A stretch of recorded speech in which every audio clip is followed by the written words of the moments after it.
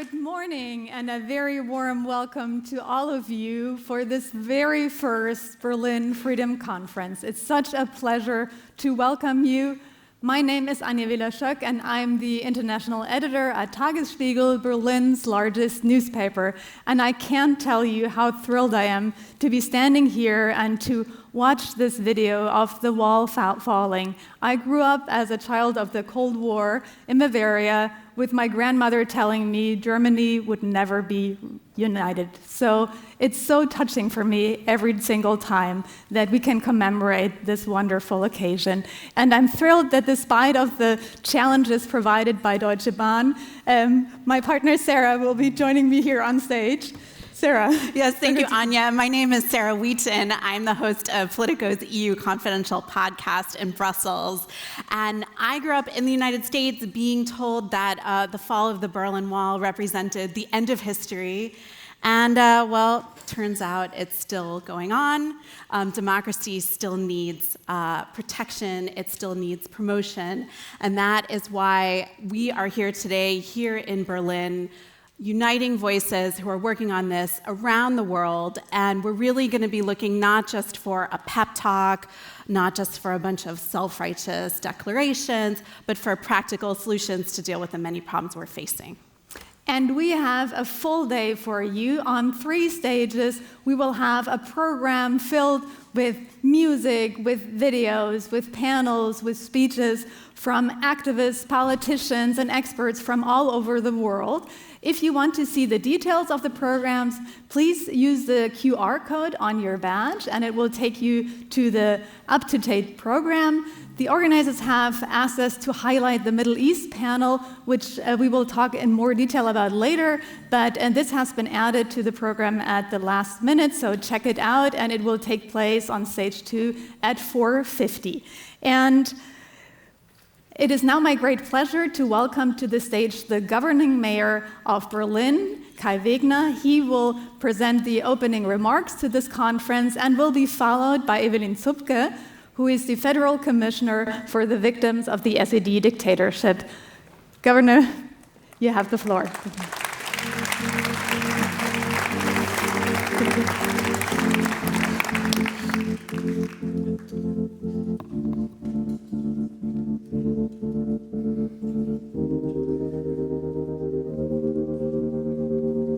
Ladies and gentlemen,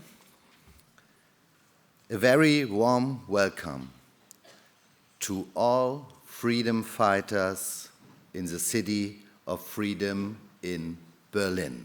A very warm welcome. Dear friends, as a governing mayor, I'm proud that the Berlin Freedom Week and the first Berlin Freedom Conference is happening in Berlin. Thank you very much.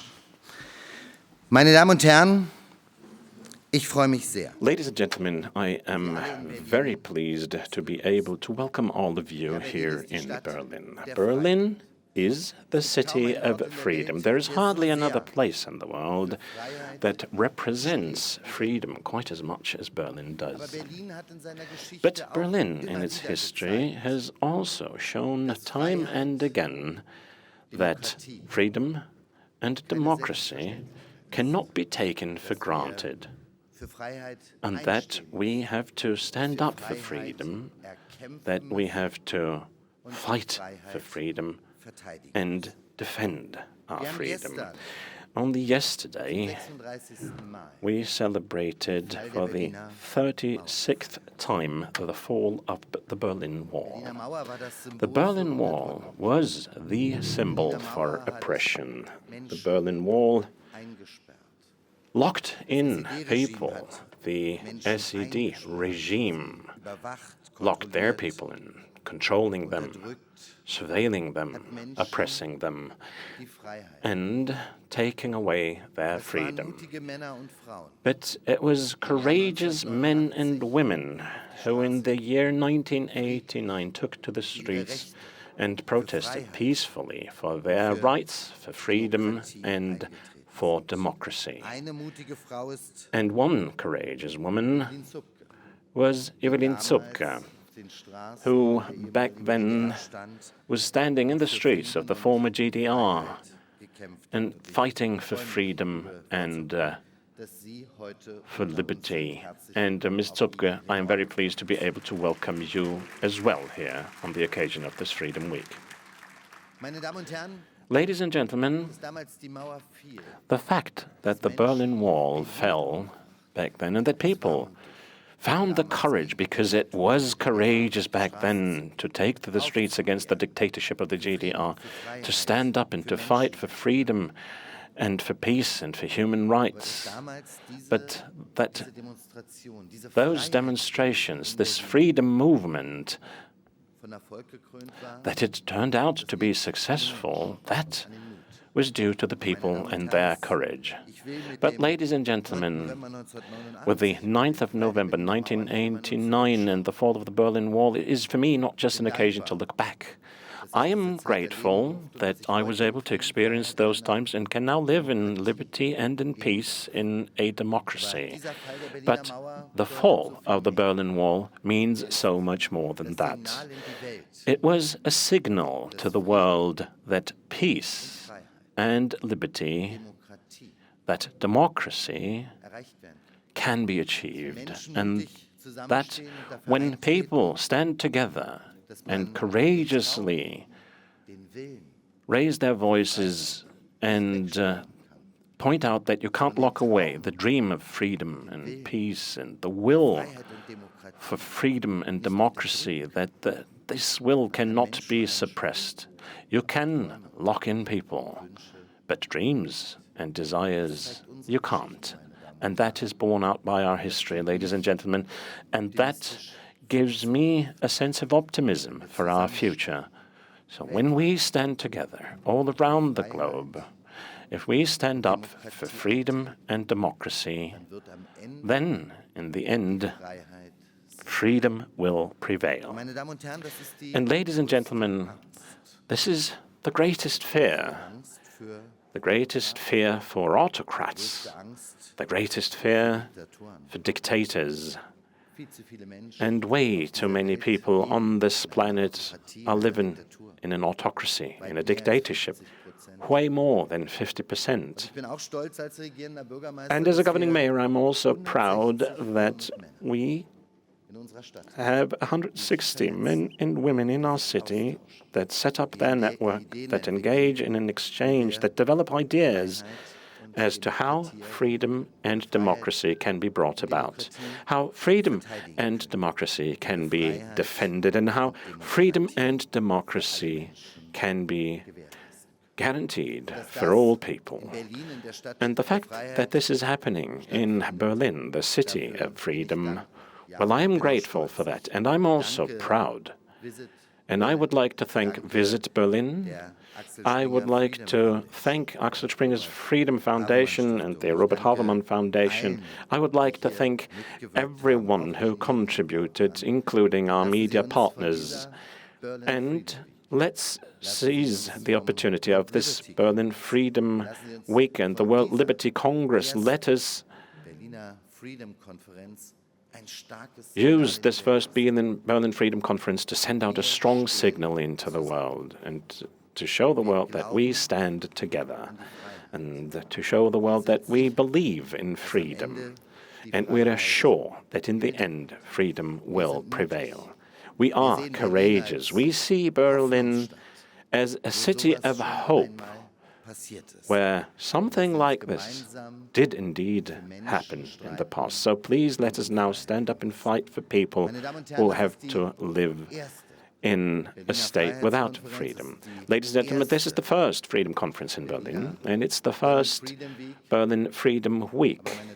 But, ladies and gentlemen, I wish, and I will do whatever I can, together with our partners, to make sure that this Berlin Freedom Week shall not be the last, and that in the long run, we in Berlin will establish a Berlin Freedom Week that will, time and again, show the autocrats and dictatorships in this world that they have a reason to be worried, that we show the world what Berlin stands for, and that is that we bring people together. And the newly elected team of the World Liberty Congress, I would like to congratulate this team that is heading the World Liberty Congress. I am very pleased, and I just saw these images in a video, and I remember how emotional times were. And, I want to see you sitting in the parliament together, discussing, voting, and carrying out elections. That is something that I feel is quite natural for me, but looking at those images, it again reminded me that this is by no way to be taken for granted, and this is doing something to you, to your hearts, but also to your minds and even your eyes. And that is why I'm so pleased that the World Liberty Congress yesterday elected a new board. Congratulations on that. Berlin is standing firmly by your side also when it comes to our cooperation. But I'm also pleased that you decided to set up a headquarters here in Berlin. Berlin is proud of that. Berlin is proud to be the host city of the future headquarters of yours, and we will support you to find the right location. We will help you when it comes to doing your work and guiding it out there into the world. Yes, Berlin is the city of freedom, but Berlin is also the city of hope. Berlin is a place that people are longing for. It is a beacon for all people who love freedom and for all those who fight for freedom. And with that, I would wish all of you a successful first Berlin Freedom Conference and would like to thank you for your attention. And I am very much looking forward to welcoming you again in the city of freedom and hope. Thank you very much. Please welcome Federal Parliamentary Commissioner for the Victims of the SED Dictatorship in East Germany, Evelyn Zupke.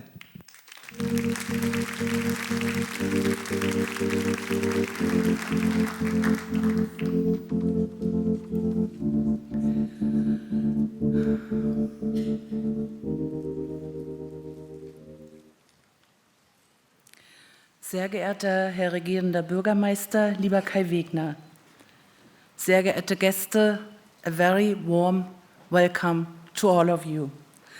Mein Name ist Evelyn Zupke. My name is Evelyn Zupke. I was brought up in the GDR. I was brought up in a dictatorship, and today I'm the Commissioner of the German Parliament for those people who suffered political persecution in the GDR and were victims of dictatorship.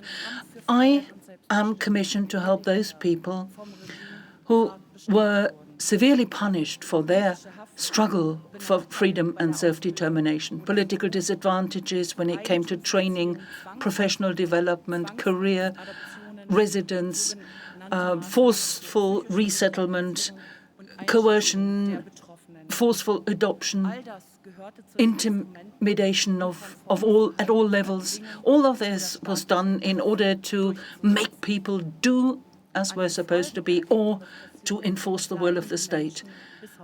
And the people who suffer that still feel what it meant. What does freedom mean to us? That's a question I ask myself every day in my work. What does freedom mean? A few kilometers away from where we are meeting today, there was the Berlin Wall, with democracy on one side of it and a dictatorship on the other. The Berlin Wall, the inter-German border, was more than something which ruptured the capital and the country. It had become the embodiment of a repressive state cast in cement and barbed wire. Our freedom is in your hands. What does freedom mean for us? Jutta Gallas was a mother of 2 young daughters. She wanted freedom for herself and for her children.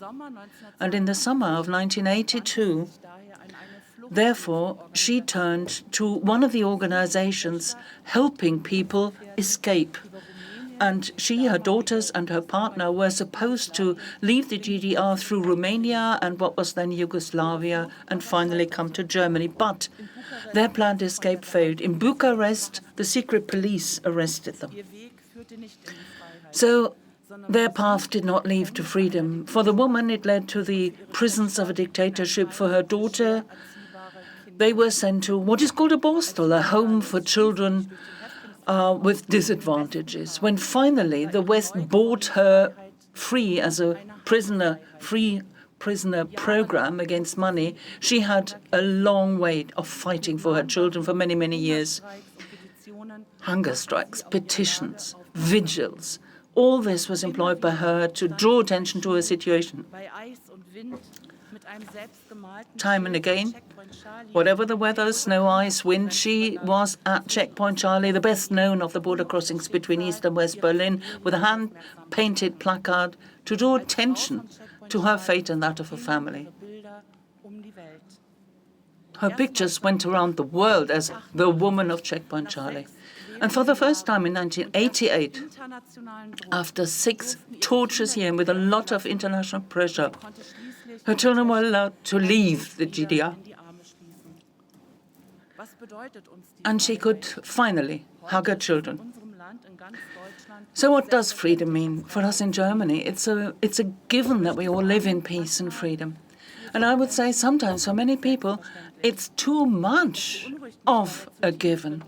And I'm deeply worried when there are surveys showing that here in Germany, more and more people have the impression that they have no political influence, that in their view, this is only a sham democracy, when in reality, they think citizens have no say. Whether it's a democracy or a dictatorship, does it really matter? All over the world, there are people fighting for democracy, for freedom, risking their lives in so doing. Democracy and freedom seem like something which is so obviously theirs that they think they can do without. So it is up to us to tell our society that, particularly with a view to our own history and with a view to a world where we see an increasing weight given to authoritarianism. I'm grateful that this Freedom Week is in Berlin, and I'm also grateful that in the next few days we're going to delve into the details of the values of peace and freedom. The fact that freedom and democracy are not to be taken as a matter of course, that we support those people who today are fighting for freedom and democracy. And I hope that in our society we are aware of the great value that a free democracy and human rights have. Thank you.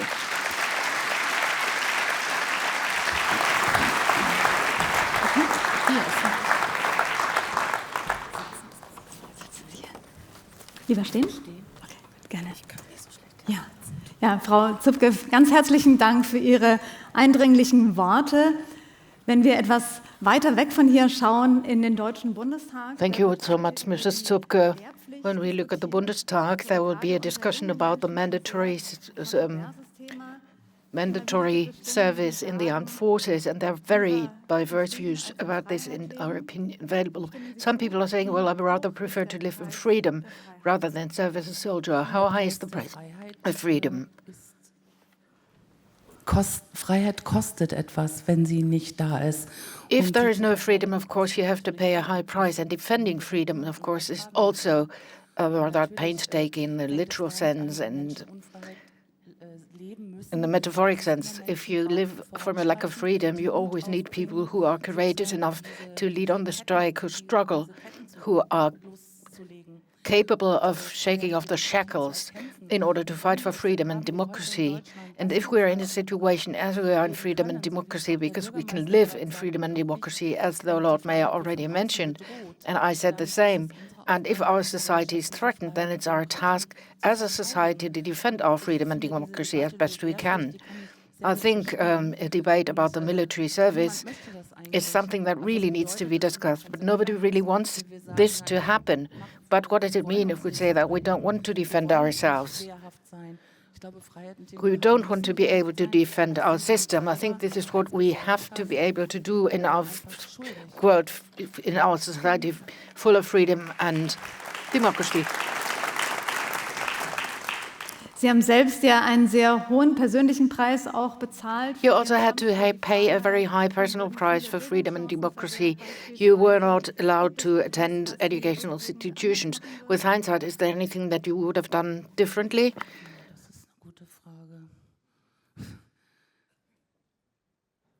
Ich glaube, nein. I don't think so, to be honest. No. No, I don't think so. I think what we've done was the right thing to do with our co-freedom fighters. We were strongly committed in the GDR, of course, unofficially, because this was not allowed. But due to our activities, due to our thoughts, and due to all the events that we organized, we contributed to the fact that at the end of the 80s, we were able to bring the entire system to an ending. But this was built up on the decade-long struggle, the opposition that we waged. And in the 50s or the 60s, in the time of the Soviet occupation, people really endangered their whole lives. So this was a very long process. And at the end of the day, yes, there were enough people who joined forces and came together, and more joined us. And then we managed to bring about these fundamental changes. Of course, we couldn't anticipate that things would have had a good ending. Let's just think of the terrible days in October. We were really in a rather dangerous situation. Many of us had young children, and there were a lot of risks that we were subjected to, and we were intimidated and humiliated. Therefore, it's always difficult to answer that one. We were very much aware of the risks, but not of all of the risks, because this became only apparent once the GDR system has collapsed. The Stasi files, for example, they revealed a lot, but we definitely embarked on the right path. We did the right thing. Das glaube ich auch, und es ist ja auch ein Verdienst. I most certainly think so, and this is also accomplishment of the people in the GDR who stood up. And with the help of the peaceful revolution, they made German unification possible. Now, today here we have activists from different parts of the world suffering from autocracies. What is the message that you would like to convey to them? What are the lessons that you have learned? And what are the thoughts that you would like to pass on to freedom fighters? Well, be courageous, stand up. Of course, we are now in a very comfortable situation when saying that.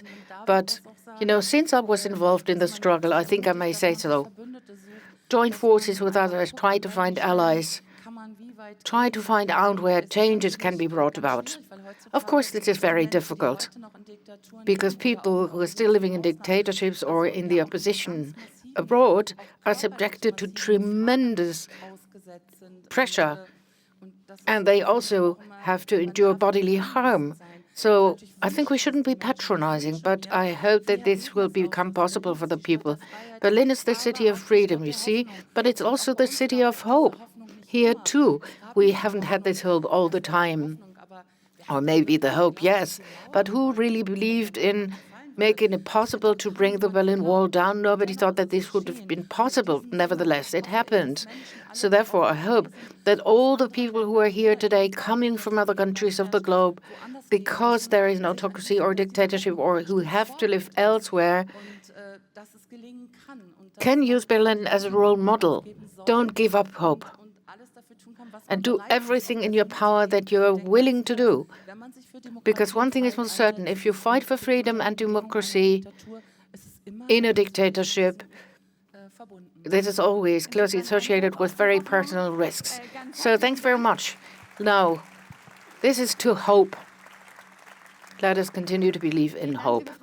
Thank you very much, Mrs. Zupke. Wish you all the best for your work. And now, Eni Boyajan is going to take over the president of the Freedom House, Berlin. And she's going to be your next host.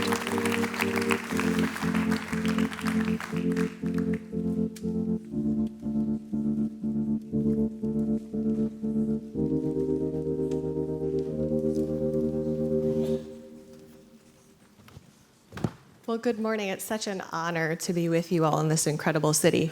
I am going to ask Leopoldo, if you are here, to please also come up on stage. And if Leopoldo is not here yet, I know enough of you that I'll just pull you from the room. Oh, there you are. Hi. Good morning. Thank you, Mr. Mayor. Thank you so much to our organizers and all that you are doing to promote freedom around the world. This city knows firsthand just how precious and how costly freedom is, and we're grateful to be here. My name is Annie Boyajian, and I am president at Freedom House, which is a US-based nonprofit organization that's actually 84 years old, founded by a group of folks like Eleanor Roosevelt and Wendell Willkie right before the US got involved in World War II.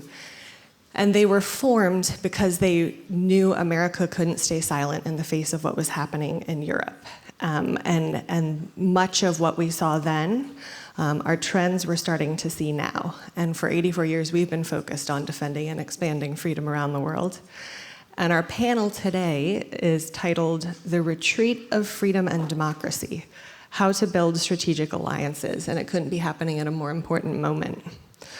Our research shows that global freedom has been in decline for 19 consecutive years. Authoritarian regimes have grown increasingly repressive, coordinated, and emboldened, while democracies are struggling to respond collectively and consistently, and many are backsliding themselves, which we'll actually hear more about from our next speaker. Yet despite these challenges, Freedom House data also show another truth, a truth embodied by these three folks here. Bravery and consistent, principled actions by ordinary citizens, human rights defenders, and democratic governments make a difference. Reversing the decline will require new alliances between democracies and with those fighting on the front lines of freedom. And few people embody that struggle more than Leopoldo Lopez, Masih Alinejad, and Garry Kasparov. I could talk for at least 20 minutes about each of them. We have about only 20 minutes for this whole panel, so please do, if you're not already familiar with them, look up their biographies. They are absolutely incredible. They're here today as co-founders of the World Liberty Congress. And I had the great honor of serving as a partner observer this weekend for their annual assembly, which brings together activist leaders and advocates who are fighting for democracy in autocratic regimes. And many of those folks are in this room today, so please do look around and get to know them. These folks are the best and brightest of their countries. More than half of them actually have been imprisoned themselves or detained at some point. And when I tell you that I left the gathering inspired, that would be an understatement. So there really is no one better to talk about building strategic alliances than these three. Leopoldo, I'll start with you. You have spent your life challenging dictatorship in Venezuela. You endured mistreatment in prison, including 4 years in solitary confinement. And I still sometimes try not to cry when I see you sitting here in the flesh after all the work that you have done. Through World Liberty Congress, you are on the front lines of building a global network of democratic movements. Coming out of this year's assembly, what do you see as the most urgent priorities or opportunities for cooperation among democracy movements? Well, thank you very much.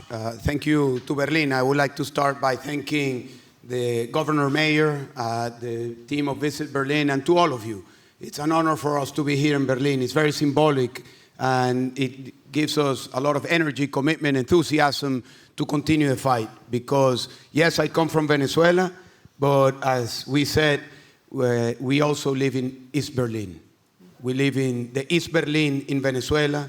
Masih and her fellow Iranians live in East Berlin and in Russia, because we all hope that the walls from our countries also fall. So for us, this is not a metaphor of the past, it's a commitment for the present. So being here in Berlin and celebrating the beginning of the Berlin Freedom Week and listening to the Governor Mayor assuming the commitment that this is something that is going to happen every year is the best news. And you ask me, what gives us hope? Well, what the Mayor just announced gives us hope, because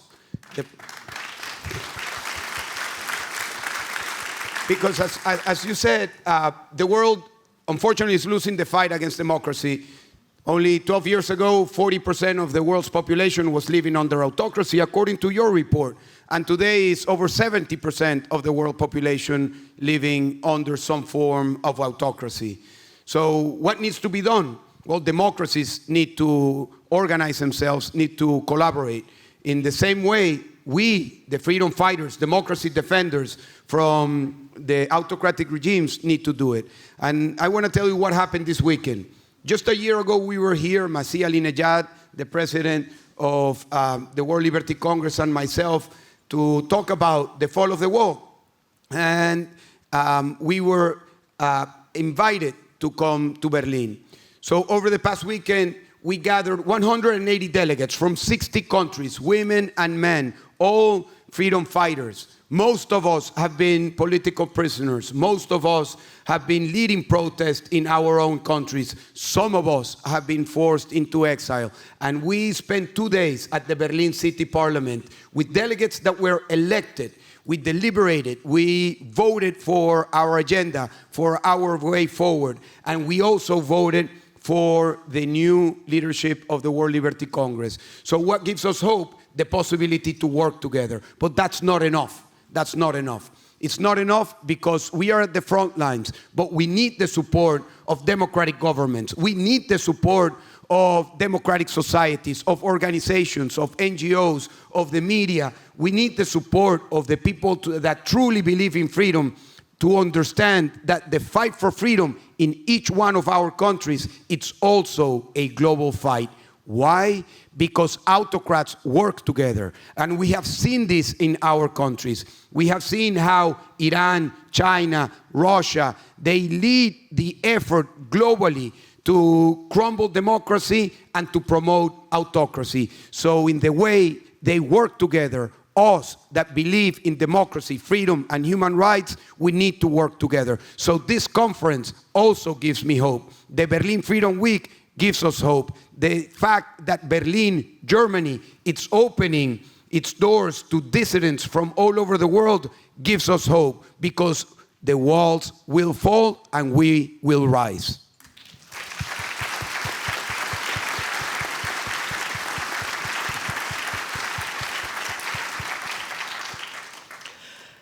Gary, you have spoken quite a bit about the way that autocracies coordinate and violate rights and generate a massive number of security concerns around the world. And you have long argued that defending freedom is a security imperative. As you look at today's global landscape, how can democratic governments better connect the fight for liberty to their national security and economic security priorities? Before you decide on your moves, you have to decide on a strategy. And before you decide on the strategy, you have to make an objective evaluation of the position. Apologies, chess player speaking. Grandmaster, not just player. And that's where the problem is. Many European countries, or many politicians even in this country, are still not sure that there is an existential threat, not to Ukraine, not to other countries around the globe, but also to European lifestyle, to freedom in Europe. We just heard a few minutes ago about the debate in Bundestag about mandatory military service. Spanish Prime Minister now just categorically denies that Spain should increase its military spending. Nobody wants the war. This is not a war of our choosing, but we are in the midst of the war declared on us. And it's a very powerful coalition. It's every battlefield, which is connected now. What's happening in Ukraine will influence Venezuela, Iran, Taiwan. Again, it's obvious for us, but politicians are still trying to hide. It's like an ostrich policy, to hide your head, just in the sand. Or like, kids. Oh, it's a nightmare. I wake up in the morning and it will be gone. No, it will not be gone. We have to just recognize reality, because we have financial resources, military resources, political resources. But there's no political will. There's still debate. We're debating, they're acting. And the message that is being sent by World Liberty Congress, by 180 freedom fighters around the world, to Berlin, to Germany, to Europe, to the world, is that you have to pick up the fight. Of course we can win. But again, this is not, again, it's somehow it's chess, it's black and white. But it's not chess because there is no draw. You cannot make a tie. Either we win or they win. And unfortunately, they're advancing. That's the result. 19 years, you said, 19 years. They are advancing, and we're still scratching our head. And it's not that they're advancing in Africa or in Latin America. They're advancing in Europe. The European Union is still trying to handle Hungary. Then you have Slovakia now. Then it's Czech Republic. The cancer, it has to be cut off. You don't negotiate with cancer. So it's for us to make a choice. And I think it's great that we're in Berlin. The city has a great history, so it could be more symbolic. Just one thing, Leopold, you said East Berlin. Actually, East Berlin was extended part of Russian Empire. It was occupied by Russia, technically. So it's under control. Yeah. So but in the Cold War, it was a moral clarity. We knew, actually, the Berlin Wall served as a divisible line. But it still exists, it's not physical, but it's metaphorical now. But the problem is they keep attacking us. They attack us on our territory. And unlike the old Cold War, so we don't have unity among us. Let's, recognize that's what the message that was sent by these very brave freedom fighters from World Liberty Congress. It's time to unite, time to recognize this existential threat, and to mobilize our resources. Because this fight must be won for the future of humanity. Thank you.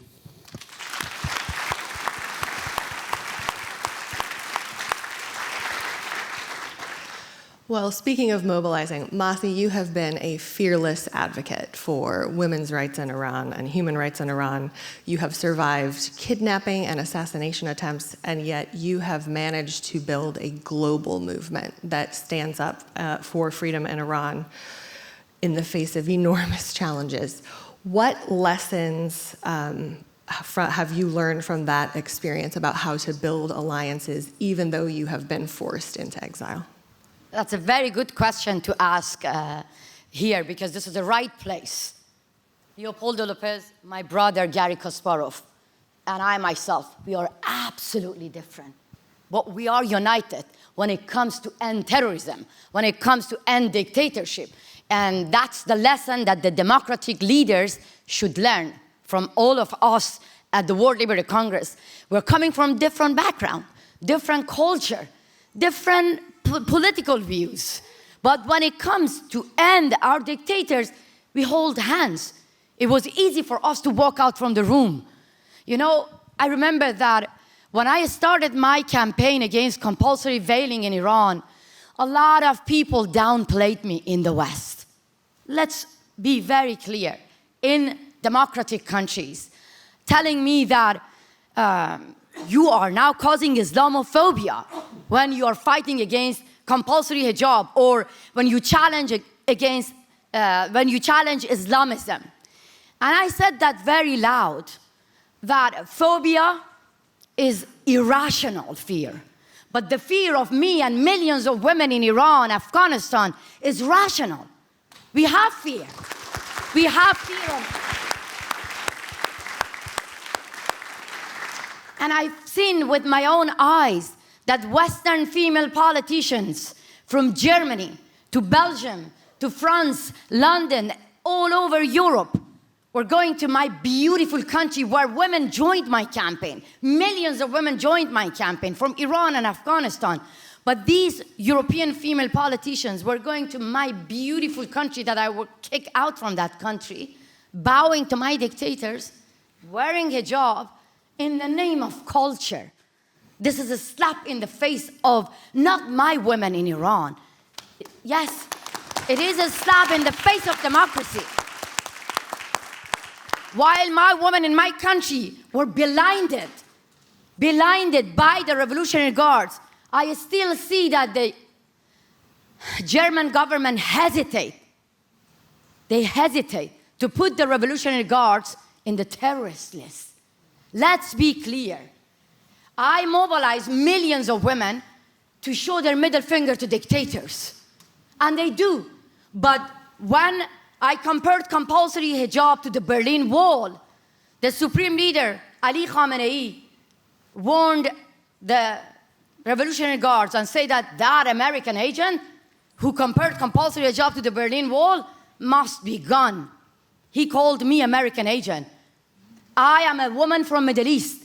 I have agency. And I believe that millions of women in Iran, they have agency. So, but that order of killing me actually made me to be here. I was invited by the city of Berlin. I was invited to the anniversary of the fall of the Berlin Wall. And that gives us hope. Because you send a message to Ali Khamenei in my country that you want to kill this woman just because of comparing compulsory hijab to the Berlin Wall. I called my brother in arms to come with me and stay in stage. We were both invited. And we stood together, rather having one speak. We stood together and we represented the delegates of World Liberty Congress from 60 authoritarian regimes. So that's how we fight together. But now we are honored to have the delegates from 60 authoritarian regimes, 180 delegates in the parliament of the city of hope, the city of freedom, the city that actually I want to say that we really need to get honorary citizenship of Berlin, because we came here a lot of time.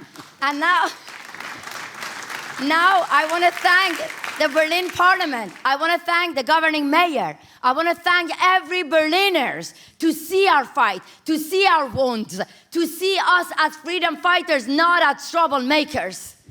We love freedom because we don't have it in our country. And we want to come back here again because we want to protect democracy here as well. And believe me, if we don't get united to end Islamism, to end Maduro's regime, to end Russian dictatorship, to end authoritarianism, they will get united and they will end democracy. They will come after you on your soil, because dictatorship is like cancer.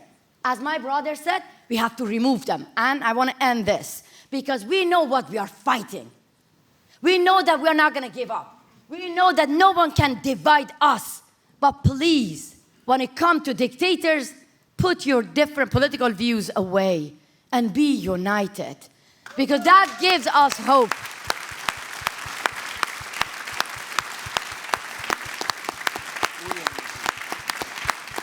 I am wounded. I have survived 3 assassination plots, but I'm not talking about myself. I'm coming from World Liberty Congress.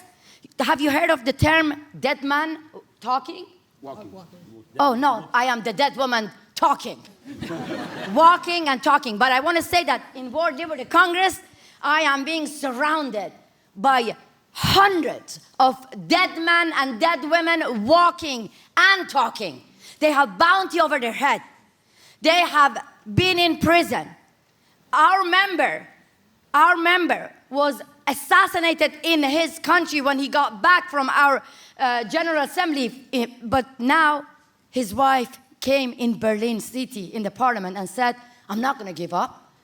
If they want to kill me, I am ready to fight for freedom. This is the nature of World Liberty Congress, and thank you, governing mayor, for hosting us, and thank you, Berliners, to listen to the freedom fighters. If Paris has Fashion Week, with your help and support, we're going to have Freedom Week here in Berlin.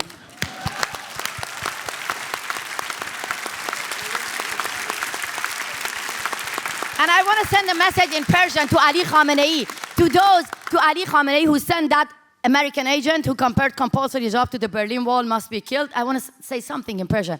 Ali Khamenei, من میدونم که داری منو گوش میکنی. تحقیر شدی، ذلیل شدی، حقیر شدی و من و زنای ایرانی بهت میخندیم. برلین شهریه که به ما انگیزه داد. تو گفتی من امریکن ایجنت، من زن ایرانیم که دهنتو سرویس میکنم. تمام زنای ایرانی دهنتو سرویس میکنم، به خاطر اینکه دیوار برلین اومد پایین، ما دیوارتو میاریم پایین. Thank you.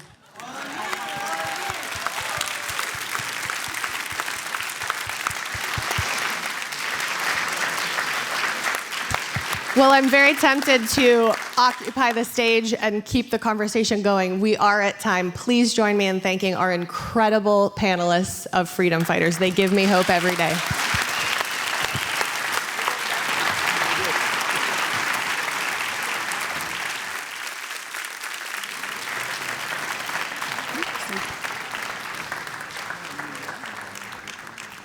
Woman, life, freedom!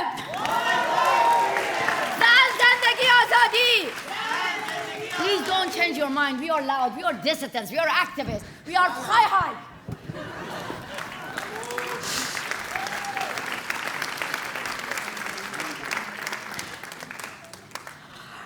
All right, well, we were all electrified by Masih's comments about the agency of Iranian women.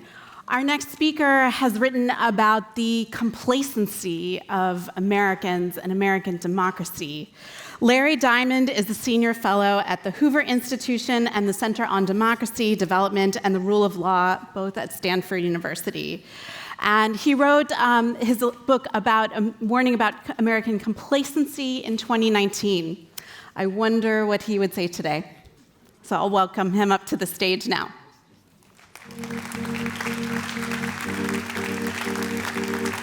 Hopefully,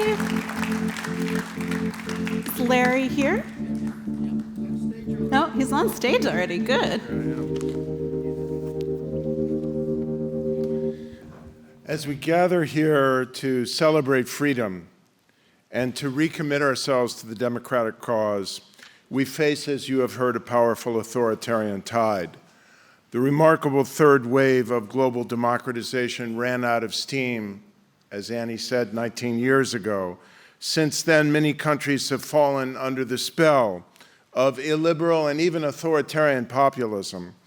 Anti-establishment parties have swept into power, promising to elevate the people over corrupt ruling elites and decrepit institutions, only to betray them more deeply through corruption and abuse of power. These include not just emerging market democracies like Venezuela and Turkey, but wealthier advanced democracies in Europe and even the United States, whose stability as liberal democracies we took for granted.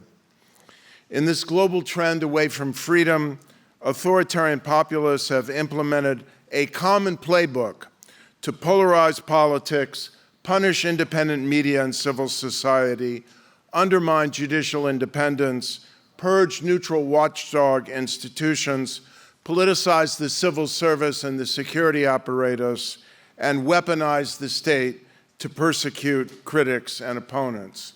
I'm sorry to say that's a lot of what's happening in the United States right now. Once this authoritarian project settles into power, truth decays, the rule of law crumbles, fear sets in, and submission becomes the norm. Authoritarian populists draw from one another and from powerful autocracies like Russia and China the narrative arguments, political techniques, resource flows, and technologies to accelerate their bids for hegemony. The longer these authoritarian parties are in power, the more they eviscerate democratic institutions. But they are not invincible or irreversible. Incipient authoritarianism has been turned back in countries as diverse as Brazil, Poland, Sri Lanka, and Senegal. The slide away from liberal democracy has been reversed recently in Botswana and Mauritius. An executive coup against democracy was defeated in South Korea. Young people in Bangladesh last year overthrew a dictator in a remarkable surge of protest. And the long-standing autocracies in Venezuela and Turkey are looking increasingly desperate and unpopular. These examples bear lessons we must learn and promote if we are to ignite, as surely we can, a new era of democratic progress. First, we must study what it takes to defeat autocrats at the ballot box. Typically, electoral battles are not a straight contest between democracy and autocracy. Voters weigh their circumstances of life as well. Fortunately, autocrats have other failings besides their corruption, lawlessness, and abuse of power. Sooner or later, they fail to deliver on their material promises. Successful democratic campaigns target the populist hypocrisy and address not just people's political rights, but their economic and social needs. To defeat autocrats, Democratic forces must offer specific, credible plans to meet the core policy challenges of economic growth and distribution, education, healthcare, infrastructure, public safety, and national security. People everywhere also need a vision of what constitutes a good and just form of government. Democracies have dropped the ball in making the case for democracy as the best form of government. Decades ago, they fought dictatorships and then came to power. Democracies taught their young people the values, ideas, and history of democracy. But as they stabilized, the existence of a democratic culture came to be assumed, and countries forgot, as we heard earlier, the terrible price they paid under dictatorship, the fear of falsehoods, powerlessness, and repression, the lack of accountability, justice, and human dignity. We can make the practical case for democracy. It performs better over time. But we cannot pin the argument on performance alone, which may fail at specific points in time. The case for democracy is that being able to speak truth to power, to hold it accountable, and to change those who exercise it is a core element of human dignity and a basic human right. The freedoms to speak, publish, pray, organize, and assemble are inalienable human rights, as are the rights to a fair and impartial trial. It is only democracy, never autocracy, that protects these rights and treats citizens with dignity by investing sovereignty in them and not some self-appointed minority. Liberty and democracy are intertwined, as my friend Leopoldo Lopez constantly emphasizes. We must make these points relentlessly, creatively, and convincingly, not just in the schools, at every level of instruction and deliberation, but through social media platforms where people live their information lives. Russia, China, Iran, and other autocracies wage extensive propaganda campaigns to trash liberal values. They portray democracy as lacking in dynamism, capacity, and masculine strength. These arguments are false, offensive, and degrading to the human spirit, but they will not fail of their own accord. They need to be defeated by better, more inspiring arguments about why people need freedom to thrive and why societies need democracy to have freedom. Today, there are 4 arenas of struggle for the future of freedom. We have to prevail in all of them. The core battle now is in the countries that have been sliding back from democracy to autocracy. In almost every instance where authoritarian projects have been defeated, it has been through elections. Illiberal populists crave the legitimacy that comes from victory in multi-party elections, but corruption and misrule erode their electoral support. So they need elections that are competitive enough to validate their claim to rule, but rigged enough to minimize the risk of defeat.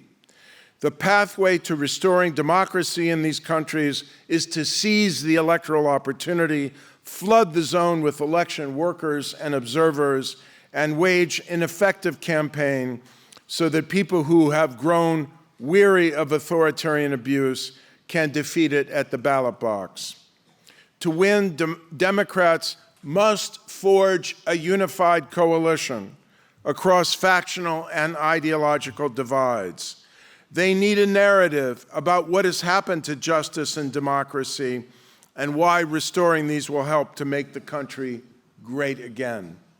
A campaign is not a legal brief. It must inspire and excite. It requires strong, compelling leadership. It must engage diverse sections of society, including people who once supported the authoritarian populists but are now disillusioned.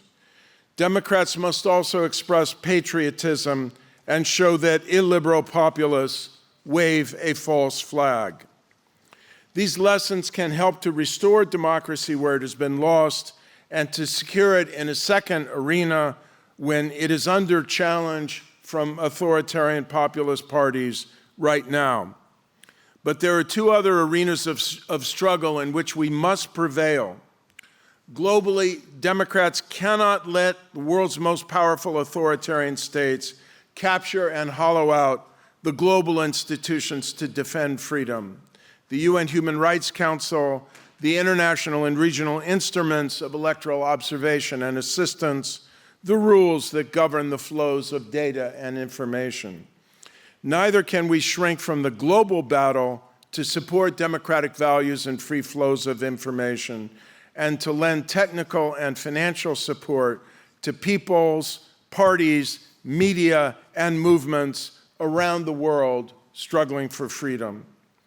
In the face of isolationist efforts to defund and withdraw from this cause, we must convince democratic publics that we can only secure our own freedom by supporting that of others. A more democratic world will be safer, less corrupt, more peaceful, and prosperous. All of that has been under existential challenge in Ukraine since Russia's brutal invasion in February of 2022. Resisting aggression is the fourth arena of struggle. There is no more urgent priority than to give the Ukrainian people the weapons, resources, and economic sanctions to defeat Russian aggression. Similarly, we must ensure that Taiwan's democracy does not suffer the same aggression from the People's Republic of China. Taiwan must have the weapons, the trade, and the international dignity it needs to survive. We must preserve the status quo across the strait by making clear that the U.S. and other democracies stand behind the resolve of a free people to chart their own destiny in Taiwan. We meet here today just a short distance from the grotesque wall that stood for decades as the dividing line between freedom and tyranny. 36 years ago, almost to this day, the wall was torn down. Few imagined it would happen when it did, but it did because of democratic conviction and resolve. Now we are in a new Cold War with global authoritarianism. The history of Berlin should constantly remind us that freedom is fragile, but it can also be resilient. We must never lose faith in the rightness of our cause and the obligation we bear again to defend freedom in an hour of peril. Thank you. Dr. Diamond? Dr. Diamond, can I ask you to join me back up on stage, please? Well, now I get to ask you some questions. So if you'll come hang out with me over here in the middle, and I'll give you this microphone. Okay. All right. So we've got 3 minutes for questions. So I'll take advantage of them here. So you talked about the need to protect Ukraine's fight against Russia. Europe has been in a bit of a bind because it is still quite dependent on the U.S. militarily. So is there anything that Europe can do or should do in the face of democratic backslide in the U.S. in light of this dependence? I tell all my friends in Europe, in Japan, in Latin America, humor and flatter the man if you need to in order to get to the bottom line. We will get through this. I think last Tuesday was a harbinger of what's going to come in the United States. This administration is deeply unpopular. It isn't performing successfully. I think America is going to turn to a better path, but we have to get through this period. And, I treasure the line from the civil rights struggle in the United States, keep the eyes on the prize. And part of that prize is preserving our alliances, NATO, and its commitments.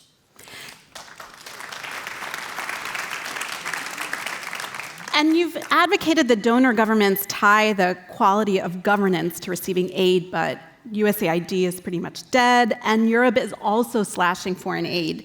So what leverage do Western democracies have? Well, not a lot right now. We're going to have to make the case to our publics, as I said, that freedom is indivisible. And when it's retreating in the majority of countries in the world, it can't be secure in our own countries. We need to rethink foreign aid in order to make it more effective and to concentrate more on the quality of governance.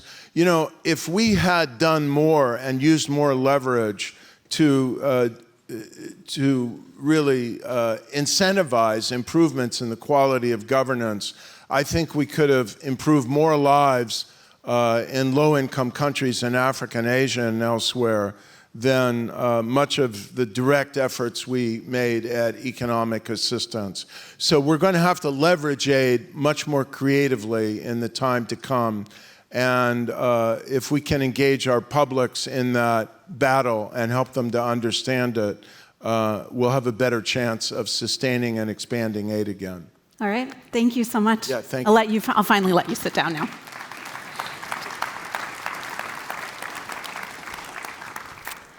All right, our next speaker we will see on the screen, Oleksandra Matviichuk, is a human rights lawyer, head of the Center for Civil Liberties that works to defend freedom and human dignity in her home of Ukraine and around the OSCE region.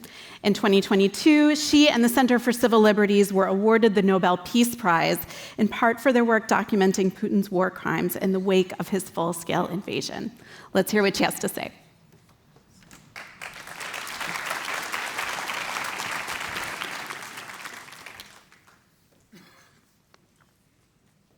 Thank you very much for providing me a floor. It's a huge honor for me to address to the distinguished audience. I am a human rights lawyer, and I'm documenting war crimes in this war which Russia has launched against Ukraine. While this war turns people into the numbers, what we are literally doing, we are returning people their names, because people are not numbers, and life of each person matters. I don't know how historians in future will call this historical time, but the world order, which is based on UN Charter and international law, is collapsing before our eyes. The work of Security Council is paralyzed, and now it's easy to predict that such fires, like wars, will emerge more and more often in different parts of the globe because this international wiring is faulty and sparks are everywhere. Let me tell you something important about Russian war of aggression against Ukraine. This is not just a war between two states. This is a war between two systems, authoritarianism and democracy. And with this war, Putin attempts to convince the entire world that freedom, democracy, rule of law, human rights are fake values because they couldn't protect anyone during the war. Putin attempts to convince that country with a strong military potential and nuclear weapon can break international order, can dictate its rules to entire international community, and even forcibly changed internationally recognized borders. And if Putin succeeds, it will encourage other authoritarian leaders in different parts of the globe to do the same. We are losing freedom in the world. More than 80% of people in the globe live in non-free or partially free societies. This means that people who have a real right to vote for whom they want to vote, who have a real right to say what they want to say, they are minority. And the problem is not just in fact that in authoritarian countries, the space for freedom is shrinking to the size of the prison cell. The problem is that even in developed democracies, people start to put into question the Universal Declaration of Human Rights. There are reasons for this. The current generations, they inherited freedom from their great parents. They started to take human rights for granted.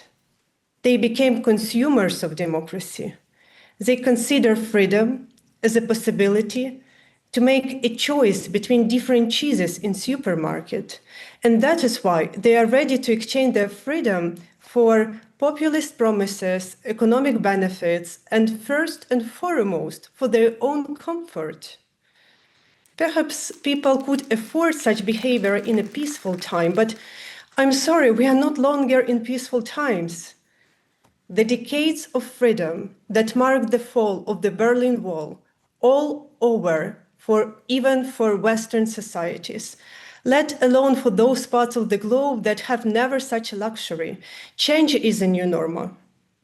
Modern authoritarian regimes do not share common ideology. However, they promote common narratives.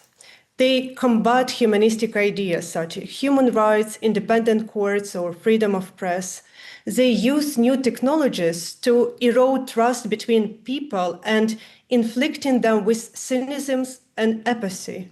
Now, even the residents of the small community, they have no more shared sense of reality.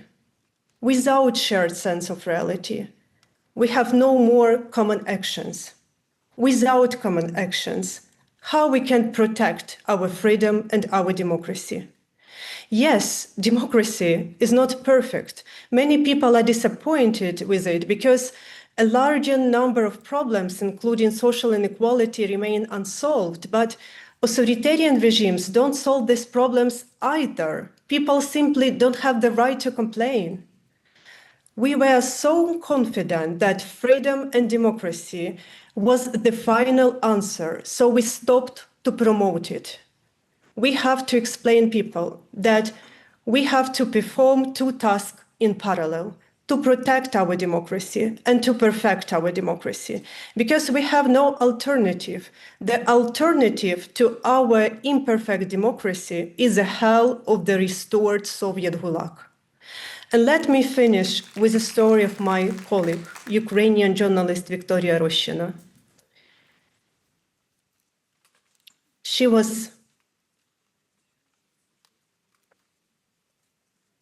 was brave, very talented, and dedicated to journalist profession.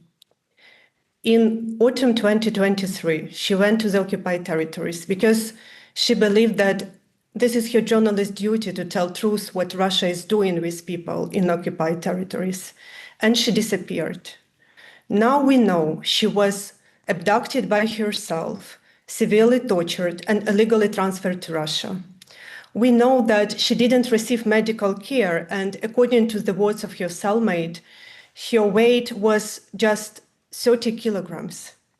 But we still have no idea how she died.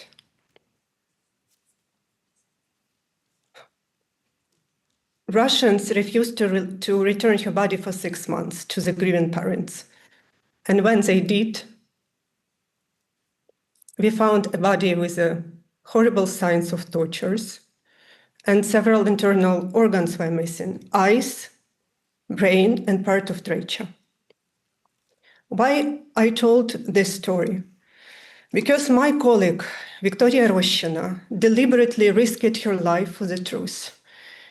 She believed that truth matters, and I don't think that she is naive. So let me finish with this, that our future is not just unclear, it's also not pre-written. And despite everything, this story of our struggle for freedom, it's a life-affirming story, because these dramatic times raise hope. And hope, it's not a confidence that everything will be fine. Hope, it's a deep understanding that all our efforts have a huge meaning. Thank you.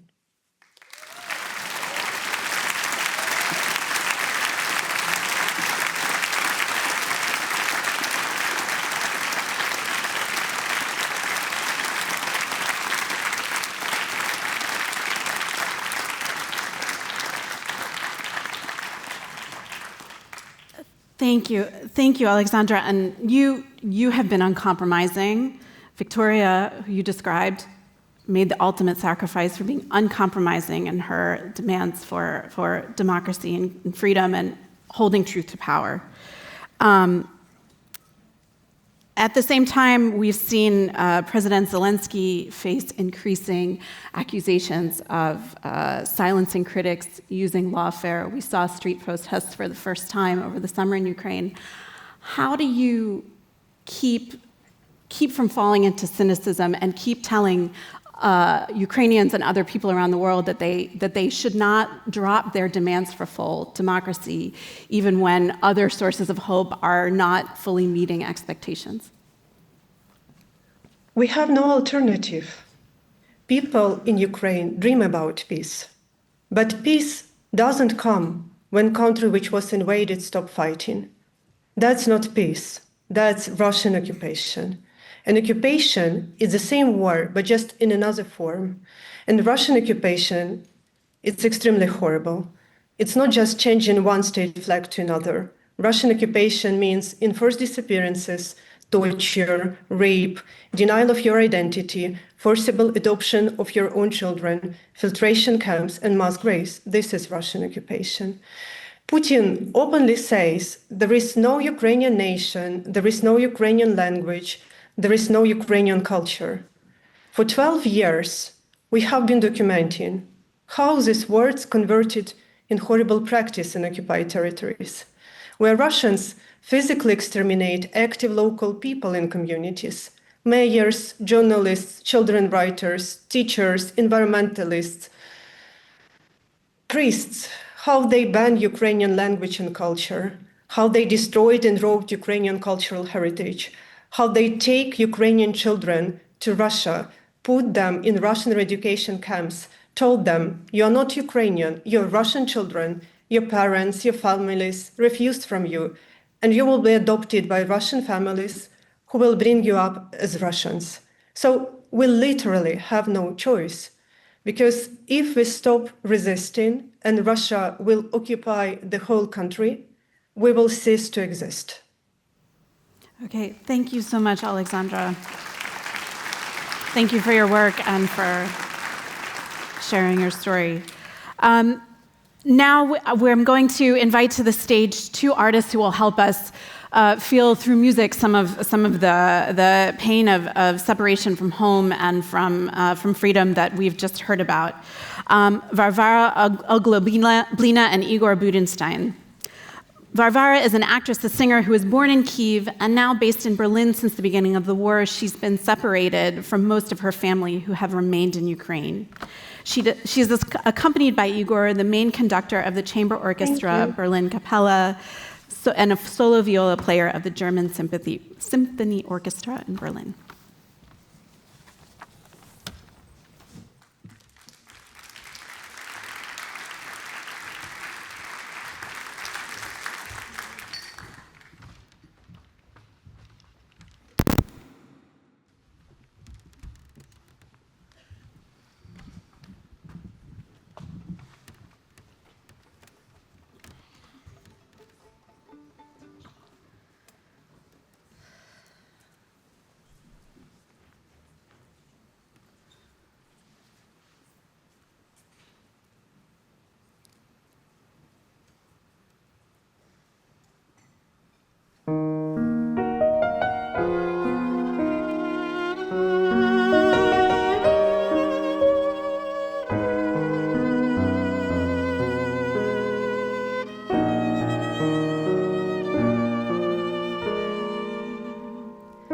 Край дороги, не рубай тополю,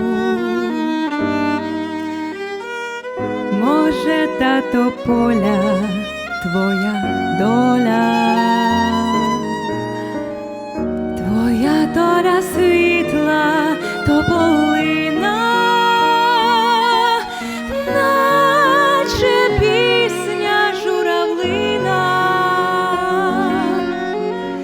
Не рубай тополю, не рубай тополю, бо зустрінешся з бідою. Не рубай тополю, не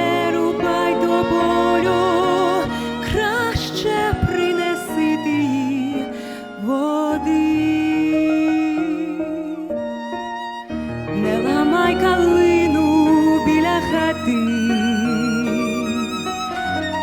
бо вона заплаче, наче мати,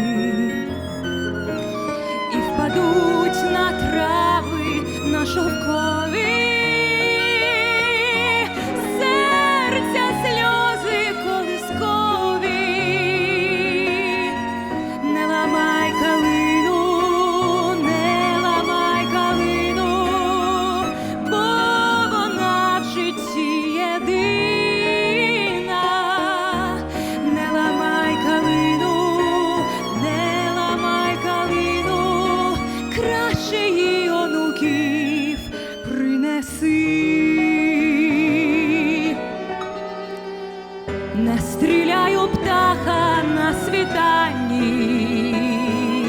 може він, любов твоя остання, може він, кохання, білий лебідь, що крізь ніч летів до тебе. Не стріляй птаха, не ламай ти крила, твоє щастя прилетіло. Не стріляй птаха, не стріляй птаха, краще з ним у небо полети. Не рубай тополю, не ламай калину, світлу мрію журавлину. Збережи назавжди, збережи назавжди, ти на все життя їх збережи.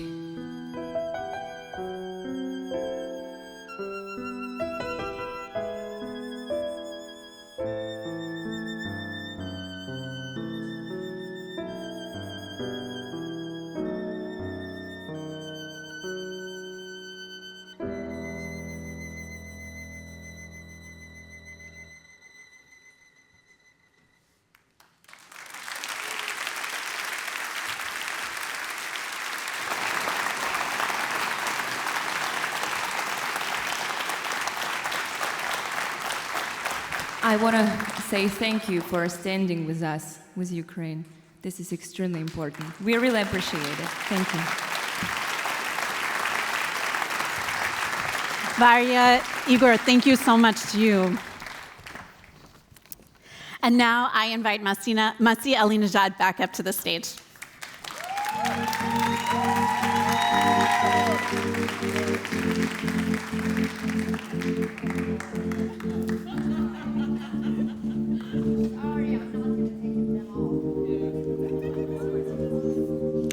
All right, we have some.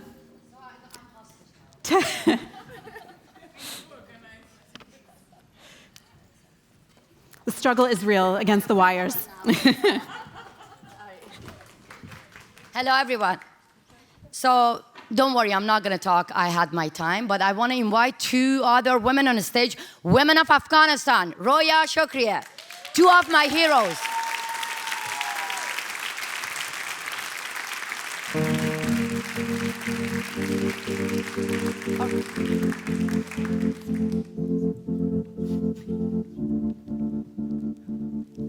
Half of the population being erased from everywhere. Taliban kicked out women of Afghanistan from schools. But there are women who never bow to their oppressors. And I have the honor to sit down with two of them. To be honest, anytime when I lose hope, when it comes to survive assassination plots, to move between safe houses, to see how people in Iran get executed, women get blinded, then I look into the eyes of women of Afghanistan and I really feel empowered by their power and their hope of fighting for themselves because they're alone. And when you see the media quiet about women of Afghanistan. So I want to actually ask them. These two women always go on a stage and talk about women of Afghanistan. I want to torture them right now here to talk about themselves. to just talk about yourself. I'm going to start from Roya and then go to our new Vice President of World Liberty Congress.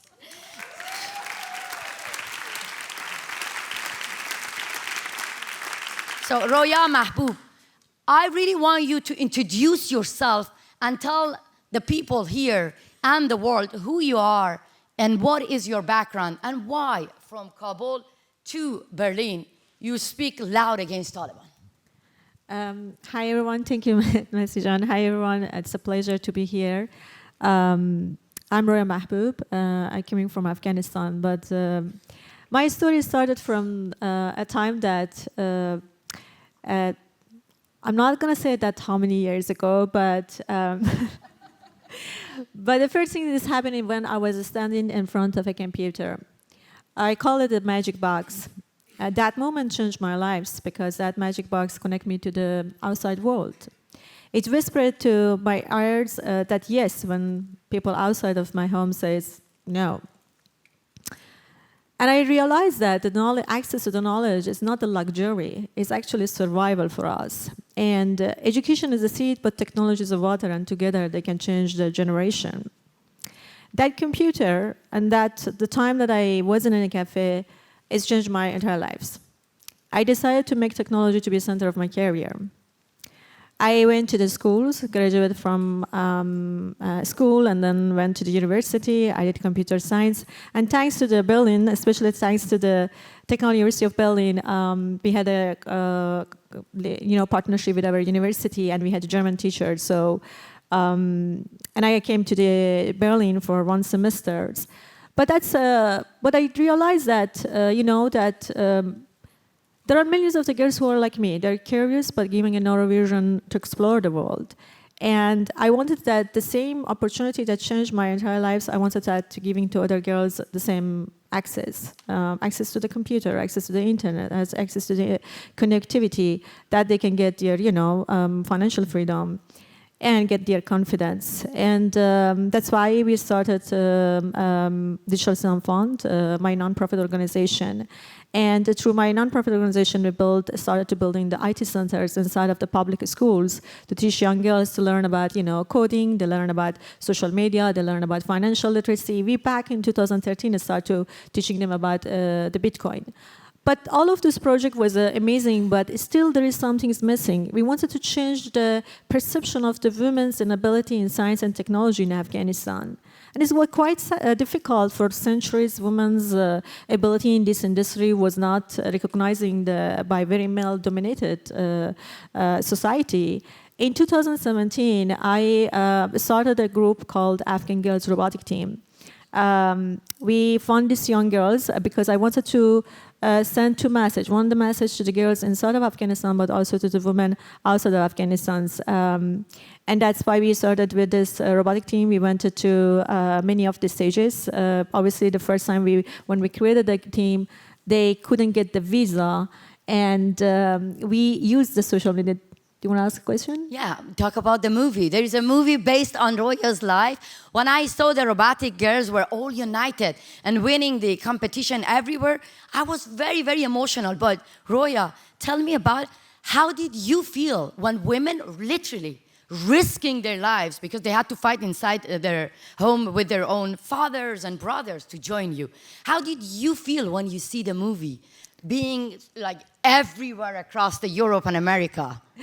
It's a feeling so real. And at the same time, you see that your life is an honor to see that your life story is becoming as a movies and the biggest screens. But also it's feel like, you're not playing there. So it's kind of like, interesting was so real, but we are absolutely honored that the director made that movie. But I have to say that this is not a story of me or my team. It's a story of every young girls who go through the STEM education. They're facing with lots of the challenges. And we wanted that this movie also to telling the stories of the Afghan girls, what they are capable and what the talent they are. And if you're giving the opportunity to any girls, anywhere in part of the world, they can do amazing things. They can be the next inventor, designer, and engineers. It's all about the opportunity and have equal access to resources. Thank you so much, Roy. I'll get back to you, but I want to actually introduce our new vice president, which Berlin Parliament allowed us to have fair and free election, and how ironic, a woman from Afghanistan now representing the delegates from 60 authoritarian regime as vice president. I want to, yeah. So this is how I introduce you. But your activities are beyond that, because you are actually now leading a campaign which is called United Against Gender Apartheid, and trying to actually ask the democratic countries to expand the definition of apartheid in all international laws to include apartheid against women as well. But I want you now to talk about yourself, your background, and where, yeah. Okay, thank you so much, Messi. We will get to the campaign. All right. Good morning and hello, Berlin. Glad to be here. And allowing me to be as loud as I can. I stand before you as a survivor, as a witness, and as a voice of millions of Afghan women who have been silenced, but never defeated Masijan. And that's not only Afghan women, Iranian women also the same. And allow me to say my story. I was the founder of underground or secret school during the first Taliban. I'm 50 plus, just half a century. And I have been witness several and different kind of occupations under different name. So maybe I'm not very diplomatic today, at least, because I live under gender apartheid, Masijan. But I want to know about your background, because you were an ambassador. Oh, you were a before, parliamentarian. Before being ambassador, I drafted a constitution for every citizen in Afghanistan, 2004, to vote. Reserve seat for women in parliament. Reserving their freedom of expression and practicing democracy after Soviet occupation in Afghanistan, where free word and free country stand by us. But today I have a question. How possible to believe and think a country where it was on the right path for democracy now is being occupied by the most totalitarian regime under the name of Taliban? Is that acceptable? Is that justice? To see democracy getting replaced by autocracy? Shall we allow this to happen? So we need voices. We need your unity. We need you to stand with women and men inside and outside of Afghanistan. But do you see, Shukri Jan, I've seen you meeting with a lot of parliamentarians across the globe. I've seen you going to United Nations, which we both have different views of United Nations. You work with them, and I believe we have to create alternative United Nations. But I strongly respect your point of view. Tell me what really the democratic countries can do. What really the leaders, imagine now you're talking to Berliners, but at the same time to policymakers. What is the situation of women in Afghanistan right now, and how they can help to women of Afghanistan inside the country? Gender apartheid is not a moral or cultural. Sorry, gender apartheid is not a moral matter. It is a moral and legal emergency, Masijan. And we demand the word international platforms to codify gender apartheid. We are not asking you to bring star from sky for us. We would like the international conventions to work and save human dignity. We shouldn't let women of Afghanistan to be erased, to be suppressed, and to be removed from the society where, at the moment we are talking, women in Herat are protesting, the doctors, because Taliban are not letting them to work. They are not allowing even doctors, nurses, midwives. It's not only Herat. Mazar-e-Sharif is a very popular name to Germans. They've been there. So this is the same Afghanistan, guys. You've been there for 20 years. Your flags, your ambassadors, your commanders, everyone like to go and visit Afghanistan. My proposal is stand the right side of the history for the right purpose, for freedom, democracy, for liberty. Yes, I do have different vision about United Nations. But now I am the vice president of the United Nations of designated political presidents around the globe. And I believe we are, World Liberty Congress, are the majority, representing the majority population in this globe. Same as Afghan women are representing the majority voices from inside of Afghanistan. Yeah, and with that voice, she was successful to bring attention to gender apartheid. But I want to ask you, Roya, tell us what is the situation right now on the floor in Afghanistan? Because a lot of media, they don't talk about it. So I want to know about you. Sure, thank you. It's almost 1,500 days that the Afghan young girls, almost 2.2 million women, are banned from attending the secondary and higher educations. Many of the women do not have access to justice, to the health care. The World Bank estimated $1.4 billion that it will cost us every year in the poorest nations, that they will cost because the women cannot go to the schools.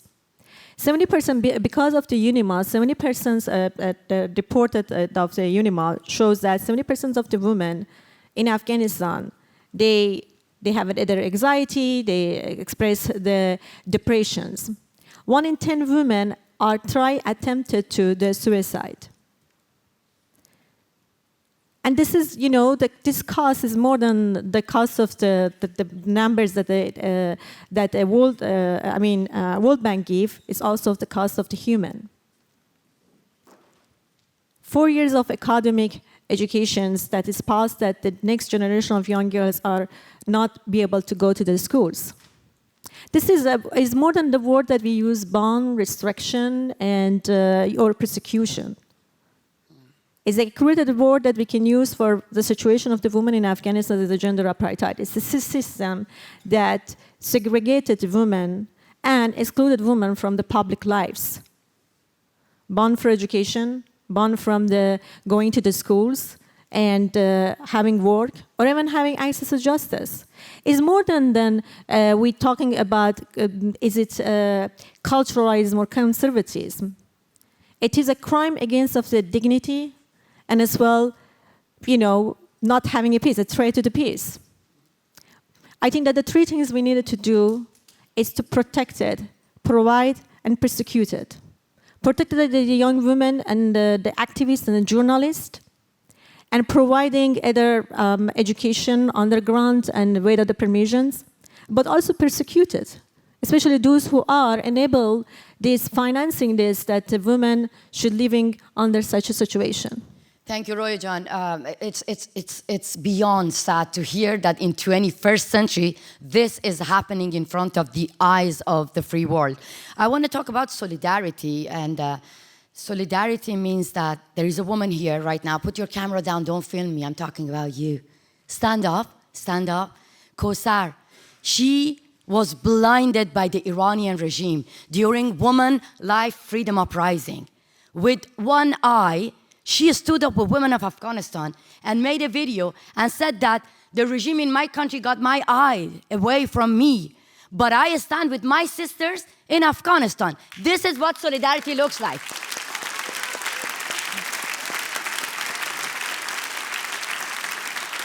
Thank you. And I want to ask the same question. How many of you think that this is the moment to stand up together with the women of Afghanistan, with the women of Iran, not with our oppressors? That's the question that I want you to leave when you leave this conference. And you have 1 minute each to talk about what you really want. What is your call of action? If you want every single of people here around the world to hear about your call to action. What is that? First of all, do not whitewash Taliban under any name, all right? First of all, and the most important. And second, I strongly believe, from Berlin to Kabul, freedom lives when we stand for it. If the answer is yes, then stand by us. Be and listen. Don't talk about me. Talk to me. This is what we want. Recognition of gender apartheid and being united and standing for democratic values. Democracy is not a cherry pick. Democracy is value and principle, and we should be sticking on our principle, which is we believe, not only for our country, but for the people on the globe. Let's say no to gender apartheid. Yes, And correct. Thank you, you. Shukriya. When Shukriya said, talk to me, not talk about me, it means include women of Afghanistan in all the negotiations with Taliban. In Belgium, the politicians met with the Taliban, and some of them actually, bowed to the Taliban, but at the same time, you made them to talk to you as well. Masijan, it's not, I have no desire to go and sit and talk with the Taliban. Exactly. Who the hell they are? I went 2 times vote from Kabul, and they have 0 vote. How they can come? They are not capable to come and talk to me. They don't have, right now, Afghanistan don't have any constitution. Yesterday, there was very emotion because 40 million people have 0 elected institution. It's shame. It's shame for those achievements. We made it together. Yes. So that's why when I say talk to me, means include women. Don't go just only to deal either with warlord, extremist group, or people like Taliban in Taliban. At the end, you have to stand with nations. Thank you, Shukriya. Roya Jan? Yeah, thank you.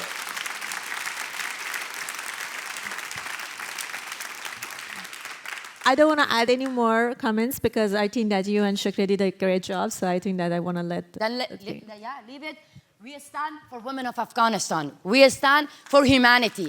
We stand for dignity. We stand for girls to go back to schools. We stand with every single woman being blinded in Iran. We stand with every single woman who want to have dignity. Thank you so much, everyone. Thank you. I stand with you. Thank you.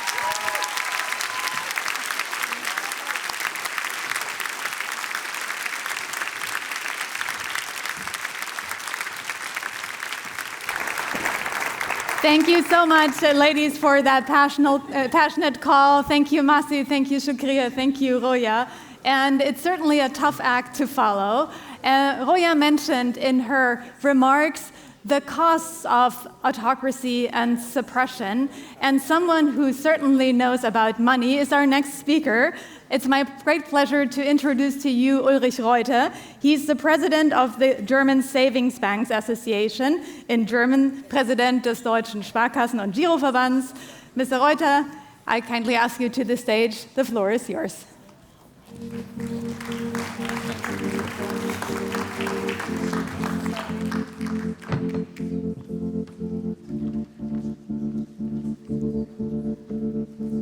Ladies and gentlemen, distinguished guests, let me start with a remark, with a heartfelt thanks for all the speeches and panels that we heard this morning, for the discussions and remarks that deeply impressed and thrilled me. I was really deeply impressed by your efforts and activities.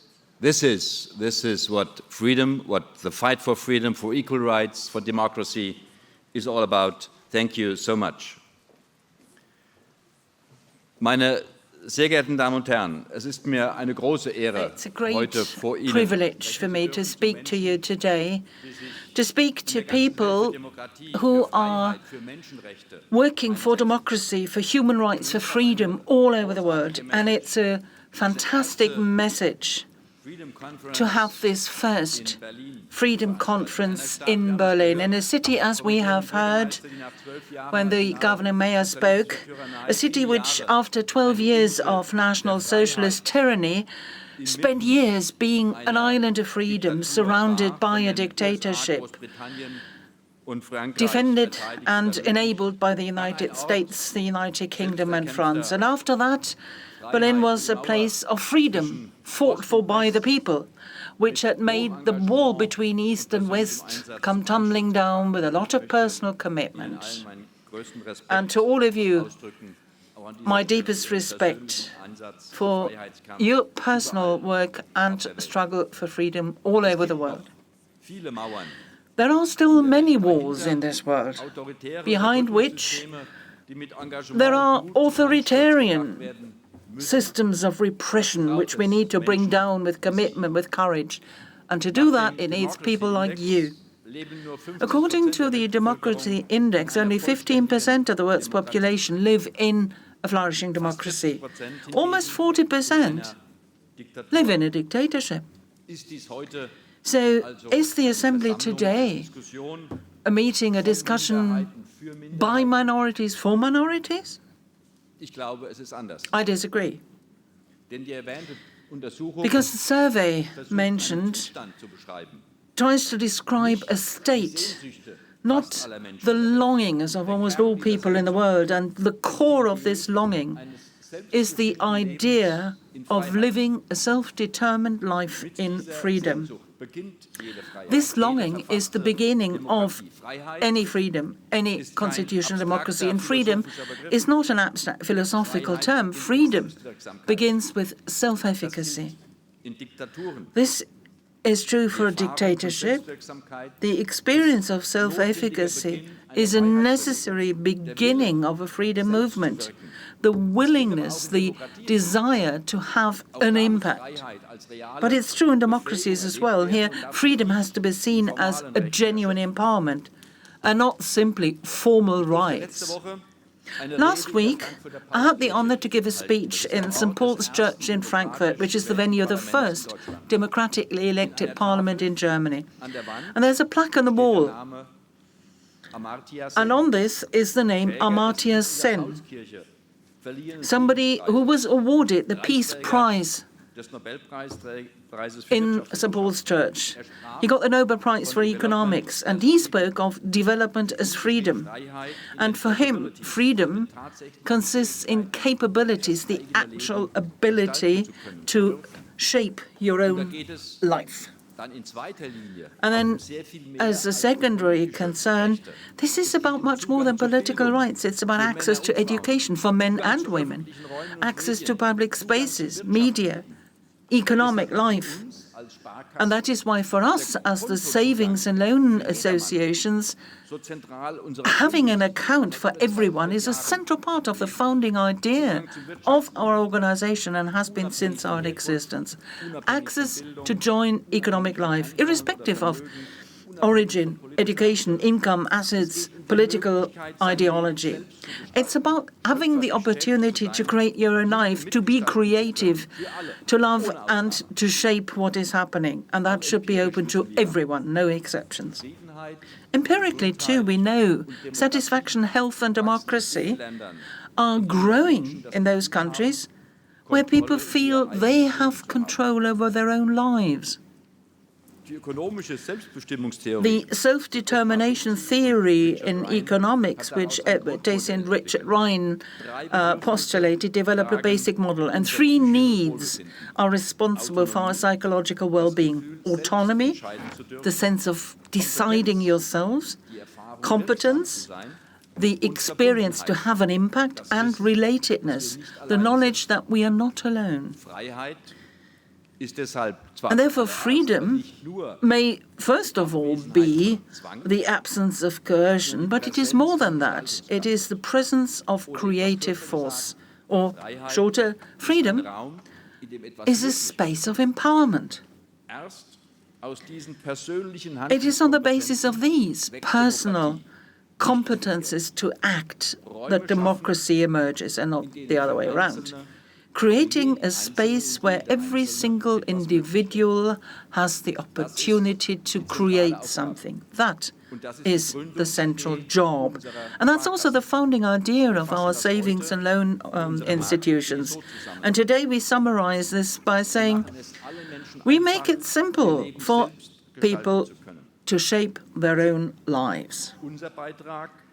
Our contribution is to offer access to economic life, financial education, to be able to set up a company, to be self-determined in economic life, and to be able to generate your own income and property. So it's not about state welfare, it's about help to self-help, about enabling self-empowerment. This is the basis of freedom. Democracy confers rights, but only self-efficacy creates the belief that you can use these rights. And we try to carry this idea into the world.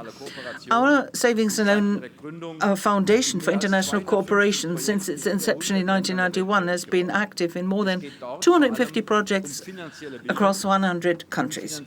These projects concern primarily financial education, the funding of micro companies, often by groups of women, rural funding projects, the development of regional institutes, and green finance.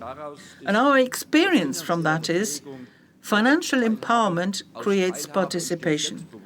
From financial participation, you derive participation, and participation creates self-confidence, and self-confidence creates more than prosperity, but an awareness of shaping political processes and a right to do so. Now, when I started, I talked about the flourishing democracies, existing democracies, of which there are only 25. These are the Nordic countries, Canada, Australia, Germany as well. By the way, the US no longer counts as one. Even in the so-called perfect democracies, freedom may erode. And that includes Germany. Why is it that even in a democracy, more and more people are willing to follow political ideologies which oppose plurality, oppose democratic processes, oppose equal rights and respect for people of different persuasions? I think this too has something to do with self-efficacy, or, to be more precise, with not really experiencing or being convinced of self-efficacy. An important factor is complexity, fast technological change, increasingly large political units, including the European Union, ever more complex context, bureaucracy, which is no longer comprehensive. These are all obstacles to self-efficacy, preventing people to live a self-determined life. They prevent an understanding of what is happening, and they create feelings of vulnerability, helplessness. These are all problems of our democracy. Having fair elections is only of limited importance here, because many people either don't go and vote or they vote for enemies of democracy. And this is why I believe even Western democracies need to work on the self-efficacy of their own citizens. This is possible by strengthening decentralized structures, such as communal self-administration, by promoting mid-sized businesses, respecting cultural differences, and that leads us to different solutions, particularly through reducing bureaucracy. But I will not ignore the fact that democratic awareness is flanked by a credible prosperity promise, because prosperity for all can only be obtained in a democracy. It's not a guarantee, but at least a fair opportunity exists for all men and women. Without opening this perspective of prosperity, even a democracy will have problems in the long run. And that is why for Europe, for Germany, for the West, it's so important to increase competitiveness and resilience against autocracy and self-defense capabilities, because what Anne Applebaum calls the axis of autocrats is getting more organized. China, Russia, US. George Orwell, in his novel 1984, didn't just describe a police state. He also described the three nuclear superpowers which were dividing the world among themselves. Eurasia, focusing on Russia, then America and Oceania with China as the focal point. And this may not remain a dystopia. It might become a reality unless we oppose it. And therefore Europe has to be a voice of freedom. And this voice has to be so loud that it doesn't become an economic, digital, a political colony of so-called superstates. I think we share an interest in that. To have countries developing in economic and political sense, to have self-efficacy, that is something people want all over the world, and I think that's the unifying thought of the day and also our mandate. Let me try and put it together like this. Freedom doesn't start with a constitution or with elections. Freedom begins in the heart of people, their souls, of people who can say, I can do this, and what I do matters. And this is also true for countries wishing to be permanently free. They just have to trust themselves to do it and to defend or regain their self-efficacy. Long live freedom. Thank you.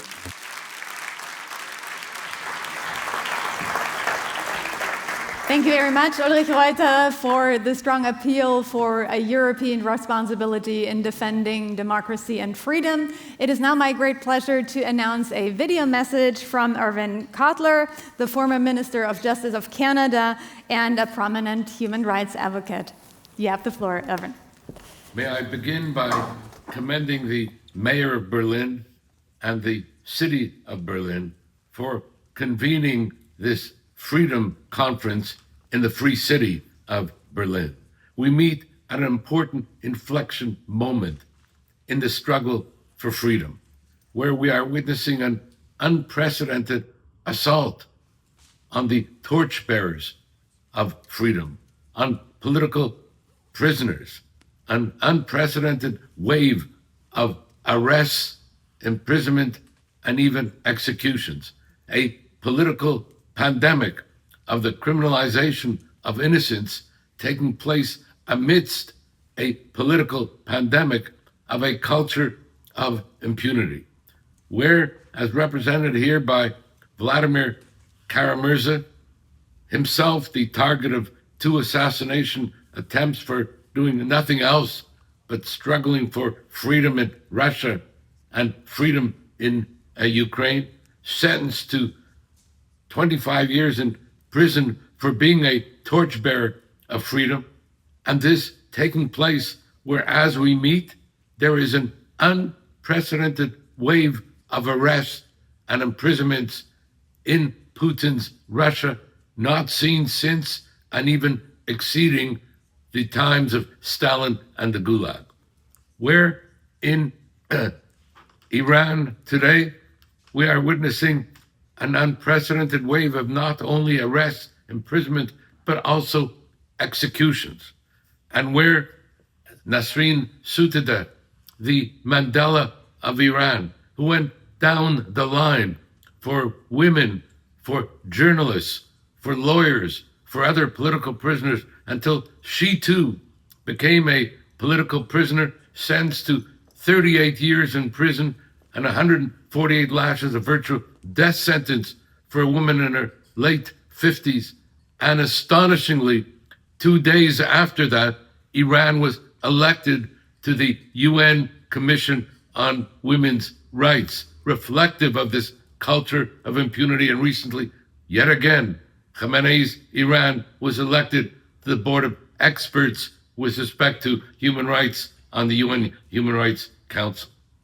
And where, with respect to Xi Jinping's China, we are witnessing here too, not only an assault, mass atrocities targeting the Muslim Uyghurs, not only an assault on the democracy movement in Hong Kong, but where it's not well known, China imprisons more journalists than any other country in the world, represented by Jimmy Lai now in his 5th year of imprisonment in solitary confinement for doing nothing other than affirming the values of freedom, democracy, and human rights, represented here by his son, Sebastian Lai.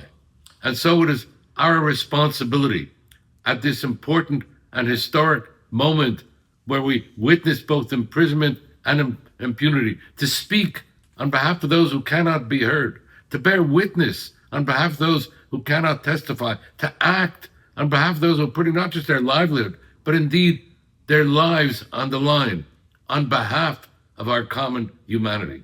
At times such as these, qui s'excuse, s'accuse. Whoever remains indifferent indicts himself or herself. And just so, these political prisoners are the torchbearers of freedom on the front lines for our common humanity.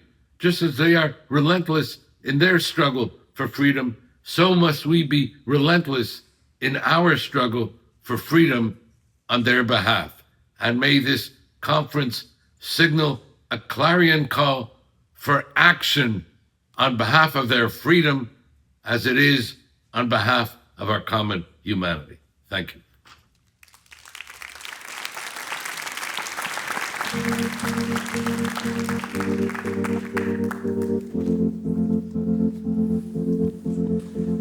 Thank you to Professor Kotler for framing this Freedom Conference with his clarion call to action.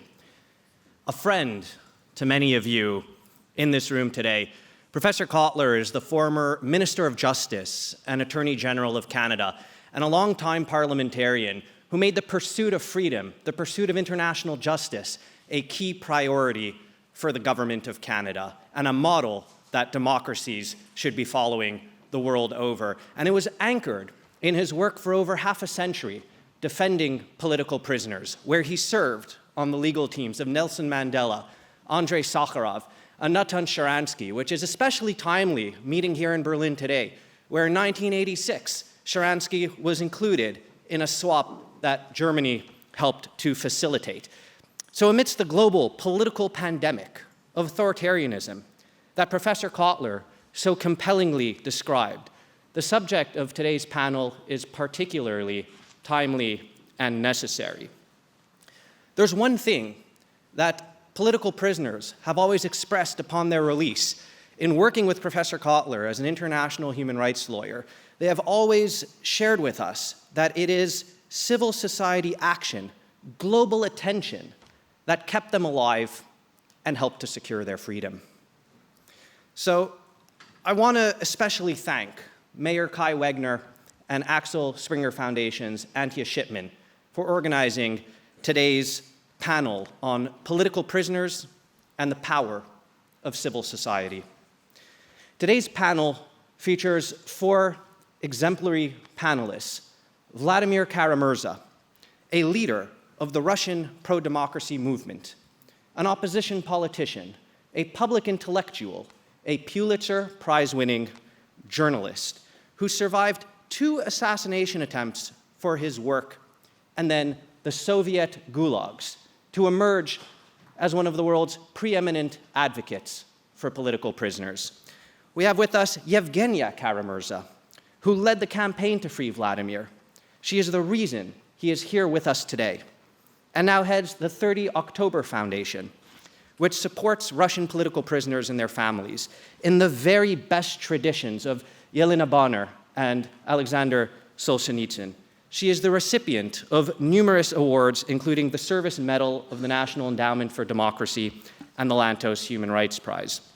As well, we're joined by Paul Rusesabagina, who sheltered 1,200 Rwandans in Hotel des Mille Collines during the genocide against the Tutsis, inspiring the film Hotel Rwanda, and is a recipient of the US Presidential Medal of Freedom, and was recently released from arbitrary detention in Rwanda after an international campaign spearheaded by his daughter, Karine, who joins us as well.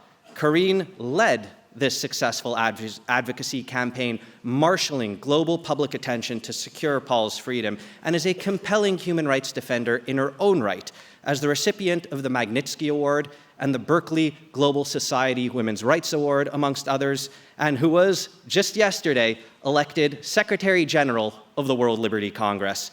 Please welcome our panelists to the stage.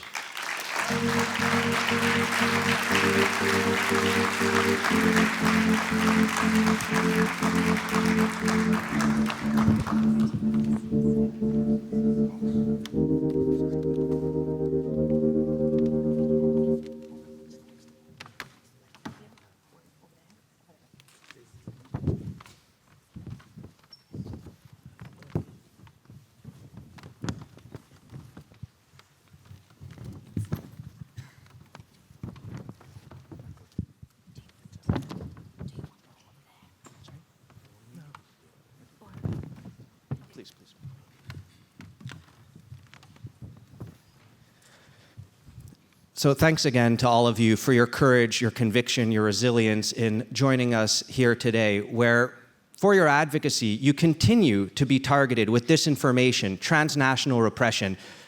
So we're grateful for you taking the time to share the lessons of your experiences with the audience, with the world, to help free political prisoners who continue to suffer similar experiences to what you've endured. So, Vladimir, you were included in the largest prisoner swap since 1986, particularly relevant being here in Berlin. The last time there was such a swap, the Berlin Wall was still standing in this city. Germany played an essential role in both of those swaps.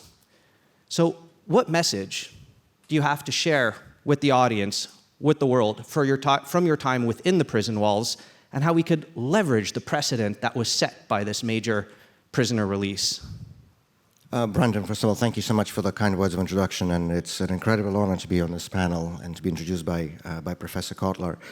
And it will always have a special meaning for me to be in the capital of Germany, a country that played a central and an absolutely irreplaceable role in that prisoner exchange you refer to, the largest East-West prisoner exchange since the time of the Cold War. And you know, a lot of the conversations and speeches during this conference are about how autocracy is rising in the world, how democracies are on the defensive, and we do need to talk about this, and we do need to talk about the best strategies to counter this rise of autocracy.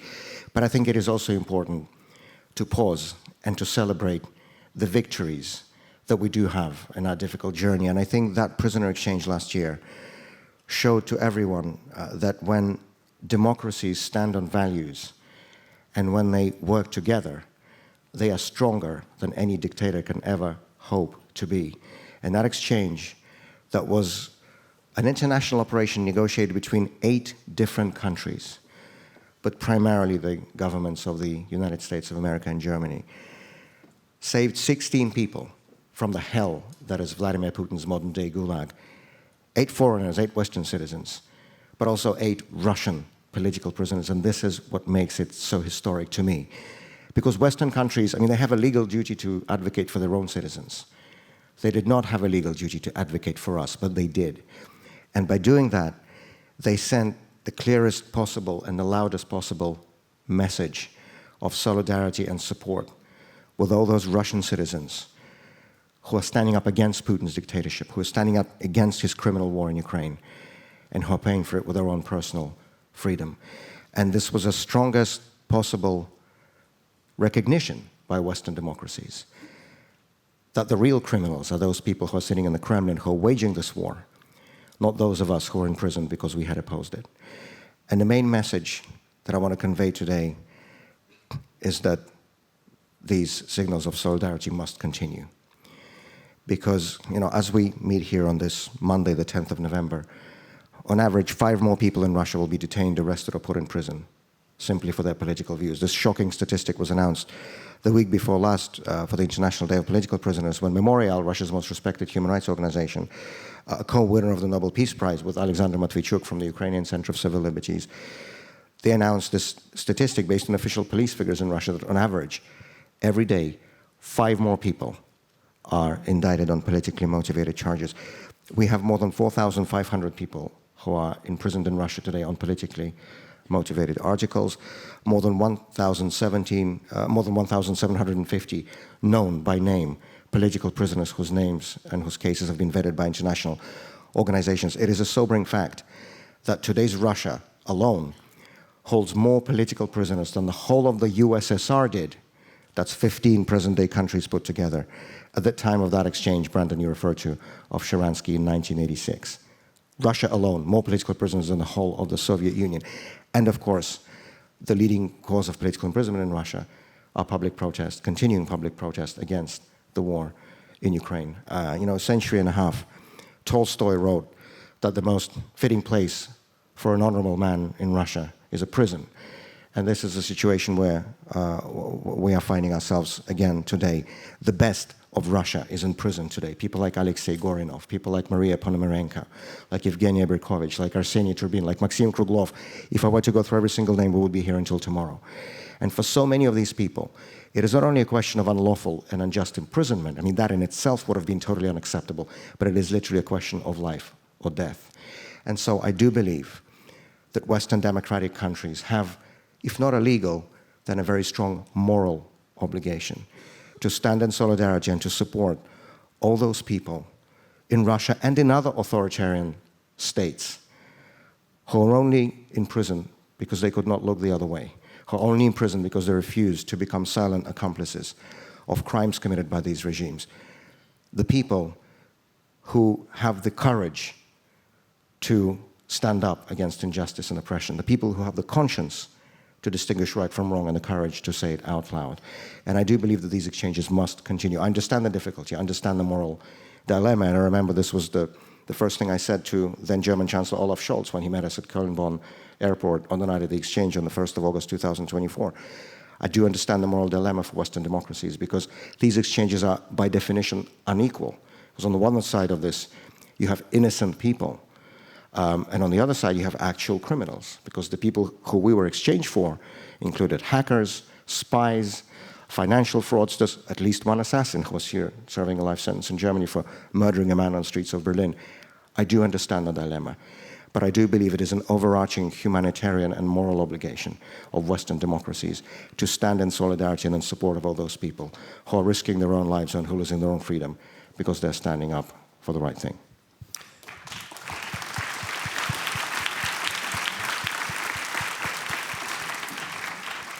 Thank you, Vladimir, for that compelling call to action and the need for public morality and courage in the face of the statistics you shared. 5 political prisoners being arbitrarily detained in Russia every day, over 1,000 currently being held, and the need to continue to engage in these sorts of hostage releases despite the difficulties surrounding them. So with that call to action, Yevgenia, you spearheaded this campaign. You helped to secure this release before anybody had even imagined such a major swap, the largest since 1986, would even be a possibility. So what lesson do you have for those campaigning for another release of prisoners? How did you overcome the challenges, the resistance that you faced to create the political context necessary for this historic achievement? Thank you for the question, Brandon. And I want to say, I want to thank the City of Berlin and the Axel Springer Freedom Foundation, Antje Schippmann, wherever you are, dearest, for organizing this amazing event and for creating this community that the Axel Springer Freedom Foundation has become over the few years, just a few years. This amazing community that brings together freedom defenders from around the world. And I want to say what an incredible honor it is for me to share this stage with one of my personal modern-day heroes, Paul Rusesabagina, and what a genuine pleasure it is to see Karine sitting next to her father, and I know Anais must be somewhere in this audience as well. And ladies, you have become my, oh my God, my role models over the last few years of fierce fighters who do not stop, whatever the cost, whatever the challenges, who do not stop and keep on and keep on. You have been amazing role models, and you continue to be amazing role models for those who continue the fight today. As to your question, Brandon,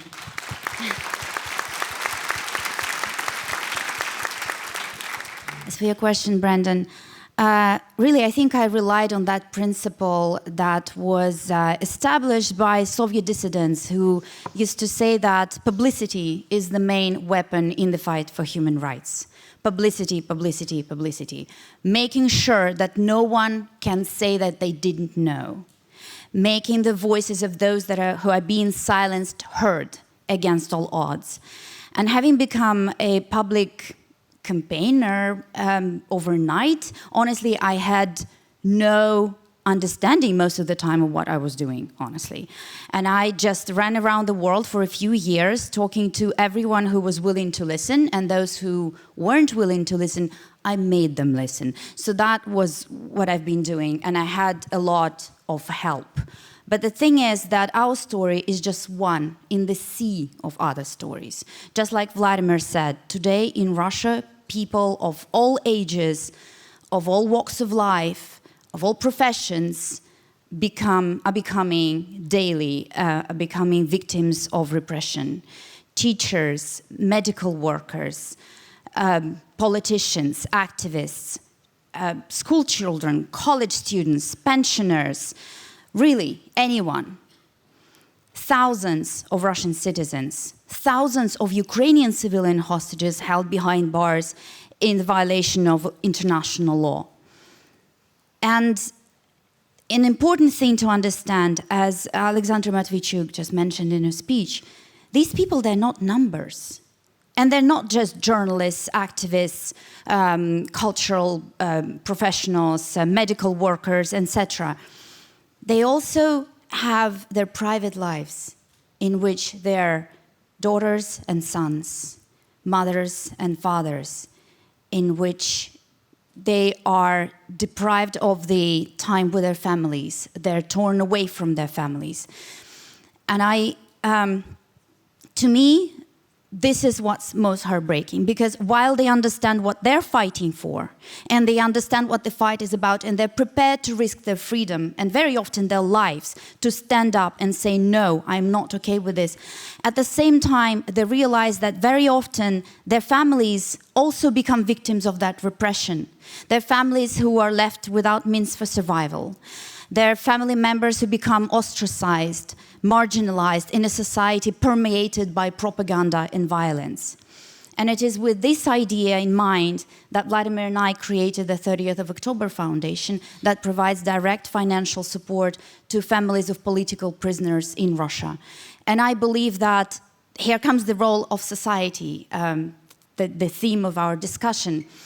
I believe that by offering a platform for family members of political prisoners, by providing them direct support in any way or form, by including them, by making them feel like they belong to communities like this one here, you really are,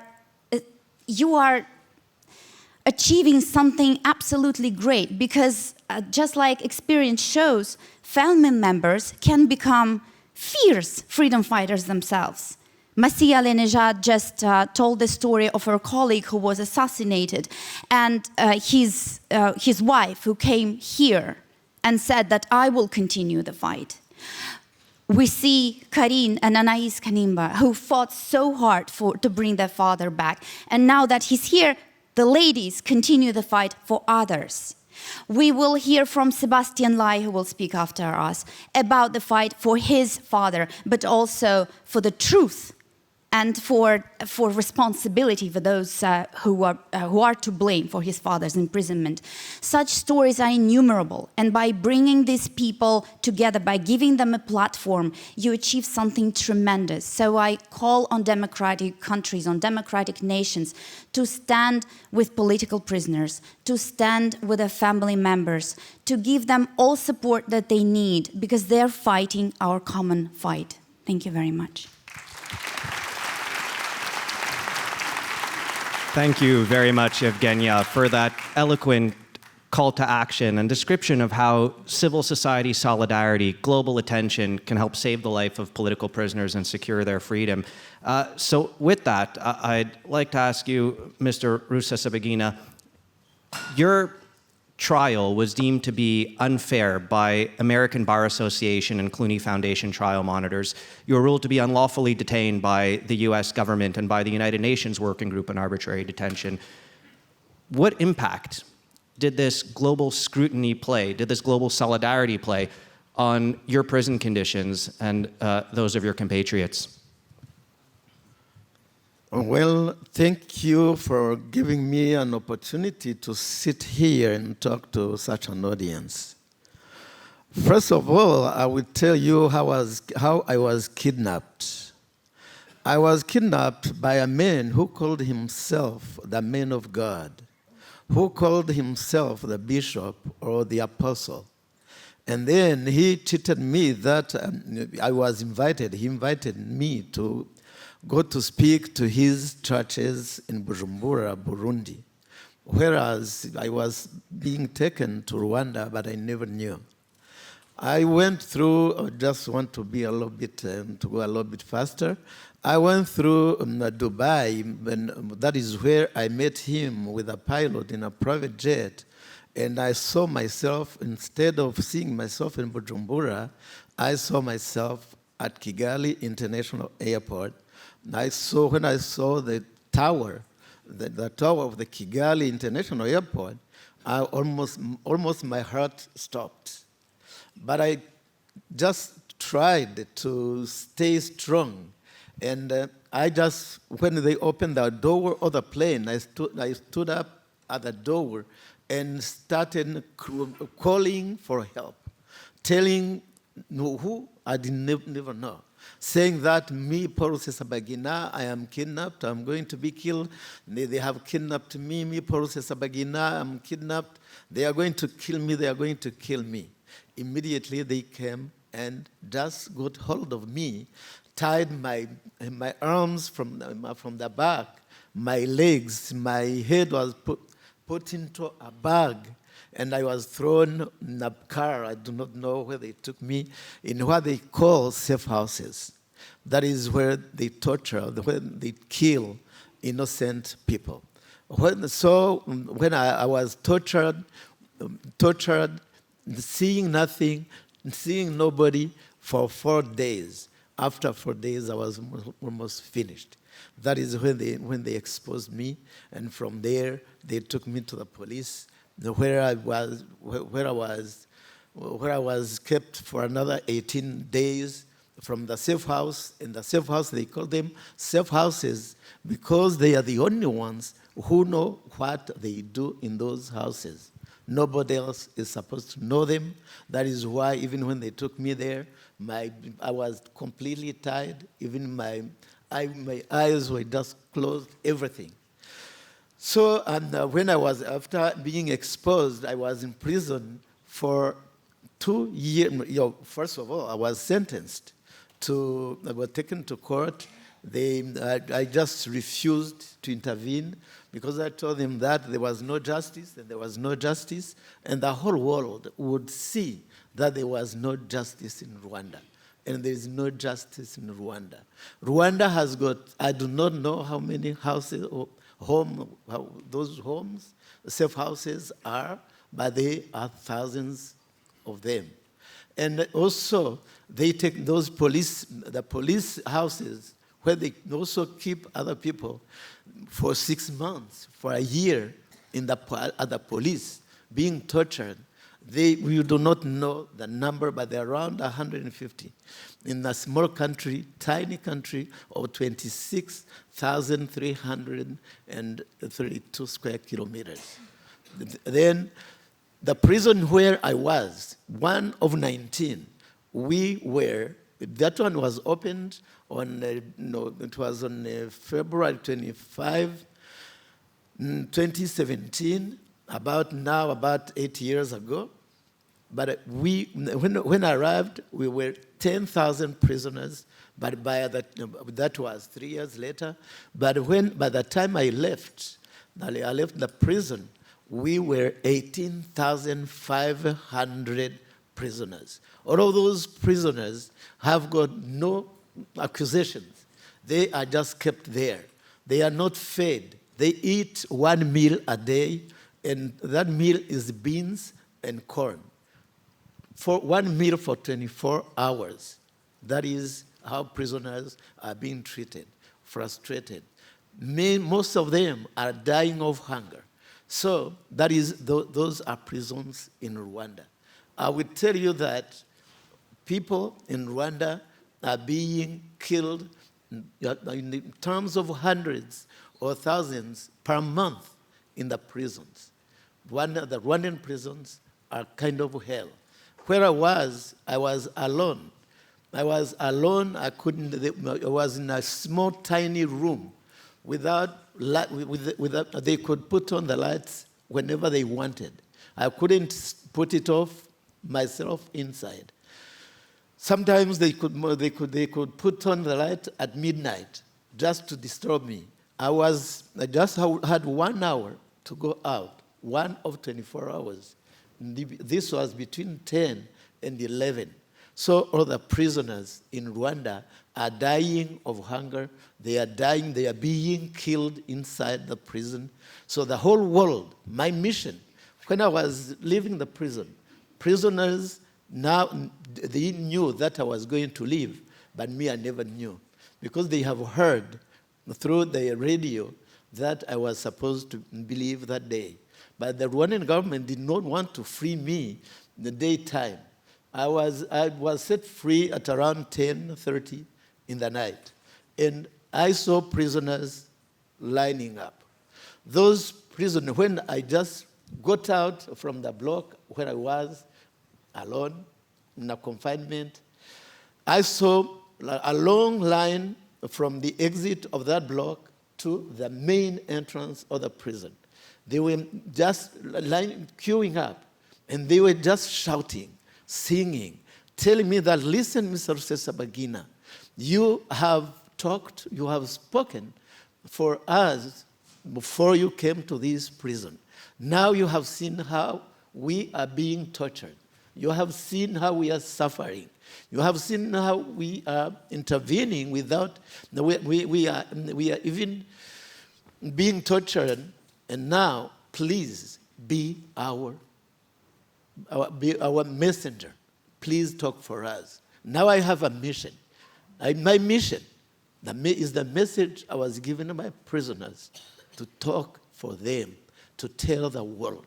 You, the world, please intervene for prisoners in Rwanda. Rwanda has got at least 300,000 prisoners in 19 prisons. Thank you, Mr. Rusesabagina, for sharing those chilling statistics and being the voice of all your compatriots still there. The panel has run over time, so Karine, to close it off, for 30 seconds, if you might be able to describe the role that Global Solidarity played in the campaign that you led to help free your father, and how, your resilience in the face of adversity helped carry you through. Yes, first, thank you to my fellow panelists. You guys inspire me, and many others, and many generations to come. For us, the most important thing when my father was in prison, when Vladimir was in prison, was the voice that the media could bring, the attention that the media could bring to the cases of the political prisoners. We are oftentimes shouting on social media, in parliaments, in front of schools, universities, but it is so important to highlight the stories of these individuals, what is happening to them, because not only does it help to keep them alive, my father used to always tell me way before he was kidnapped that one of the ways to keep political prisoners alive is to keep talking about them, to tell their stories, to talk about their missions and the reasons, the fights that got them there, and to be their voices while they're imprisoned. And so when he was in prison, we were looking for those voices, and that the media attention, the media continuing to speak about them is what kept him alive. And so I encourage all of you to talk about it. And there is very little bit you can do. You can be on your own social platform. You can say their names aloud. It keeps them alive, and it allows, it puts pressure on the regimes that's withholding them and to know that they must be released, because nobody will remain silent. Thank you very much, Karine, Paul, Vladimir, Yevgenia. Thank you. And in the spirit of shining a spotlight and helping to keep political prisoners alive, I'm delighted to invite Sebastian Lai, the son of perhaps the most emblematic political prisoner today, to the stage. We will have a quick change of schedule. Sebastian, you will be on in just a few minutes. It's my great pleasure now to thank the panel. Brendan, great job. And to introduce our next speaker, who since March has been serving as the president of the German parliament, the Bundestag, and in this capacity has really done a hands-on job on protecting democracy and freedom in the German parliament. And she recently said that we're not limiting freedom of speech, but we're limiting the freedom to insult and to abuse. It's my great pleasure and honor to welcome to the stage Julia Klöckner, the president of the Deutsche Bundestag. The floor is yours, Madam President.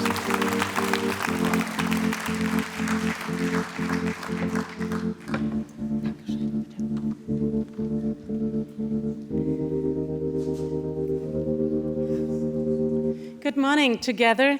So Dear ladies and gentlemen, and especially dear guests, welcome in Germany, welcome in Berlin, in our capital, the city where the German parliament, the German Bundestag, the national parliament is located. Ladies and gentlemen, in the autumn of 1967, the Prague Spring began.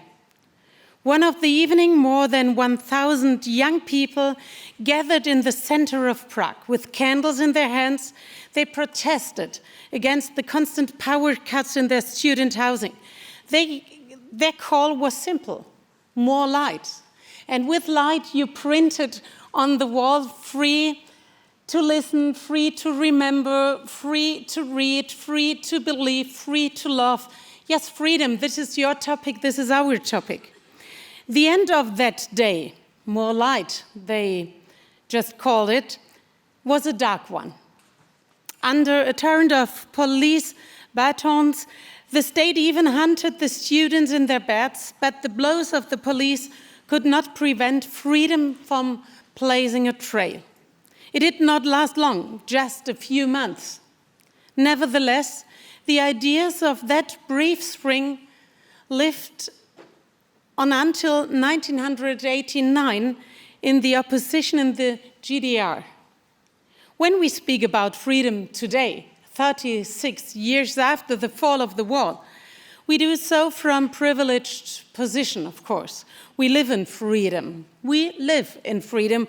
We no longer have to fight for it, but we have to defend it. Because freedom is the foundation of human dignity. In 2022, freedom was named the cliché of the year.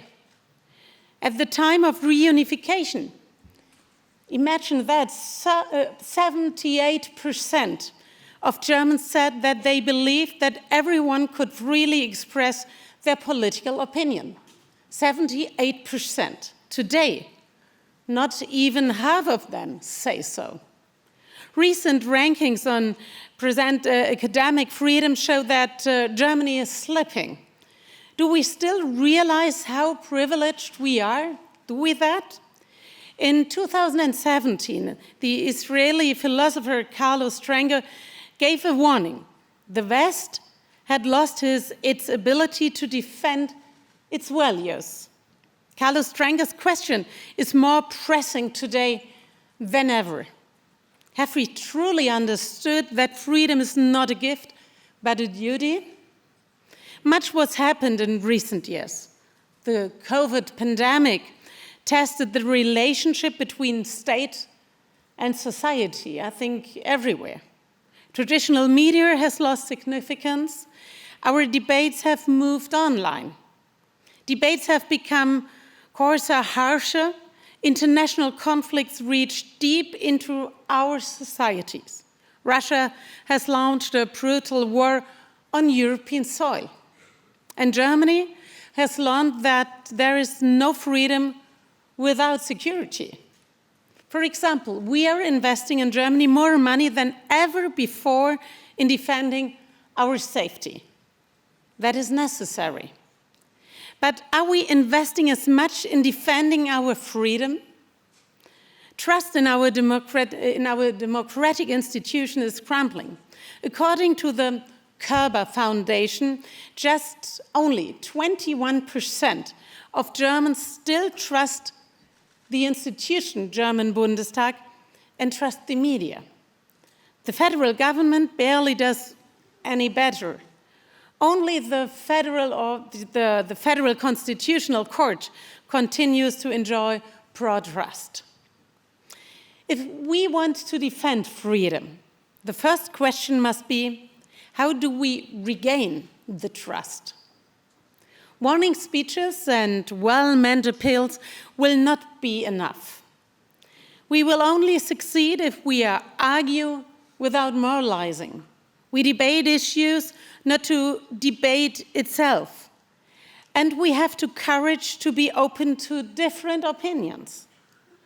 What sets parliaments in democracies apart from those in other systems is the parliamentary opposition.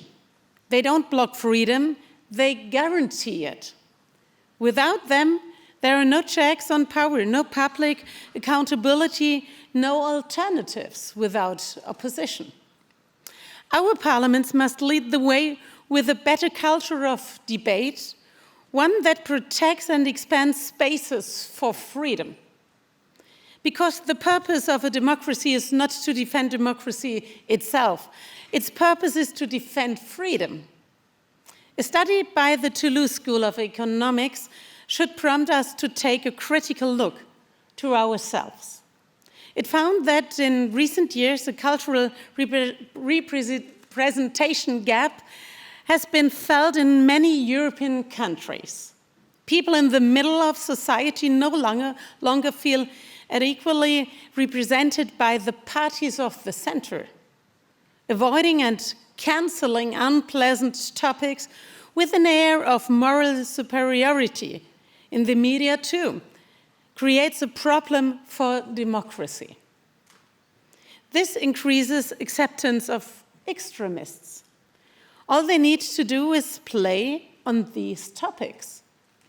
Then their absurd other points are also longer questioned, because at last, someone on the political spectrum is saying the things other parties ignore or run away from.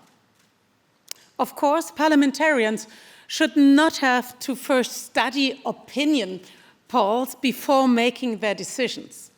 But when our response, single clap your hands, thank you for that, but we don't decide without society. This is also important, I think.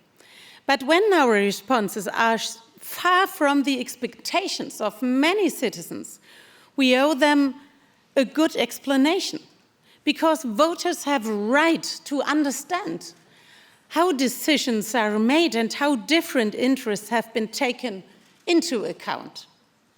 Trust is created through reliability and transparency. But there's one thing that Parliament cannot achieve: fully reflecting every interest in members' decisions. Different expectations of politics are often reflected in Parliament's image. One side demands rapid, far-reaching reforms. Others want little or no change. As parliamentarians, we have to let both sides down. Radical reforms are rarely the right choice in a democracy, and a life without change does not exist. Our job is not to eliminate differences. This is not our job. The role of Parliament is to make them tolerable. And so, ladies and gentlemen, in autumn 1967, the students in Prague called for more light and were met with violence. Today, we have the light. We live in freedom in Germany, for example, 36 years after the fall of the wall. This is happily the case for all Germans. However, we have to also recognize that this freedom can fade, not as a result of violence, but from getting too comfortable, lazy even. Parliaments have a special responsibility in this respect. They are not just places for legislation. This is not enough. They are the focal points of societal conflicts. The first decision on whether we can work out a difficult issue in a civilized manner takes place here, takes place in the parliaments. What does this demand from us? I think clarity in our tone, fairness in our interaction, transparent decisions so that people understand why we are taking this action, and discussing with arguments, not with credos. More light. The call is more valid today than even before, not towards others, but instead as an obligation for ourselves. And this is the task everybody of us has to deal with it. And thank you for your attention, and thank you for your aims. You want to, yes, to achieve together. And thank you for traveling to Germany, and thank you for your hard work. Freedom is worth. Thank you.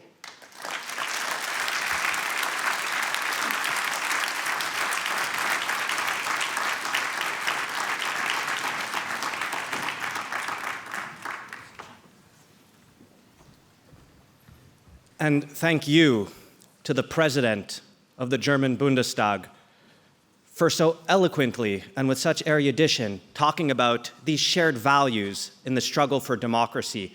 And there is no political prisoner today whose case is more emblematic, who so exemplifies the shared values that you described than Jimmy Lai. At 77 years of age, suffering from diabetes, he is currently languishing in solitary confinement. His crime? Being a journalist, supporting democracy, and being on the front lines of our shared values. So I'm especially delighted to invite his son Sebastian Lai to the stage, who has become a hero of human rights in his own right. He leads the campaign to free his father, and in so doing has become a voice for human rights and democracy the world over. He's left his family and faces transnational repression and threats to be this voice. Sebastian.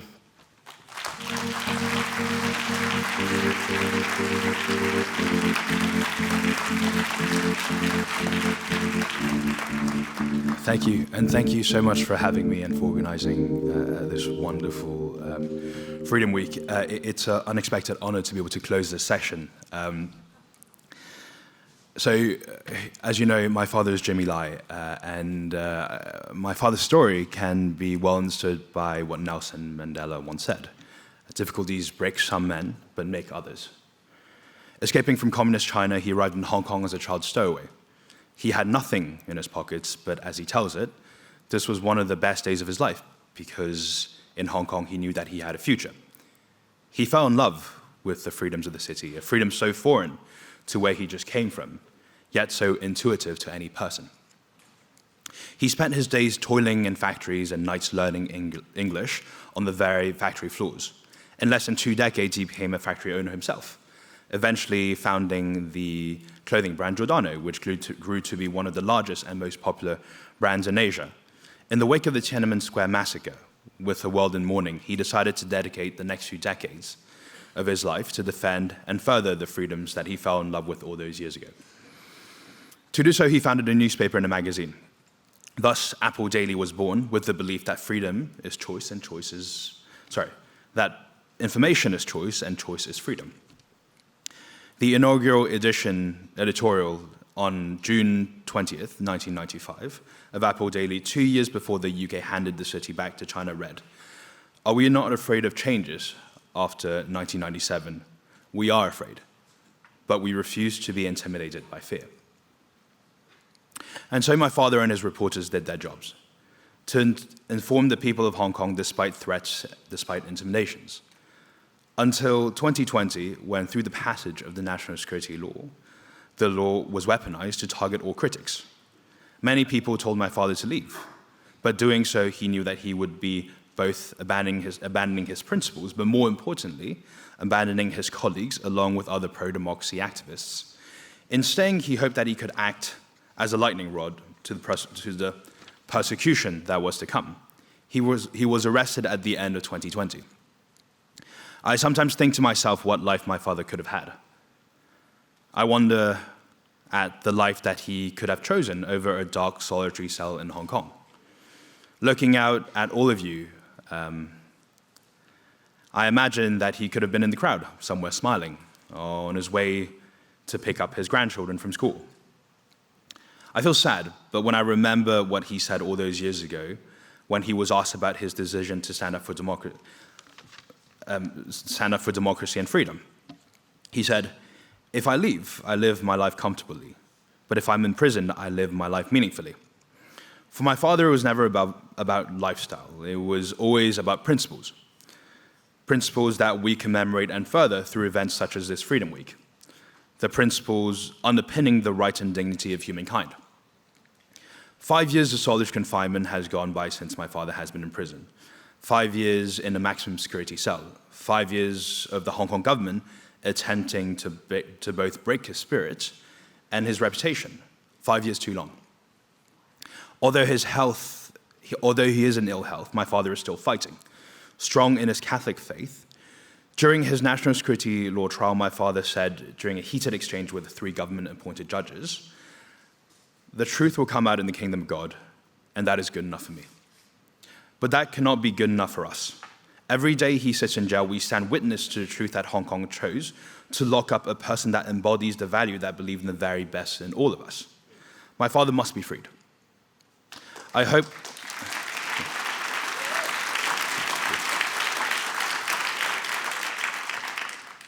that all of you here join our effort. All those years ago, freedom lit his way, so may we who still enjoy our freedom bring him home. Thank you.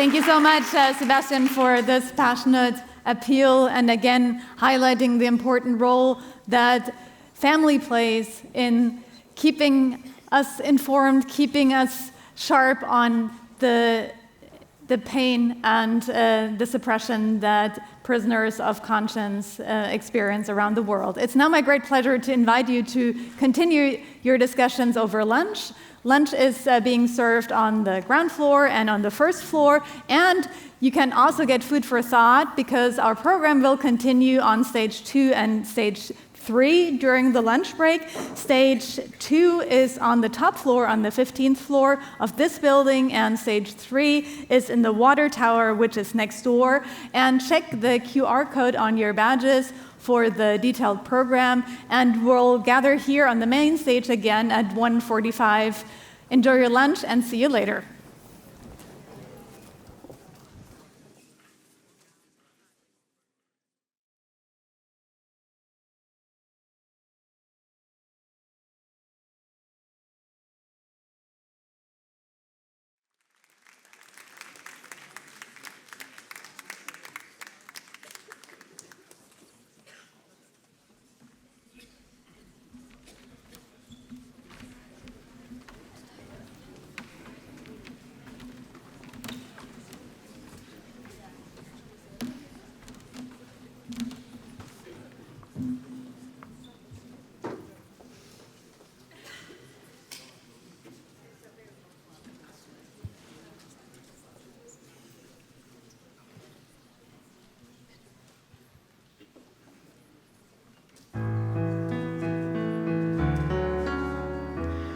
What will the world be like when I'm grown up?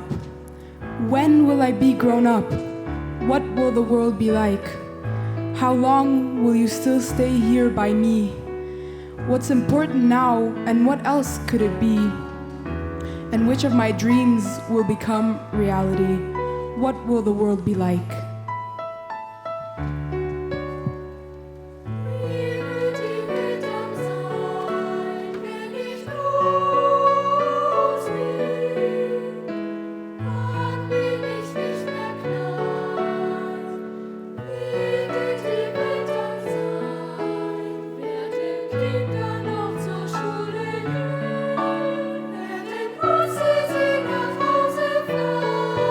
Welches es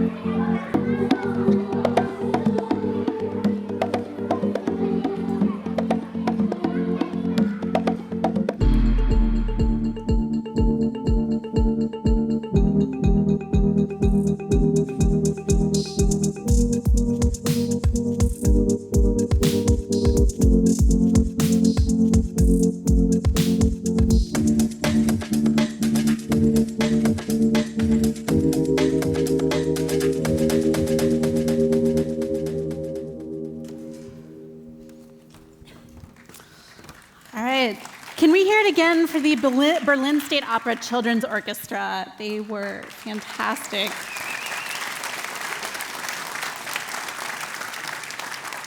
And now I'd like to introduce Mohammed Abu Bakr, our next speaker. He's a Sudanese activist and the president of the African Middle Eastern Leadership Project. He's been organizing since he was in high school, and now he's going to come talk about innovating education for African and Middle Eastern change makers. Mohammed, please join me up here. Thanks.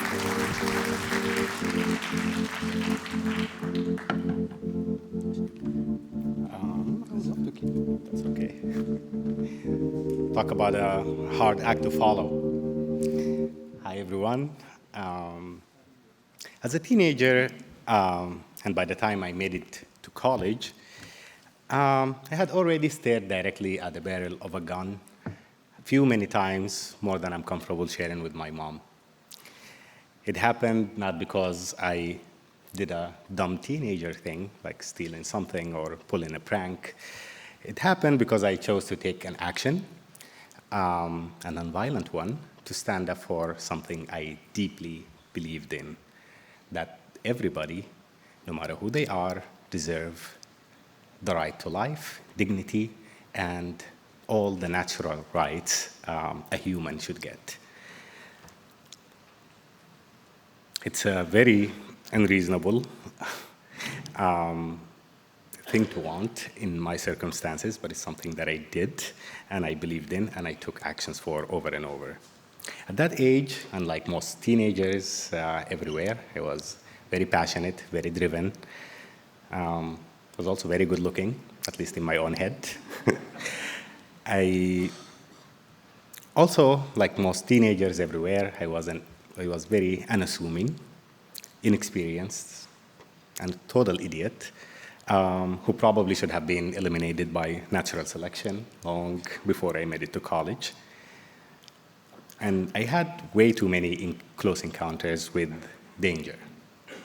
Throughout the first few years of my work and my career as an activist, I had a lot of close calls, close encounters, and each one of them could have been the end of me and could have won me the Darwin Award.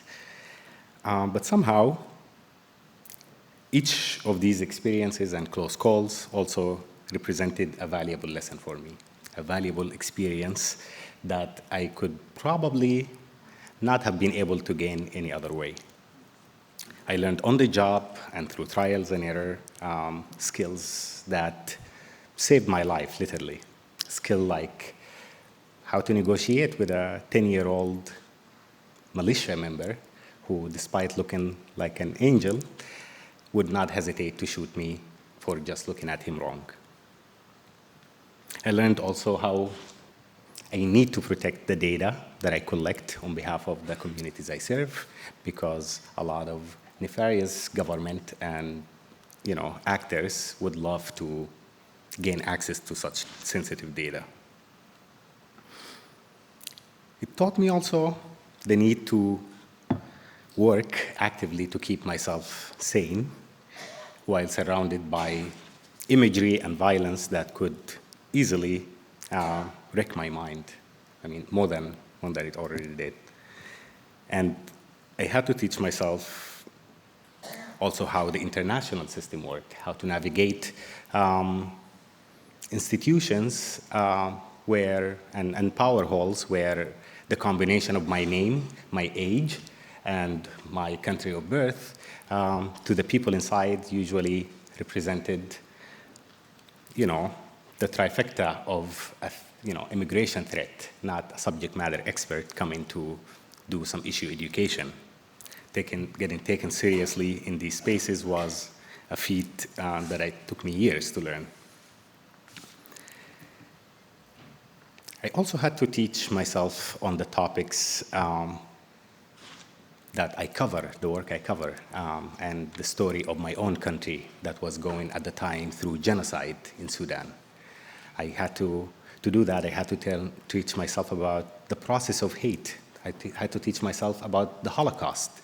And I had to learn all of that from scratch because there was not resources made for people like me or made with people like me in mind who are seeking this kind of knowledge.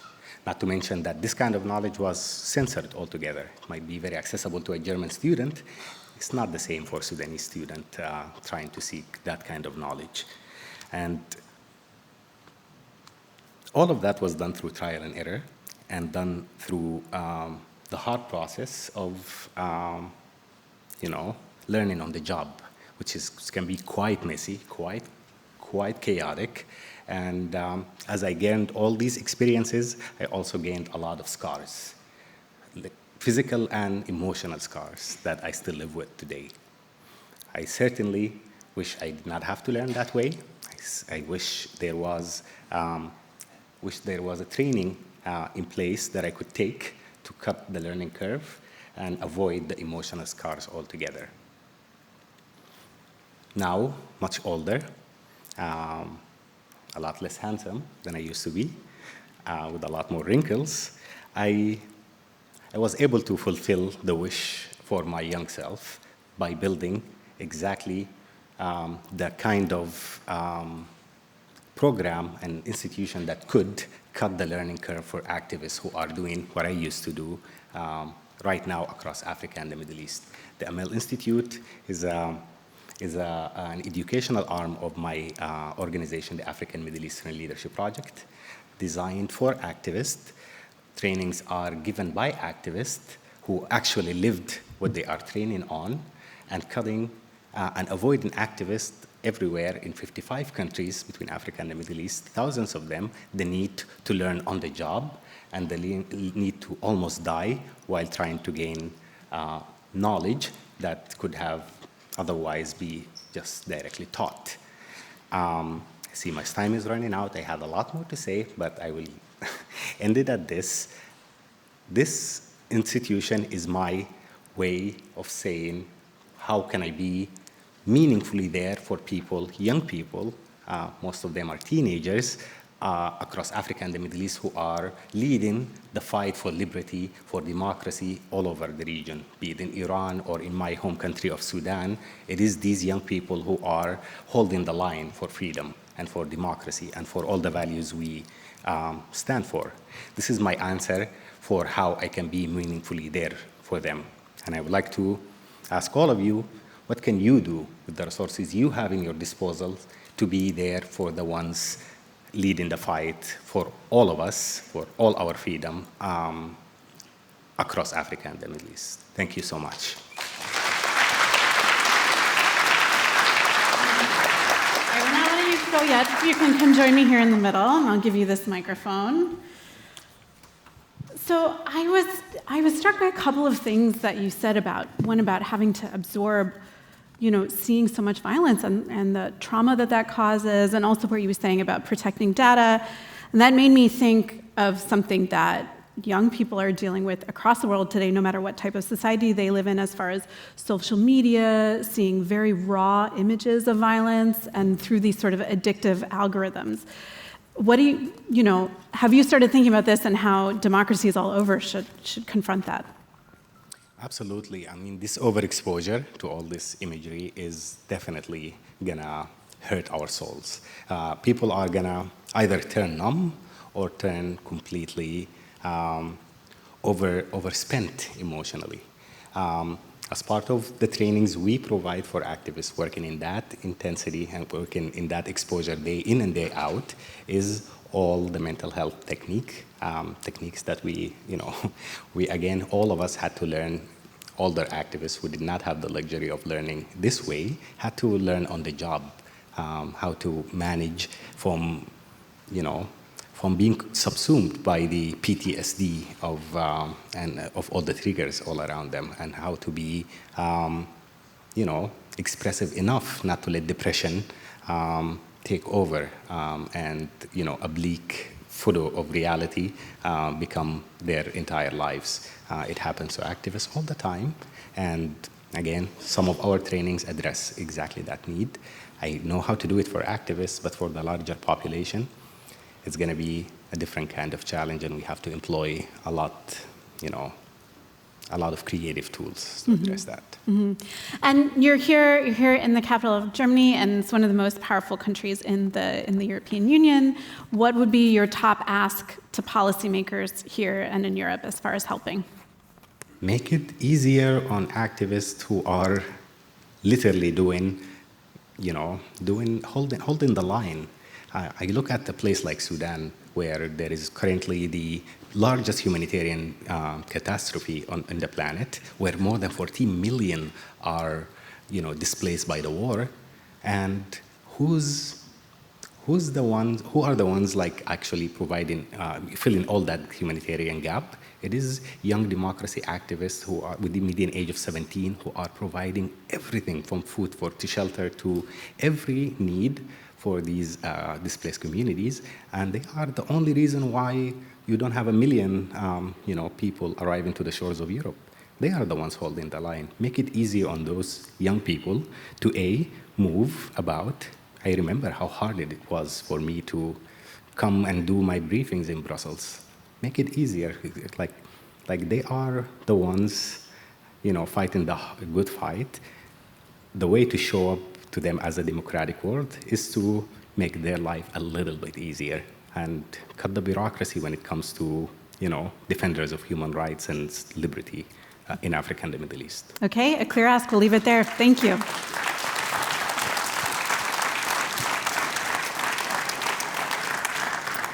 All right, and now I'd like to welcome to the stage Karine Prehn, the Federal Minister of Education, Family Affairs, Senior Citizens, Women, and Youth, for a keynote address.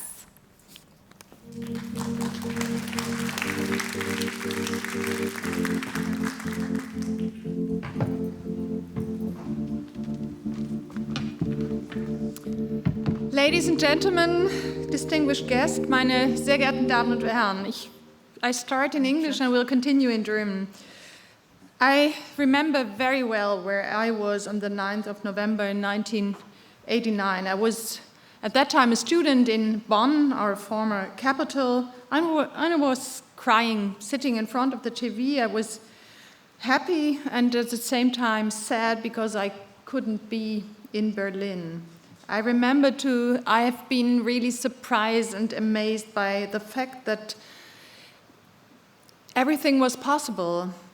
There was such an enormous power, such an enormous vigor, people could develop together when they were fighting, thriving for freedom and democracy.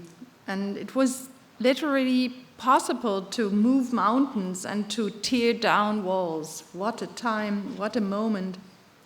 Ja, meine Damen und Herren, die friedliche Revolution hat uns damals the gezeigt, peaceful revolution at the time showed us, particularly my generation, that the political future is never a closed book, and together a democratic dawn, a new beginning, is possible.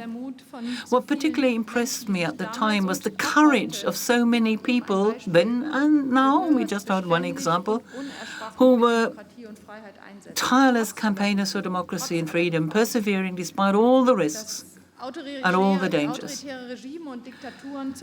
Authoritarian regimes and dictators can be brought down, and that will open up the doors for new developments. But 36 years later, we have to find that the world has changed. On the one hand, for the better, the vision, the promise of a free democratic society after 1989 has gained ground in many places. Sadly, not just as much as we had hoped.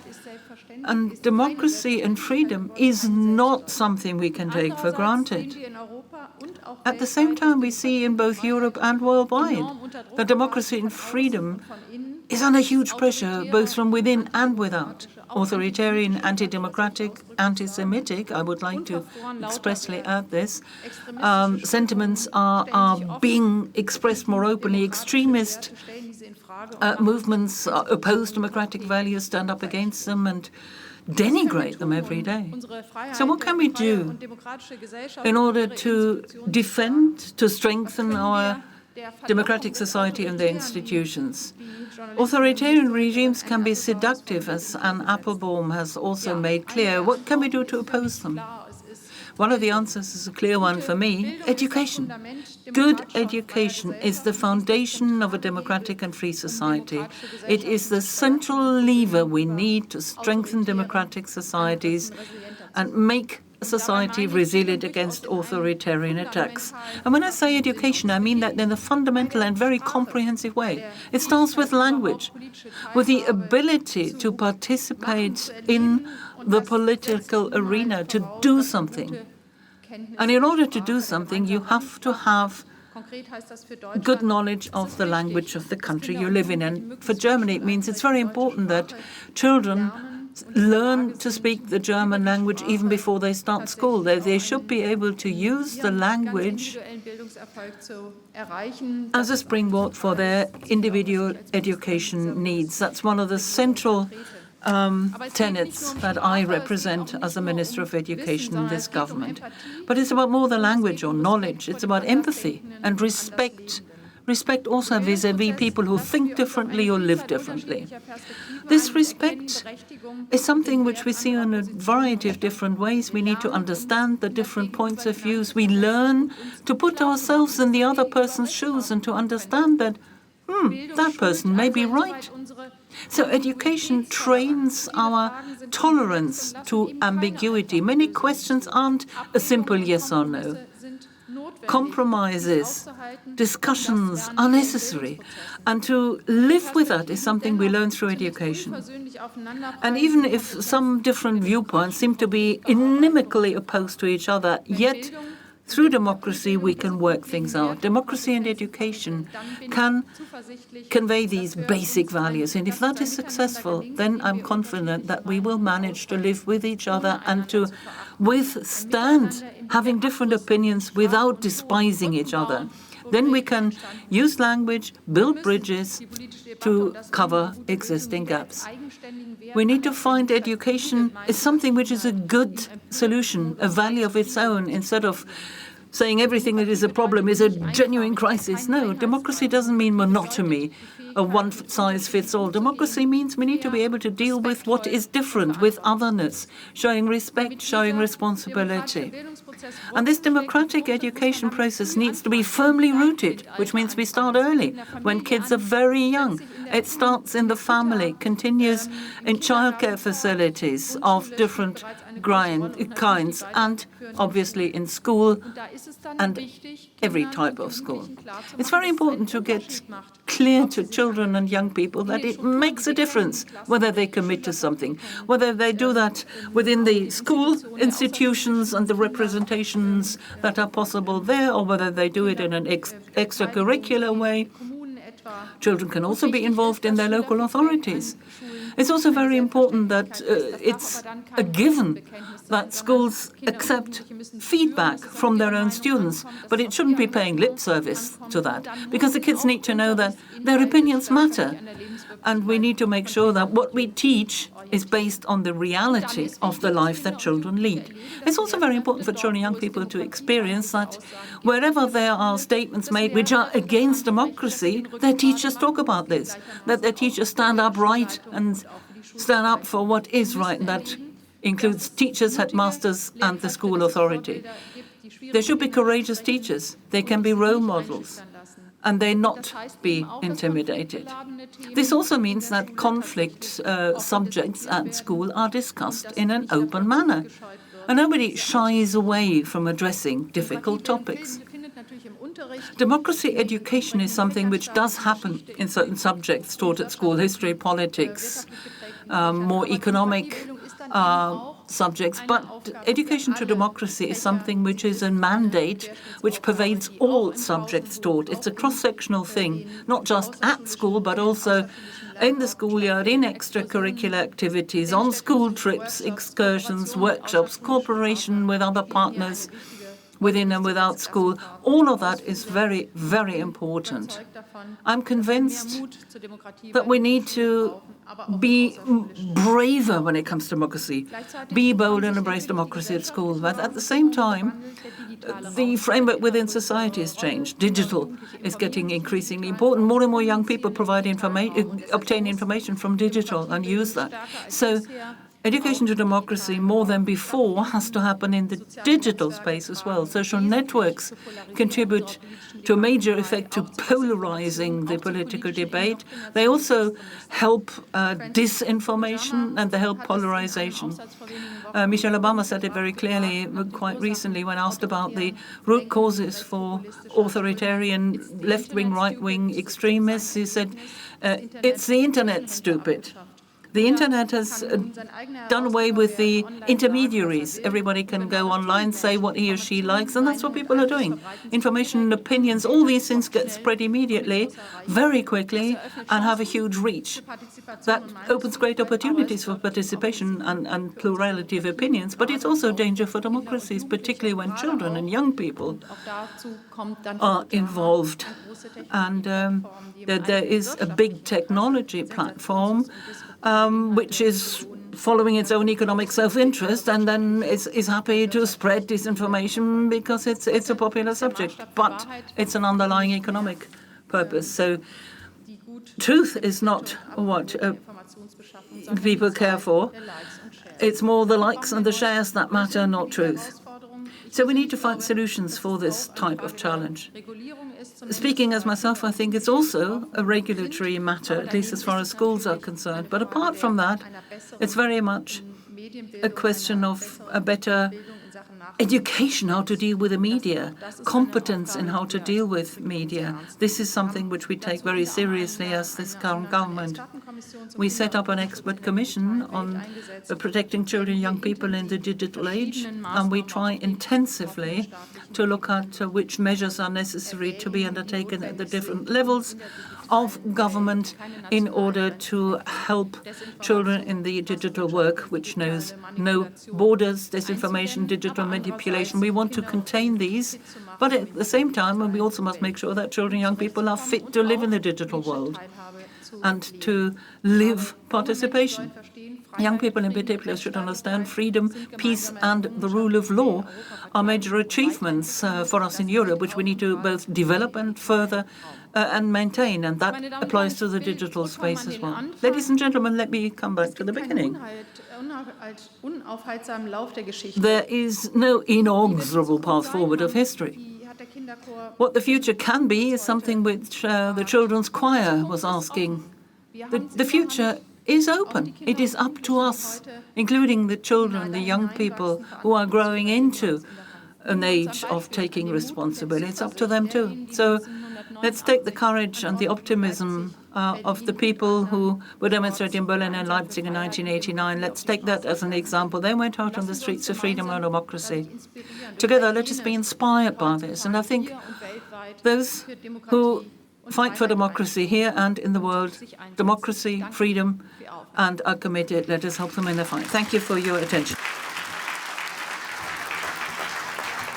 Ganz herzlichen Dank, Frau Prien, für Ihre Ausführungen. Thank you very much. Thank you very much, Ms. Prien.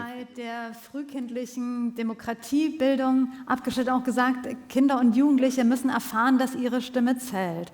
Wie sieht das denn konkret aus? Ist das eine Aussprache für eine weitere Absenkung des Wahlalters? Nee, das ist damit nicht zwangsläufig verbunden. Ich sprach ja über die Kita und da geht es, glaube ich, noch nicht um Wahlen, sondern da geht es um Beteiligung und Mitbestimmung. Und das macht sehr wohl einen Unterschied, ob ich Kinder im Rahmen ihres Alltages altersgerecht bei der Gestaltung ihres Alltags mit einbeziehe oder eben nicht.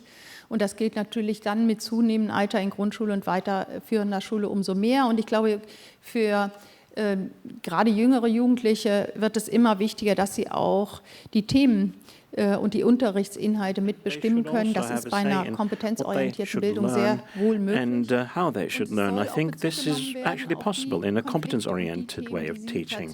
And it should also always refer to the conflicts and the problems that are part of their everyday lives. I think that would already make a difference. And apart from that, the co-determination bodies and the students' rights bodies should be taken more seriously than it's happening in some schools. There are schools who are exemplary here, but we need to roll out the best practices as examples across the board.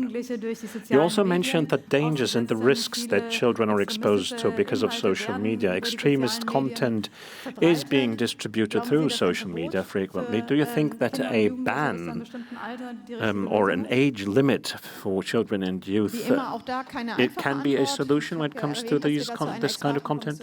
Well, again, not an easy answer. I already said that we set up an experts commission. I think we have to do both.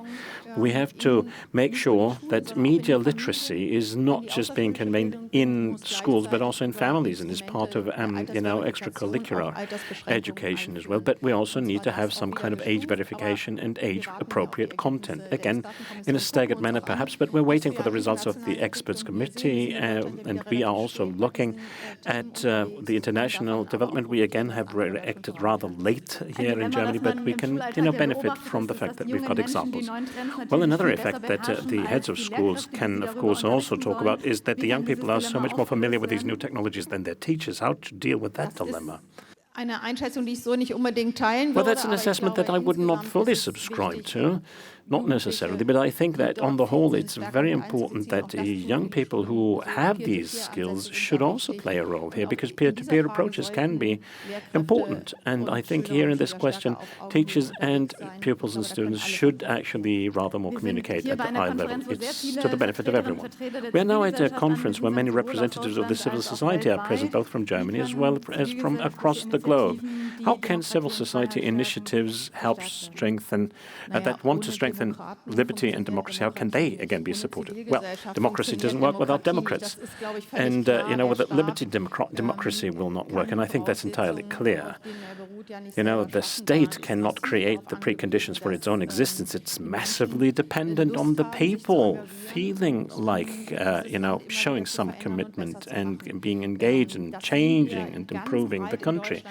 We can see this in the volunteer activities of many people in Germany, but also in terms of their civil society commitment and activities. And we need more of that, not less. So nothing is possible without that. And how are we going to promote that as a representative of the federal government? Well, I think that Germany is one of the countries in the world that in the field of democracy promotion is actually doing quite a bit already, is among those that do most. We will take a look at whether the programs that we have in place, not just the one that's called Living Democracy, but there are so many different programs across the different ministries where we reach out to young people and connect with young people, and especially in the field that I already mentioned, that is the promotion of democracy in the digital space.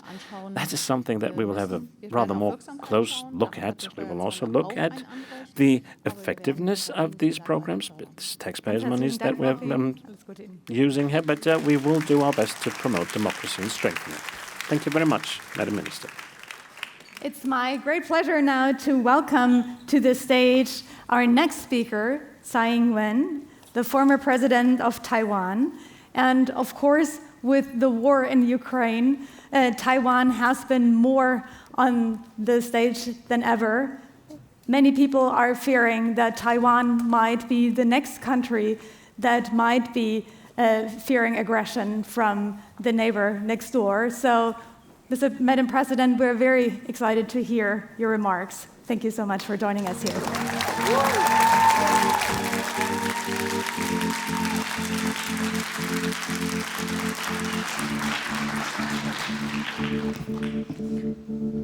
Minister Pring, ladies and gentlemen, good afternoon. It is a great honor to join you here on this very special occasion, the inaugural Berlin Freedom Conference. I want to begin by taking this opportunity to thank the Axel Springer Freedom Foundation, Visit Berlin, and the World Liberty Congress for the invitation to speak here. I'd also like to thank Kai Wagner, governing mayor of Berlin, for hosting us. Now, it is wonderful to be back in Germany after almost 15 years.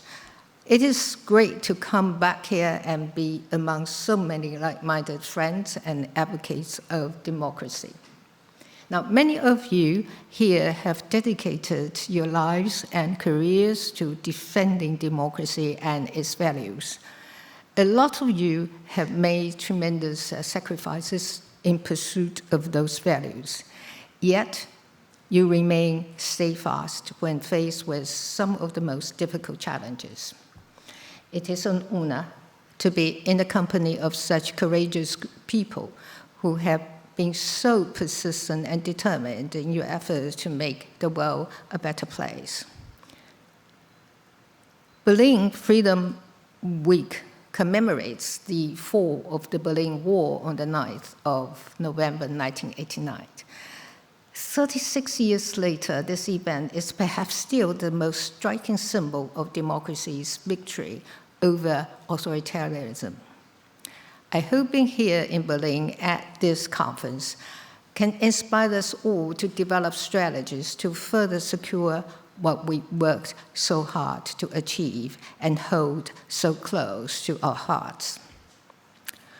The dissolution of the Soviet Union was a major turning point that allowed freedom to flourish in the former Eastern Bloc and beyond. And that freedom was accompanied by a new sense of hope and progress. In the wake of this wave of democratization, Taiwan made its own effort to join the democratic world. But our road to democracy was also not easy. It was preceded by decades of authoritarian rule. During that time, Taiwanese were sent to prisons for voicing dissent, and media freedom was limited. Despite this, the Taiwanese people did not give up hope, nor did they give up their democratic dreams. Eventually, their persistent efforts led to Taiwan's first democratic presidential election in 1996, and a period of democratic consolidation followed. Today, Taiwan is recognized as the world's freest and most vibrant democracy. However, as we celebrate and treasure the progress that Taiwan and so many other countries have made in past decades, the threats to democracy have also become even more severe. In recent years, for much of the world, democracy has been under increasing threat. Russia's full-scale invasion of Ukraine served as a wake-up call to all. And Europe has awakened to the extent of this threat, which after more than 3 years of war continues to grow. Russia has been attempting to test the boundaries of more European countries with incursions into their airspace and disruptions to critical infrastructure, such as undersea cables. In Europe, as in Asia, the authoritarian toolkit is very similar. Much of the destabilizing tactics Taiwan has faced in recent years tend to find their way to Europe eventually. We have seen this in the form of cognitive warfare and information manipulation, which are hard to identify and counter, but have long-lasting harmful consequences for democratic societies. These campaigns include disinformation, internet trolls, and media infiltration, all of which are no longer restricted by language barriers due to advances in AI technology. Through these methods, authoritarians attempt to take advantage of the free and open nature of democratic societies to interfere in elections and drive division, while eroding trust in government and in democracy. Now is the consequential time for democracies to reach out and adapt in order to keep our countries safe and our economies prosperous. The rules of engagement have changed, so our collective strategies must evolve with them. Making ourselves resilient in the face of authoritarian challenges is the key to our survival.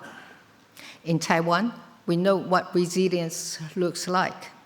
We understand all too well that the danger posed by those who seek to exploit democracy's imperfections. Now we're experiencing much intensified threats and intimidation almost on a daily basis.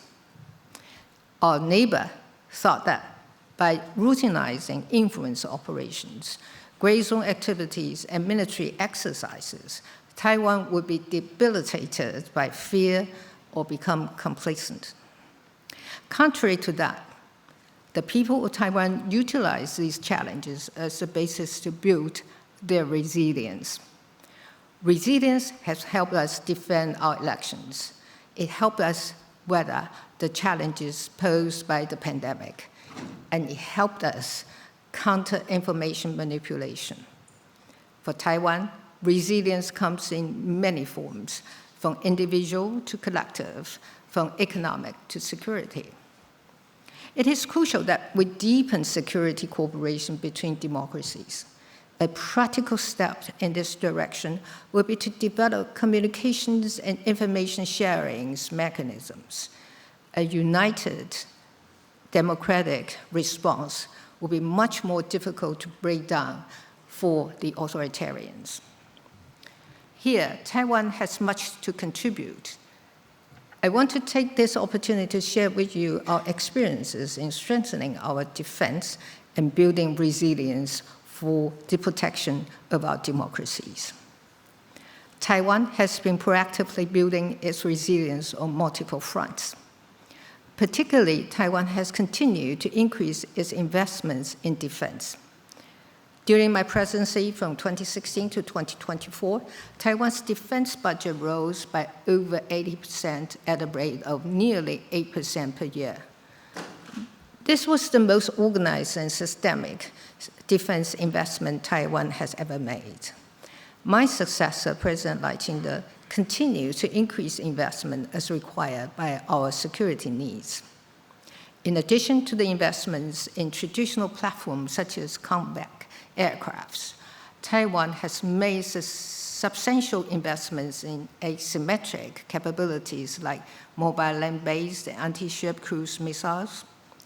Taiwan has also invested in the resilience and security of our critical infrastructure.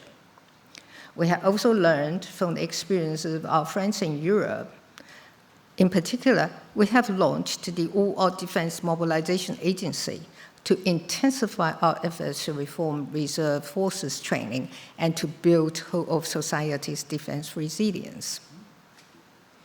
Taiwan has also fortified its digital infrastructure to withstand cyber threats and has coordinated with civil society to counter information manipulation.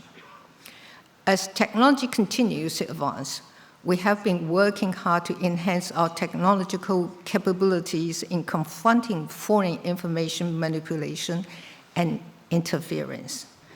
That's FIMI, as well as cognitive warfare. And through strategic partnerships, Taiwan has built an ecosystem that is ready to contribute to the security of the global supply chain.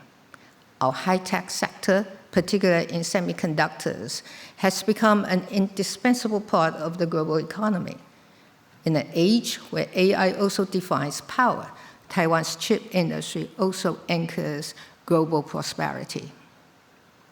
Now, it is such initiative that help Taiwan strengthen its defense and societal resilience in the face of threats. Taiwan is willing to share its experience. We are also willing to bear our share of burden and do not take our security partners' support for granted. The efforts we have made are more than defending our homeland. They also represent Taiwan's contribution to regional stability and the security of democracy globally. Regional stability and global security, of course, are a joint responsibility which requires joint efforts.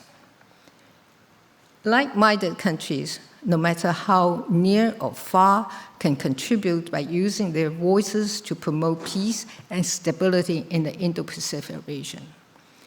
Taking a clear and united stand in support of Taiwan's security is in itself a meaningful form of deterrence against authoritarian expansion.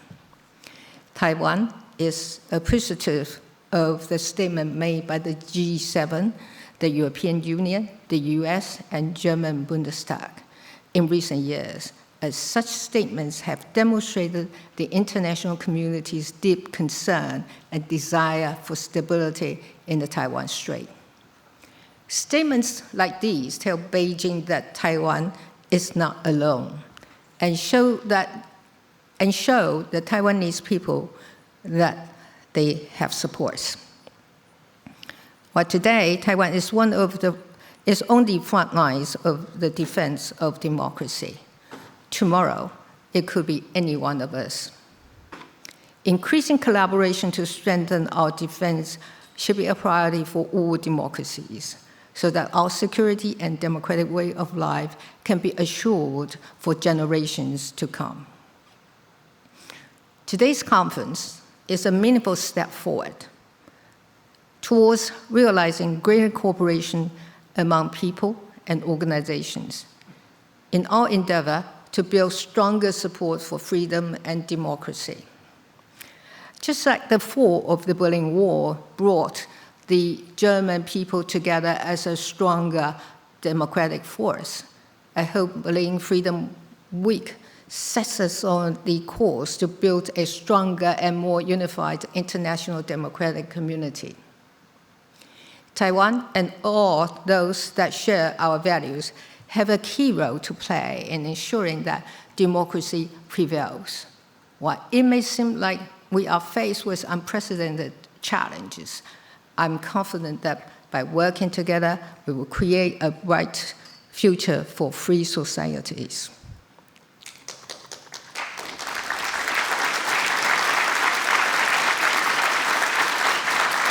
What? I have not done my speech yet. You still have 2 minutes. You still have 2 minutes. Well, I have 2 minutes left. Lastly, I would like to thank all the organizers for putting together an inspiring week of events.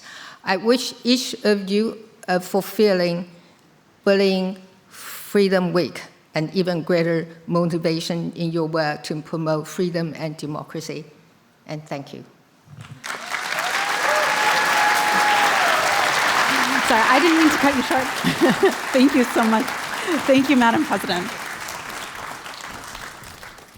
Indeed, that was such what really struck me about that is that there are things for different regions to learn, whether it's Taiwan, learning from sort of this Nordic-style whole-of-society approach to resiliency, to Europe needing to find ways to hold its own in a world where it doesn't necessarily have military power, but might be dominant in one sector, and Taiwan certainly is a model for that as far as its chips industry. So thanks to you for helping us understand that a bit better. I'll let things settle down a little bit. We'll stay in the region, but come at it from a very different direction.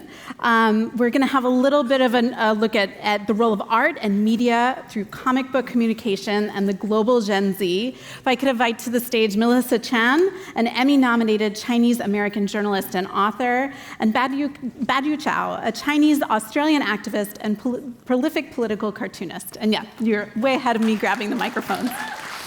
Please. Thank you.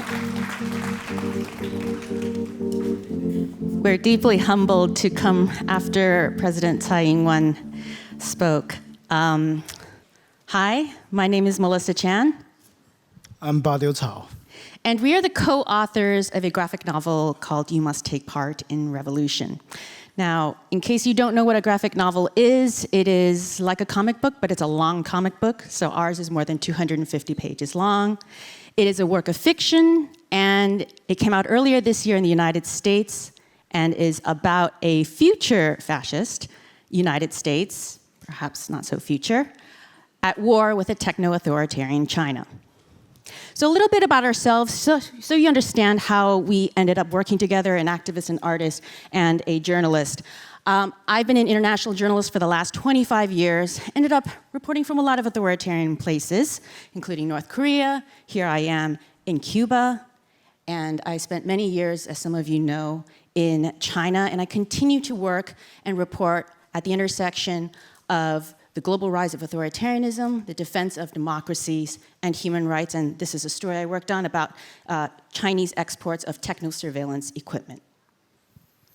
Well, I'm a multidisciplinary artist, and I started being known by the world because of this very cartoon that comparing Xi Jinping with Winnie the Pooh. And it's probably one of the hated meme by the Chinese government so far. And I'm very proud of it. Here's another trying that comparing Xi Jinping with Putin and pretending to be the peacemaker. But paying attention to the bird, it is not a living bird, it's a burning bone of the dove, to showing how hypocritical and damaged they are. I'm also doing exhibitions, that I've been doing major exhibitions across Europe, in Italy, in Czech Republic, in Poland recently. And this is one of the performance art that I did, which is actually inspired by a real event that happened in 1989 in China, Tiananmen Square, when 3 art school students have the courage to fill the eggs with inks and threw to the very portrait of Mao Zedong in the Tiananmen Square. And here's another take of more like classic Western paintings that you all see. It's inspired by Francis Goya's very famous Satan Devour His Sons. But this time, the old god has been translated or modified into the face of dictators, and they're eating their own children's peoples and babies. And lastly, I want to show you one of the very latest work that I've done. It is a family photo of the dictators and dictator wannabe, like Trump, like Putin, like Xi Jinping, like Kim Jong-un. But it is not just an online space work. It is also taking a new life as a form of political art on the street as street art. Here is me that I believe art has this power to challenge the authoritarian regime, but it also has this power to communicate with younger generation. So about 5 years ago, and that's how long we've been working on this book, about 5 years ago, I started noticing that younger people didn't seem to have as much faith in democracy as older generations. I'm based in Berlin, and I'm an American, so I could see things happening in Europe and trends in the United States. Now, since then, we've had more polling and research sort of bear out some of the suspicions that I had. So this is from earlier this year, young Europeans losing faith in democracy. 1 in 5 believe that authoritarian rule might be okay, with France, Spain, and Poland at the top of that. Germany is slightly better. You have younger people with a little bit more faith in democracy, but not by much. Here's another one from Newsweek. This is looking at Gen Z Americans saying that they would support a strong leader who might ignore Congress and the courts. Another research, 1/4 of Gen Z say they don't really care about the US Constitution. Of course, these are related to American Gen Z, and this one really takes the cake.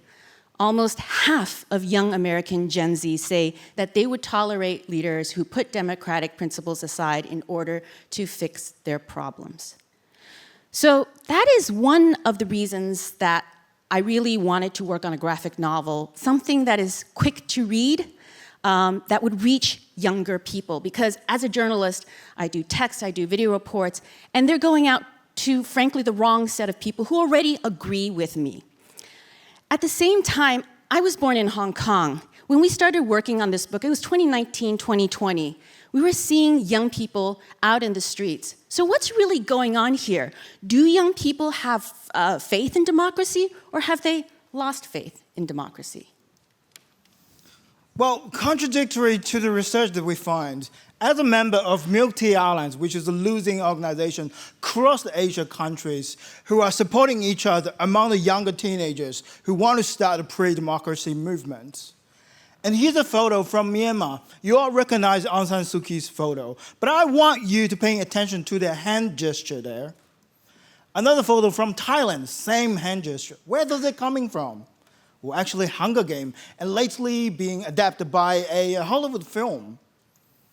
Now, this photo is from Bolivia. I want to pay attention to this very skeleton, like a pirate symbol. The similar symbol appeared in Madagascar. And then latest Nepal magnificent protest that actually overthrew the government in only 3 days. Where does that coming from? One Piece, a Japanese manga lately being adapted by Netflix. The premise of the story is starting with the old generation of pirate, sacrifice his life, telling the younger generation of pirate that I've seen the One Piece, the true treasure, but I didn't able to get it, but it belonged to you. you, all the young generations, come and get this treasure. What is this treasure in our time? I believe it is democracy, it is freedom. Even though the reality is much harsher now, it seems like there's war happening, there's decline of democracy, there is far right rising. Even the One Piece does not existing in the reality at this moment, but it existing in the creative space, in a dream, in form of idea. Look, life imitating art is not new. I mean, these are three, in my opinion, of the most important graphic novels. Came out decades ago. Persepolis about the Iranian Revolution, Mouse about the Holocaust, V for Vendetta made into film, a future in London that is fascist. So we understand that when we worked on this graphic novel, it wasn't something new, but it was new for me. As a journalist, I never wrote fiction. I'd never written dialogue. I knew nothing about the publishing industry. And my message today is simply that the stakes are too high not to try new things. Go out there, do something that you've never done to try to reach the next generation. We know that every generation has to fight for democracy, but every generation also has to learn the language of the next generation in order to communicate with them. Well, in this dystopian work, we see the society being total surveillance. We see the drone powered by the AIs is monitoring everyone. And this is exactly what is happening in China at this moment, to a point that I cannot distinguish dystopian from reality anymore. If you post something online against Chinese government, you might get knocked off by the police, and next day you will disappear in the prison. And worst is this Xinjiang concentration camp that being introduced by the Chinese government. At the next stage, that we're seeing the invasion in Ukraine, but the free world doesn't really do much. We're seeing the suffer of the children in Gaza. The free world doesn't do much. Now we're also seeing that in Taiwan, it is under the threat of China's military expansion. It just acquired its third craft carriers. We might already into the World War again. It seems like everything is too late. But I want to say everything is not too late. Even though this one piece of dream of democracy and freedom does not existing in our reality or coming future, it's still existing in our imaginative space, in our idea, in our values. So join us, start the real revolution, and find our one piece, freedom. Thank you. Fight fascism. Thank you. Really interesting. Oh, I was gonna. Thank you. Thank you. I'll set this down. Cheers. Really interesting, especially interesting for me on a personal level as a journalist to hear one who is taking a different route to communicating. Don't think Gen Zers are reading newspapers so much anymore either. So food for thought. All right, now next up we have a panel, and I am going to introduce my panelists as slowly as possible while we. Oh no, we have a speech. I'm sorry. I'm going to introduce Dr. Michael Hutter, director and member of the executive board at the German Economic Institute, who will give us keynote on freedom, responsibility, and co-determination, democracy, and market economy. Dr. Hutter, please. Thank you so much.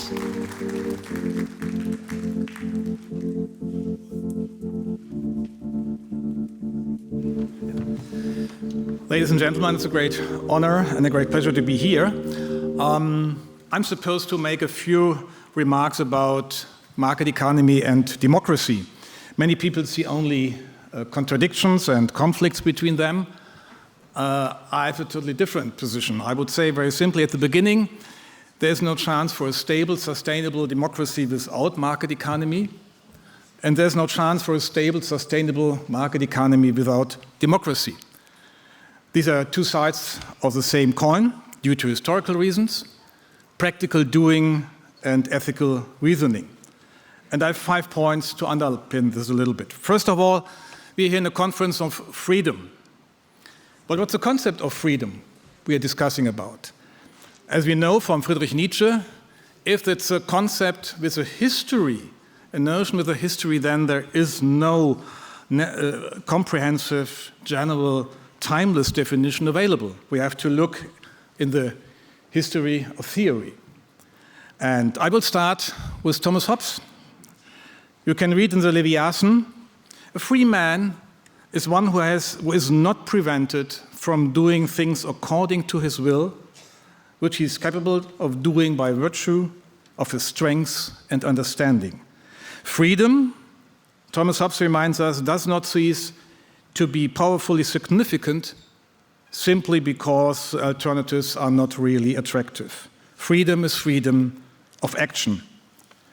And from this, the political freedom was outlined and discussed in early modern times. Later, in combination with political and economic revolution, it opened up new spheres for action and created new opportunities for action. But at the same time, this positive freedom to make decisions are also caused an overwhelming burden on the individual, which gave rise to the fear of freedom. You may know the book from Erich Fromm. And the answer and the solution was given by Adam Smith, the moral philosopher, not only an economist. And it's a twofold solution. Firstly, he presented a credible prospect of constructively utilizing ills for positive economic outcome. That's what we call the coordination of the invisible hand. And secondly, he plausibly justified the hope that society would hold together within the liberal order, or what David Hume named a common sense of interest is needed for all the individuals in this common activity in the field of the economy and political sphere. My second point, these concepts, based on the same fundamental principles and the same effects apply. It's about the responsible self-empowerment of the individual and the conservatory coordination of these individual desires, ideas, preferences. Historically, both democracy and market economy originated in the Revolution era in Europe from 1750 to 1850. Democracy, as you know, is characterized by centralized decision-making. In principle, includes everyone without arbitrary exclusion, and it's characterized by systematic slowness. It's a slow system. On the other hand, market economy inquires about the preference of the individuals and coordinates the resulting decisions decentralized in markets. It's a high-speed system. It's a system which always tries to ask what's new, what could be done, what could be changed.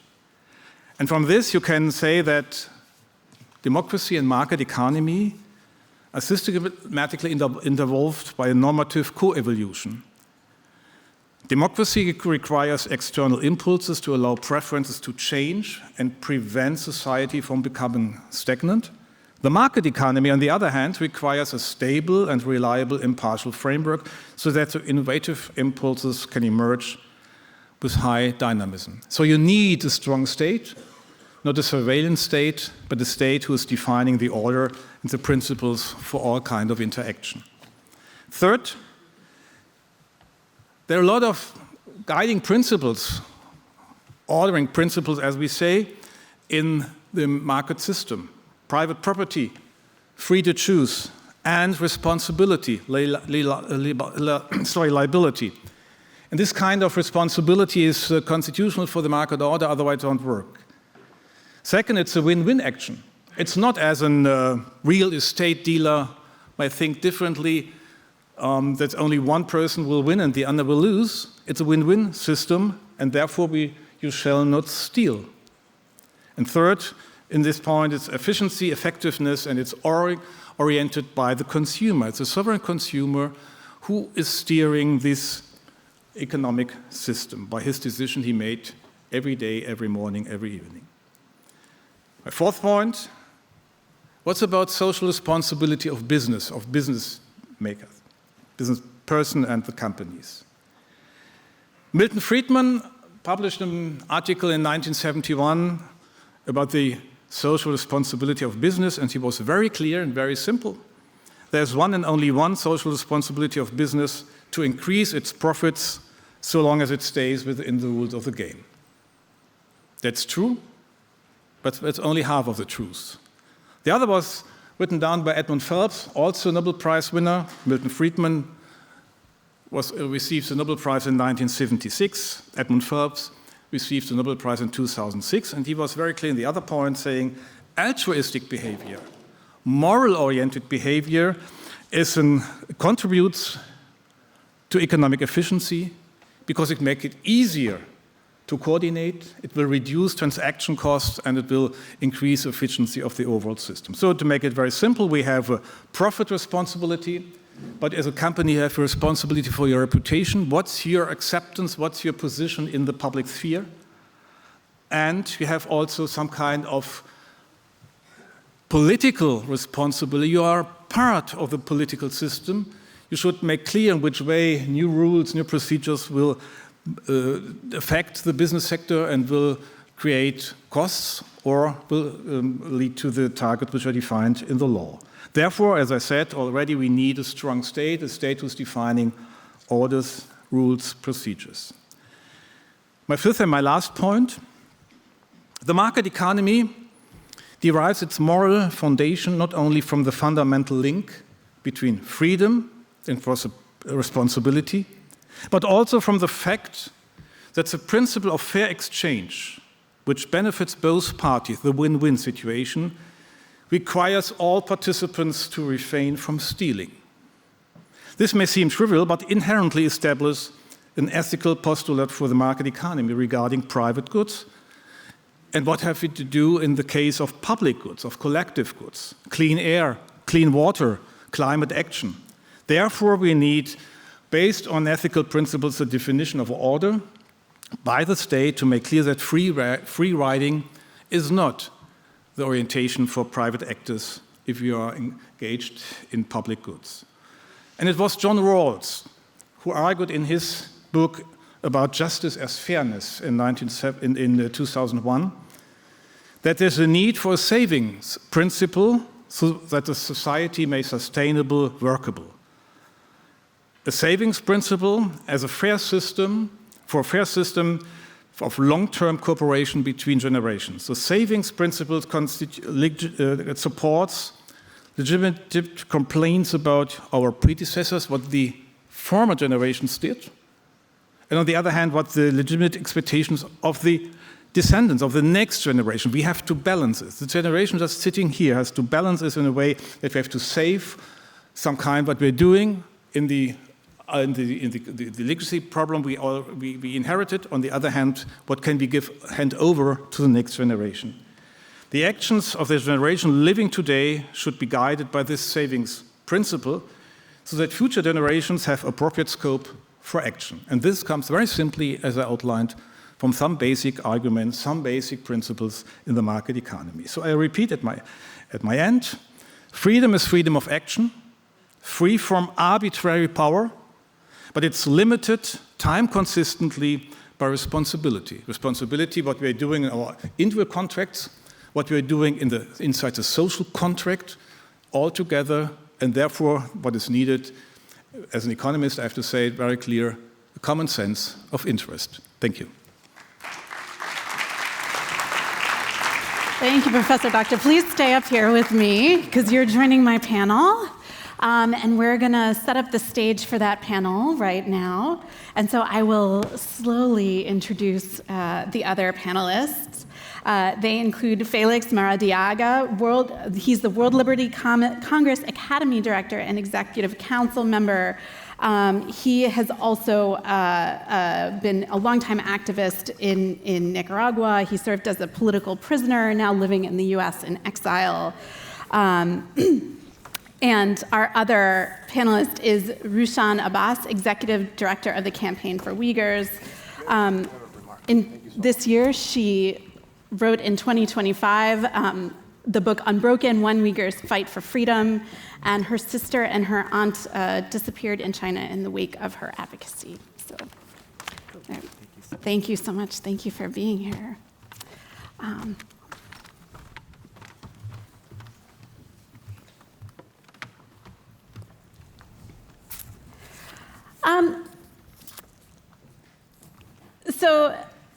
Dr. Kuther talked about this sort of link between a free market and free people. But I'm thinking of also the statistic that Melissa Chan presented that, a sizable proportion of young people are like, well, look, if democracy can't deliver and a leader needs to ignore some of the rules in order to improve the economy, I need a job right now. Felix, what do you make of that sentiment? Well, I think that thank you, first of all, for the opportunity. Thank you for your remarks as well, and for this platform. I think it's a very common feeling, but we need to talk about these things, more often. And one of the perspectives that I want to bring here as a president of the World Liberty Congress is precisely the role of business in this global erosion of democracy. And I'd like to start by pointing out the myth that autocracies, when related to business and investment, are stable, predictable, profitable. That is, of course, not the case in very well-established democracies. But when you ask why just to use an example, some of the most perverse dictatorships in the world, which is Cuba, continues to receive investments in tourism, or in Nicaragua, where I come from, where investments in gold exploration has multiplied by 5 times. Or we can speak about the oil industry in Venezuela, and we continue to see what we're seeing with rare earth explorations in Africa. And yes, there was a point in which certain industries were particularly attractive for European investors when it came to regulations. So autocrats are very good at offering certain deals that, of course, if you have the option of, let's say, do an investment in a democracy that requires a number of regulations, playing by the book, doing all your environmental impact studies, and suddenly you have another autocracy that offers you the same deal with very little bottlenecks. But now we have a new player in the game, which is China. And I think that the conversation regarding business, global competition, competitiveness, and the attitude such as the one that you mentioned has to take into the equation that by going into those industries and those countries, basically, those who do it are financing repression. And that's basically the opening point that I wanted to make. Ruchant, I mean, that's an obvious point for you to come in. We've seen kind of a general failure for Europe to regulate forced labor with regard to textiles coming out of Xinjiang. What's stopping this from happening? Thank you so much for the opportunity to speak here, and I'm really grateful for this week, for the Axel Springer and World Liberty Congress. As an Uyghur, I just want to quickly give a background on what's happening to Uyghurs today. In my homeland, being rich in oil, gas, cotton, polysilicon, uranium, and rare minerals should have brought dignity and the opportunity for my people. But instead, China exploits them to fuel its global ambitions and making us targets of genocide. Forced labor, censorship, and Uyghur identities being systematically erased. Our language is banned, our religion is being criminalized, and the wealth is stolen. Millions are imprisoned in the concentration camps, and about 1 million Uyghur children are sent to state-run orphanages. Uyghur women's bodies are being the battleground of this genocide. They are subject to forced sterilization, forced abortion, forcibly marrying to Han Chinese men. And all this actually, the Chinese government calling poverty alleviation in the guise of economic empowerment, but it's propaganda masking modern slavery, while governments and the corporations still turn blind eye. The Uyghur genocide is woven into the fabric of our daily lives, in the tomatoes and the seafood and the shoes you wear or purse you use, everything in your daily lives, including the toys that our children play. The world's clean energy and the technology revolution are built on the backs of enslaved Uyghurs. Critical minerals like copper, lithium, uranium, and the steel still bear the fingerprints of the Uyghur forced labor. And the Beijing is draining the life forced out of my people to export cheap, dirty energy to the world. It's turning the suffering of entire nation into profit and the geopolitical power. Until the world confronts that truth, the word progress will remain empty of justice, freedom, and the human dignity. In the past 20 years, land usage or land transfer from the Uyghurs folded 50 times. So basically, the Uyghur farmers are losing their lands and then becoming slaves. Just the 2024, last year, 3.4 million Uyghurs were transferred from their homes and they worked on the supply chains. Nearly 30% of solar-grade polysilicon comes from my homeland, produced in coal-powered factories by Uyghur slaves. So corporate leaders and the companies, they must understand that the ethical responsibility is not charity. It's essential for a free and a stable world. And China's technologically enabled this genocide against Uyghurs is a blueprint for the world, actually. Today, I come here to speak to you at the cost of my own sister's freedom. I spoke about China's genocide, outlining the fate of my in-laws. 24 members of my husband's family went missing to the camps. So I talked about this in September 2018 in the Hudson Institute in Washington. Then 5 days later, they took my own sister, a retired medical doctor. So today, when I talk about corporate complicity, my sister may have worked on the shirt on your back. So please think about it. You know, when the people use the product, the goods manufactured by those Uyghur slaves, making all of us are not just the complicit, but enablers of this genocide. So every product has a history. The question is whether that story reflects dignity or genocide. Decades ago, a wall stood here on one separate, on that separated people, families, and ideas. It fell because citizens refused to live a lie.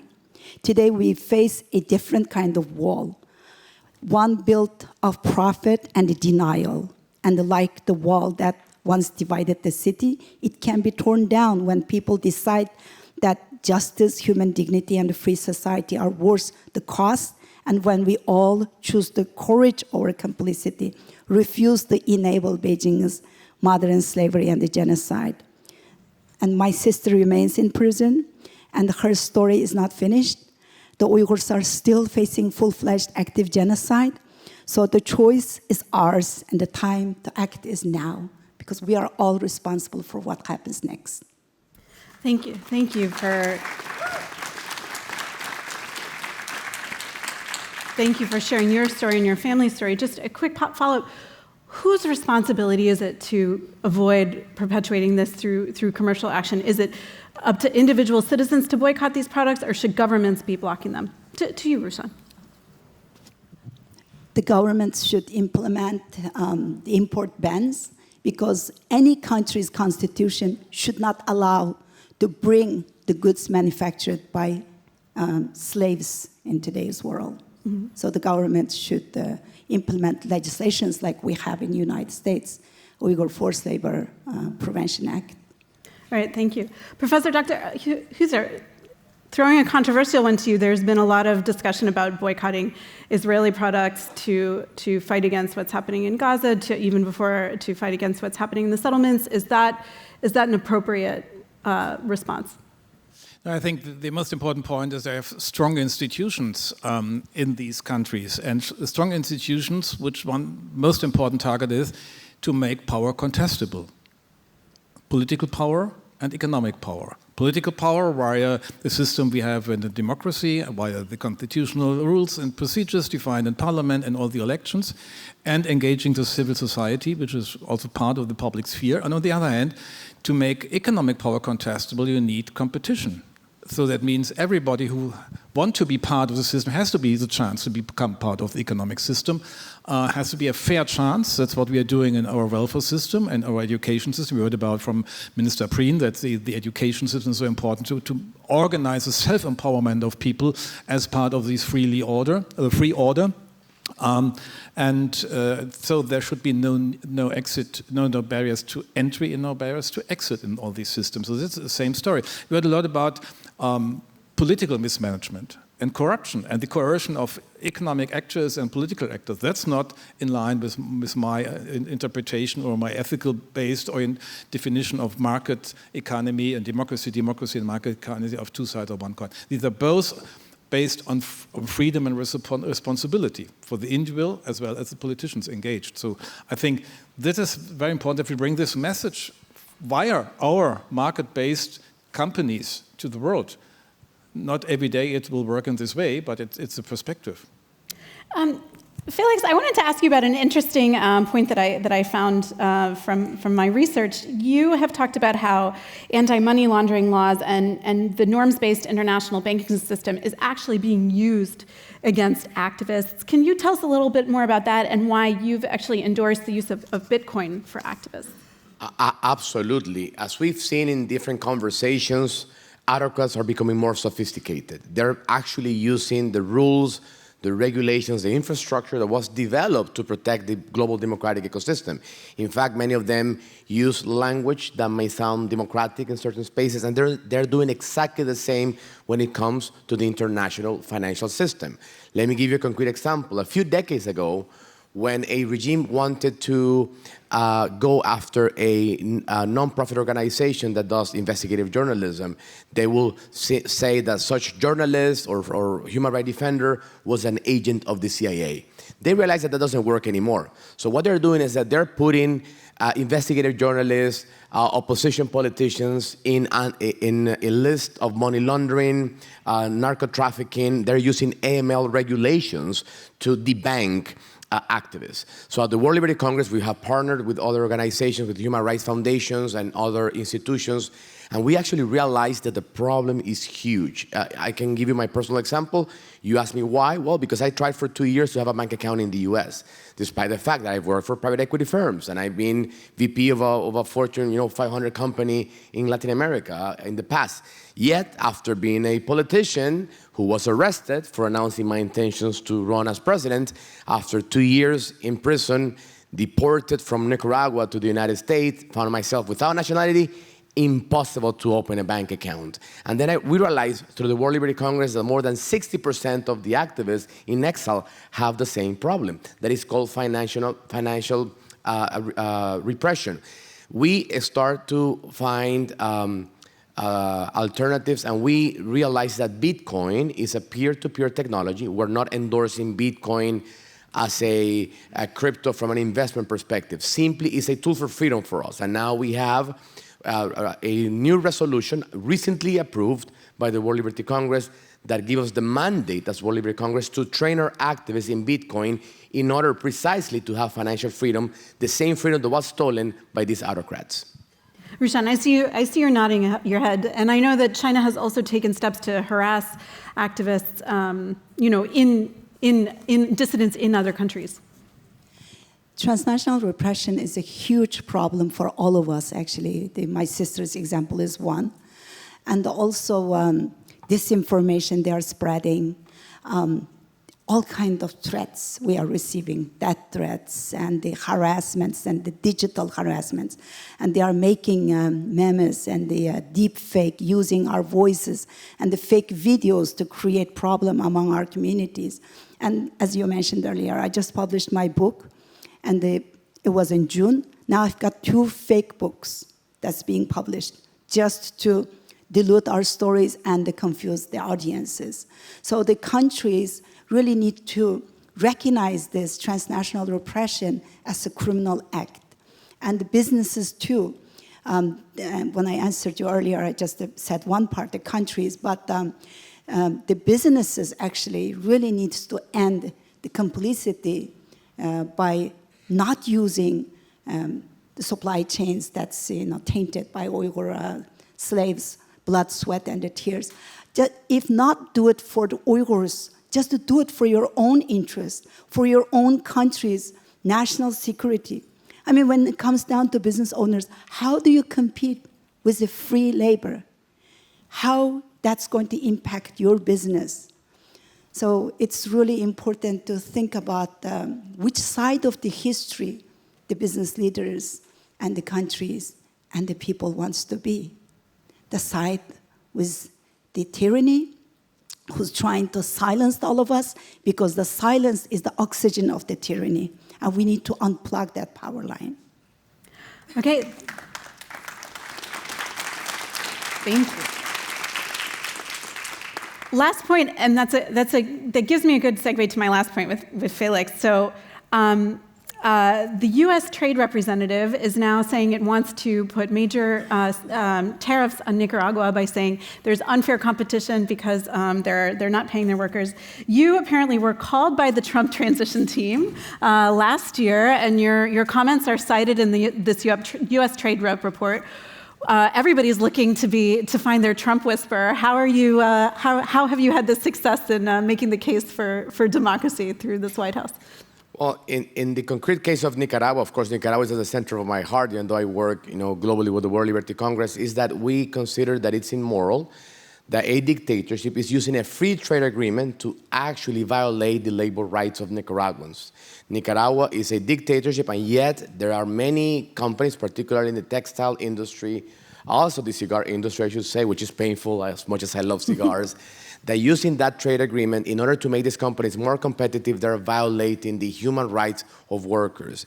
And what we have been doing precisely is to show the evidence. And we have mobilized, I think it's a case study. So recently, we were able to call the attention of the administration. We were not able to do that with the previous administration, but we are now having a hearing at the U.S. Trade Commission, and hopefully that agreement will be open to discussions, if I could put it in diplomatic terms. So how to do it? Hard work, and work from a very technical perspective. So we have been showing documented cases of severe human rights abuses of labor unions. I think that's very important. It's a lesson learned, and at the same time, speak the language of the rule of law. Okay. All right. With that, I'll thank our panel. Really appreciate you joining us. Round of applause for them.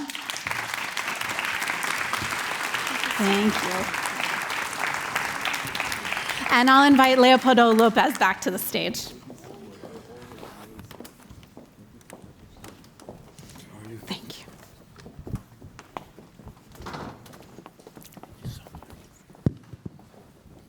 Well, good afternoon. Thank you to all of you.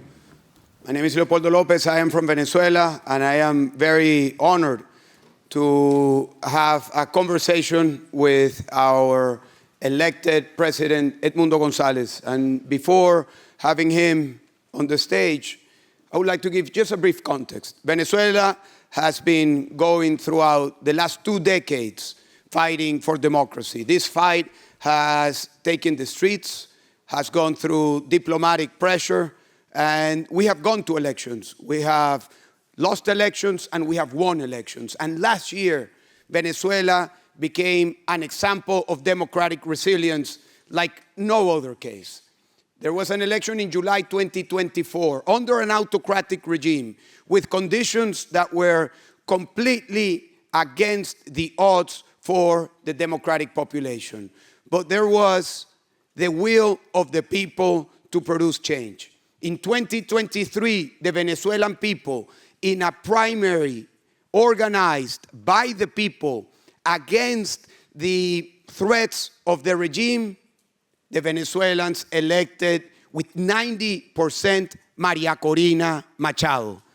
And it became the beginning of a huge wave of mobilization across the country. The regime was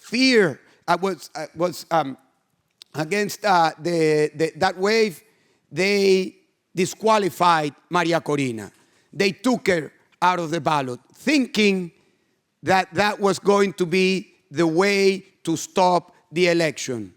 But then Maria Corina and the rest of the democratic sector supported Edmundo González, a Venezuelan diplomat, a man who has been a public servant for decades. He was unknown to the Venezuelan people. And in just 3 months, in an incredible campaign between Maria Corina and Edmundo González, the 28th of July of 2024, won with 70% of the vote. The reply of Nicolás Maduro was to steal the election and to repress the Venezuelan people. Thousands of people were sent to prison. Hundreds of people were tortured. Others were killed. Hundreds remain today in prison. But the will of the people for change remains intact. Today, I have the honor to present to you Edmundo González Urrutia, President-elect of the Venezuelan people and future constitutional President of the Venezuelan people. And we will have a direct call with him, our friend Edmundo González. Edmundo, from Berlin, the floor is yours to the Berlin Freedom Conference. Thank you, Leopoldo, for the invitation and congratulations for this conference, which is quite interesting. And I have here the previous speakers up to the point, straight to the point, this in the case of Venezuela and many other dictatorships. Let me begin some remarks. Dear friends, representatives and defenders of freedom, I speak to you today with deep emotion and gratitude, joining this Berlin Freedom Week, an event that honors one of the humanity's greatest achievements, the ability to rise against the afterworlds have tried to divide us. Today, as Berlin remembers the fall of the wall, the triumph of freedom and over oppression, Venezuelans are living a moment of profound transformation. Just over a year ago, while the world commemorated the 35th anniversary of the fall of the Berlin Wall, we Venezuelans began a new stage in our long struggle for the restoration of the rule of law, democracy, and freedom. That anniversary was not just a historic date for us. It was a living symbol that inspired us to believe that the walls of oppression would also fall in our land. After more than 2 decades of darkness, Venezuela has endured the consequences of a regime that systematically degrades human dignity. We have witnessed a brutal, constant, and deliberated violation of human rights carried out with cruelty and impunity. These are not empty words. We speak of thousands of prisoners of conscience, of teenagers jailed for protesting, of women subjected to inhuman treatment, of family torn apart by exile and persecution, and of a nation where the regime tried to silence our voices, suppress our votes, and extinguish our hope. Yet, what we could not destroy, they could not destroy, was our convictions, because Venezuelans have learned that there are not human rights outside of democracy. There is no freedom where the fear rules, and no justice where power stands above the law. When the rule of law collapses, truth itself becomes a target. This is why our struggle transcends our borders. It's not a bipartisan battle, nor an ideological contest. It is the defense of democratic civilization itself against those who seek to replace it with fear, corruption, and deceit. In this cause, we feel profoundly supported by so many brothers and sisters of freedom who gather here in Berlin. Venezuelans know that freedom is not a gift. It's a conquest that must be renewed every single day. We have resisted authoritarianism, repression, and the misery imposed by a regime that sought to enslave our conscience. But we have also learned that international solidarity, the voices that refuses to remain silent, and faith in justice can sustain a people in their darkest hour. This is why his gathering in Berlin carries such deep meaning. Here we are, one wall fell, we reaffirm our conviction that modern wars, disinformation, fear, and also indifference can also fall. To those who fight today, anywhere in the world, there is right to speak, to vote, to think freely. I say, Venezuela understands you and stands with you. Our victory will also be yours because they are still to take forward freedom, strengthen the cause of free people. On behalf of the Venezuelan people, thank you for keeping the flame of liberty alive. Let us continue building a world where no wall ever again divides human beings between the free and the oppressed. Thank you very much for your attention. Thank you.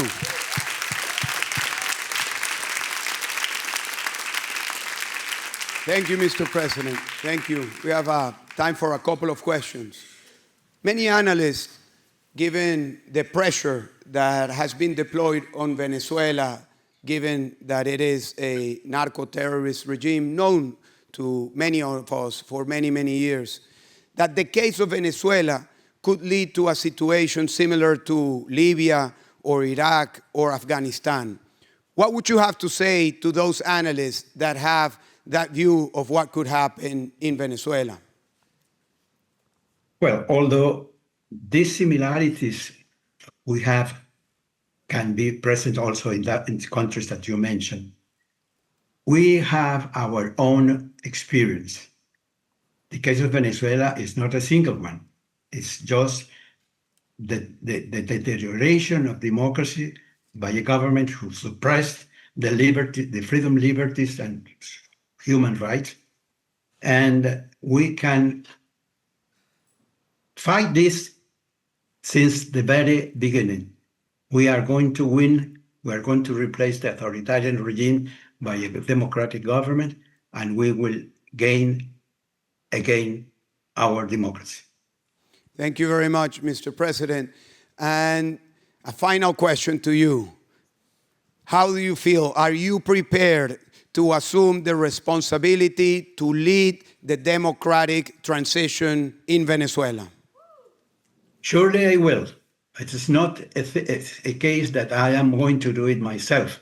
We have a team of a lot of people who follow us, group of technicians who have prepared a program detailed, and we are going to work on it since the first day of the transition of power.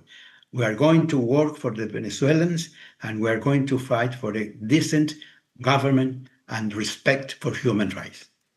Thank you very much, Mr. President, and I can tell you. Thank you.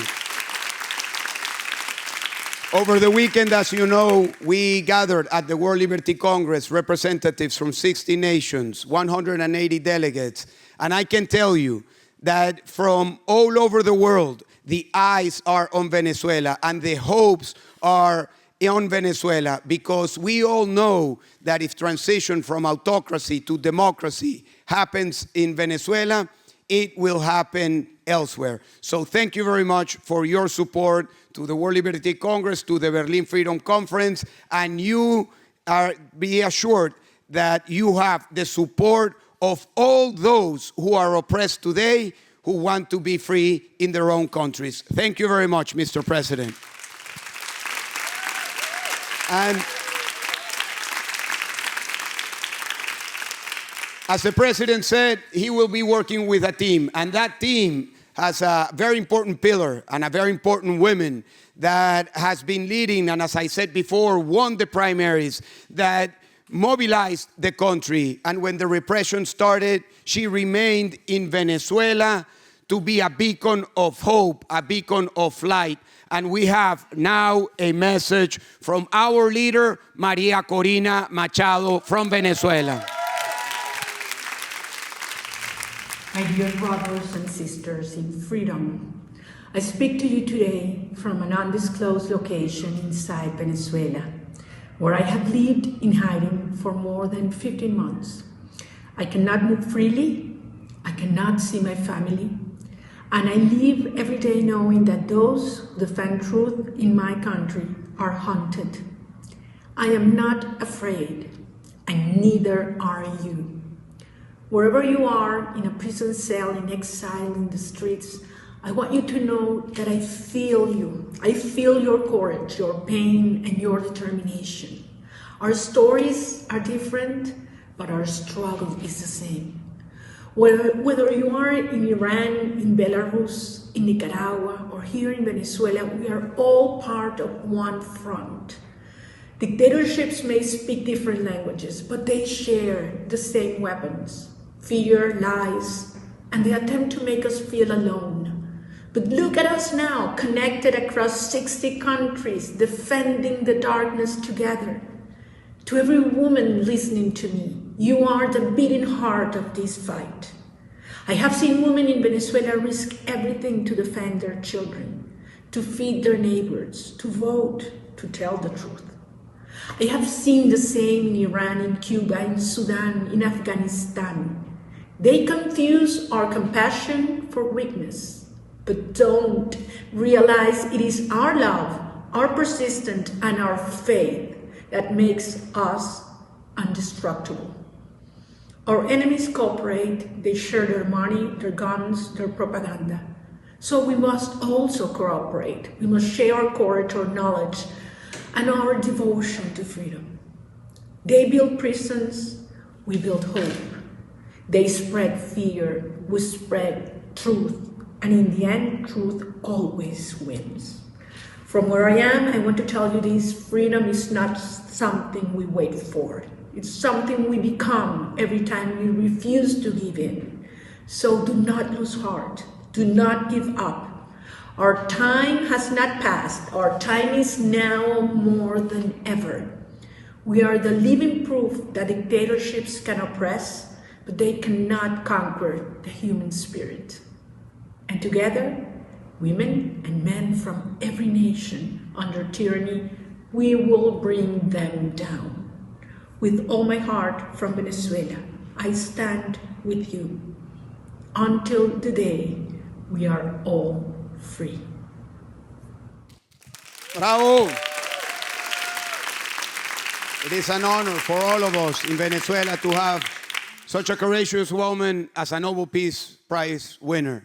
And that Nobel Peace Prize is a beacon of hope that freedom will be soon knocking the doors of Venezuela. So moving from Venezuela to Tibet, and from Tibet we will move to exile. We will have on stage now a friend, another member of the World Liberty Congress, Lobsang Sang, ex-president of the Tibetan community in exile, to talk about freedom in exile. Thank you. I call Leopoldo Lion of Venezuela because my name also, Senge, means lion. So Lion of Tibet is meeting Lion of Venezuela. And also with the president-elect, Gonzalez, he won 69% in the final ballot, right? No, 72. 72? Okay, last time I thought 60. I also came very close. In my 2016 round, I won 69% in the first round of the election. And with Marina, also Nobel laureate, His Holiness Dalai Lama, congratulated her. We want Venezuela to succeed so that we all can succeed, and freedom will prevail around the world, including, yes, the Berlin Wall came down, but there is also a Great Wall in China. We have to bring that down as well. Yes. Together we shall. Yes. Thank you, Thank you. From Tibet to Venezuela, we will be free. Yes. And the topic that I'm going to present is on government exile. And my recommendation to Leopoldo and Gonzalez is to establish government exile, because the argument that I make is that there are 35 million political refugees in exile. And they are scattered, divided. But the dictator's strategy is divide and rule. Now, our strategy should be very simple: unite and fight. When I say unite institutionally, organizationally, democratically, so that you have one front to confront dictator. So that's my presentation. By the way, I finished my doctorate dissertation in 2004, where I did conclude that democracy is regressing. But then my professors told me Berlin Wall has come down, Soviet Union has collapsed, end of history of Fukuyama, third wave by Samuel Huntington, democracy is thriving, right? So that's why I challenge that now. Freedom House says there's decline of democracy every year for the last 19 years. So my presentation is this. More countries have declined or become non-democratic than democratic countries in the world. But thousands of organizations, including some of us here, have been promoting democracy. Billions of dollars have been spent on promoting democracy. And hundreds of thousands of experts and consultants and professors and researchers have all written about democracy. Now, all the reports claim we have contributed towards democracy, but in the last 20 years, there is decline of democracy. Why? More organizations, more people, more funding. How come democracy has declined? The answer is because we all are taught to bring down dictators, but not to replace them. We all are taught to be dissidents, but not to be Democrats. We all are taught to be an activist, but not to provide alternatives. Till we learn how to govern and how to run ministry, you cannot replace dictators. That's why, look, in Tunisia, we remove one dictator, another one has come. In Egypt, one dictator. In Libya, Afghanistan, Syria, you just name it. We have removed all these dictators in the last 20 years. Same people have come back. Why? Because while in exile, we did not practice democracy. When we were given the opportunity, we didn't learn how to run a foreign ministry, agriculture ministry, finance ministry. We did not. When the country is given to you, you didn't know how to govern. And the same dictators came back. So now we have to reimagine democracy, because exile is the key. If you practice democracy in exile, your likelihood that you will practice democracy back home. For example, we knew Ayatollah Khomeini was theocrat in exile. He became theocrat.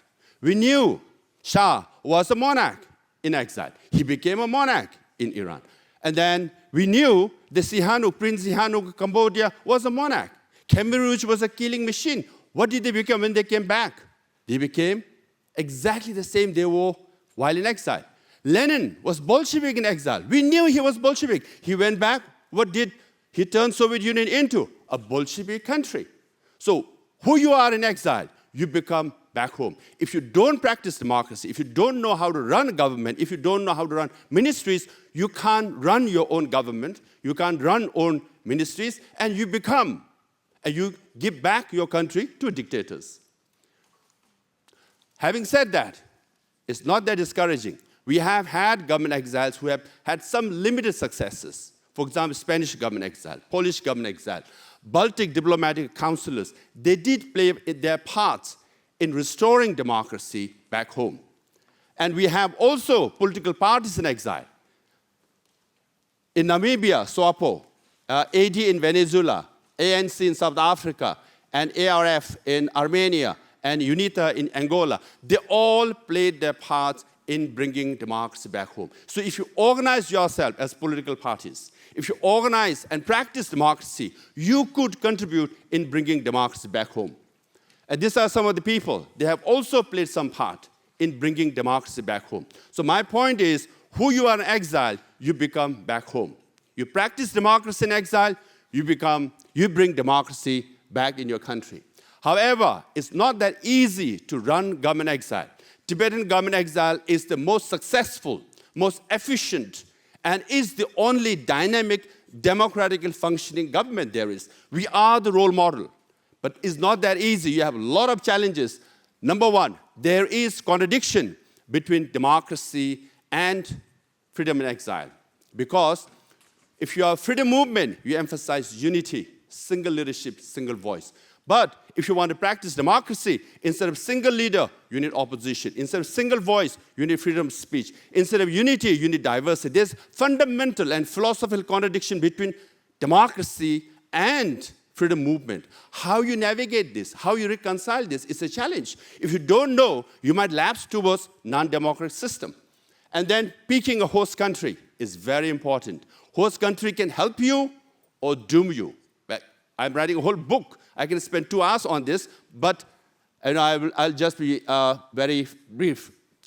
Infiltration, assassination, kidnapping, divide and rule are common strategies used by dictators to weaken you. And there's a lot of infighting among exiles. It's true. But it's also connected to trauma. They all suffer trauma. Once you suffer trauma, you are more emotional. You see things black and white, and you are more stubborn, and you fight more. But they are connected. And then, obviously, how to conduct cross-country and cross-continent election, and how do you enforce, your decisions. Tibetan government exile can function their decision by making decisions. Dharamsala, Tibetans around the world will follow. And we have a lot of experience on this, and international recognition as legitimacy, and funding, international funding. Internal funding is also important, but funding leads to corruption, also to the demise of government exile. So you have to be very careful. Funding also divides communities in exile. And then the ideological divergent. People back home are suffering. You are in a free country. They will say, who the hell are you? You don't represent us.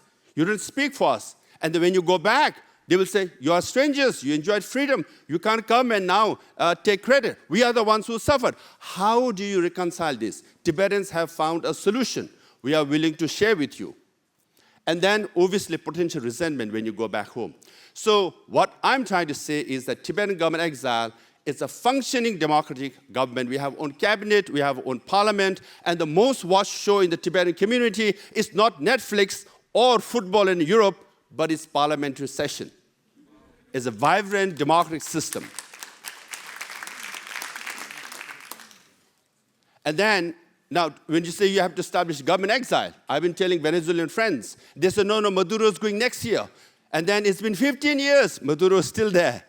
Had they formed government exile 15 years ago, they could have a functioning Venezuelan government exile challenging Maduro head on. Maduro, you're a dictator. Look at us in exile. 6 million Venezuelans practice democracy, elect our leader, and we have a functioning parliament. That's the alternative. You show it to people in Venezuela, they will say, that's the alternative we like.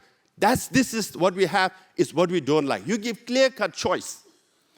But if you cannot form government exile, you can form parliament exile.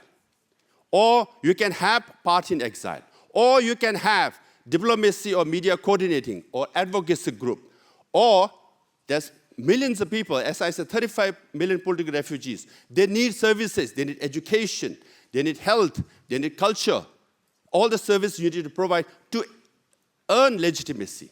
So Tibetan government exile, take care of your people, our people. As soon as the woman gets pregnant, all the way to the education, even to the funeral, we provide services. That's why Tibetan government exile is the legitimate government for Tibetan people, mainly in exile, but also accepted by Tibetans inside Tibet as the legitimate spokesperson for the Tibetan people. So I hope, I've been giving workshops to Iranians and Cambodians and we're good friends, and they all are learning. Soon they will come join us. And then when we have World Liberty Congress next year, 2 years' time, we'll have many democratic government in exile attending World Liberty Congress. And we will bring down the wall, not just in China, but all over the world. And we will rebuild and build wall of freedom for everybody. Thank you.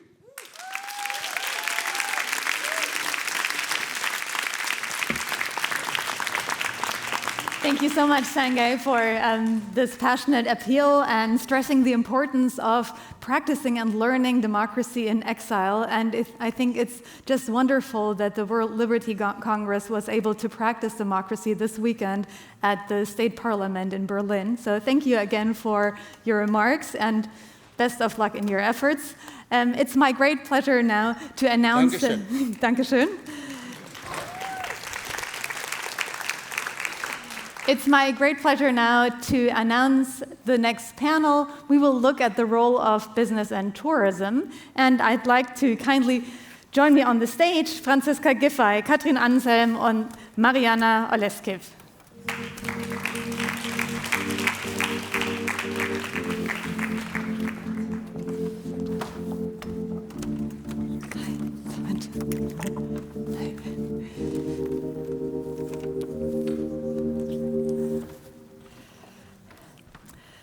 Franziska Giffey, she has held many offices both on the federal level and the city level here in Berlin. Currently, she's the Berlin State Senator for Economic Affairs, Energy, and Public Enterprises. Franziska Giffey, before we dive into the question of business, when we look at autocracies advancing around the globe, what role can cities, what role can states play in countering extremist and autocratic tendencies? So first of all, I want to welcome everybody here in Berlin. As Vice Mayor and Senator for Economic Affairs, we are really proud to say that this conference takes place in our city. So I heard already how emotional this day already was, and we are so convinced that this conference belongs to Berlin and that we can show what cities can achieve in the battle for freedom, for democracy, and for human rights.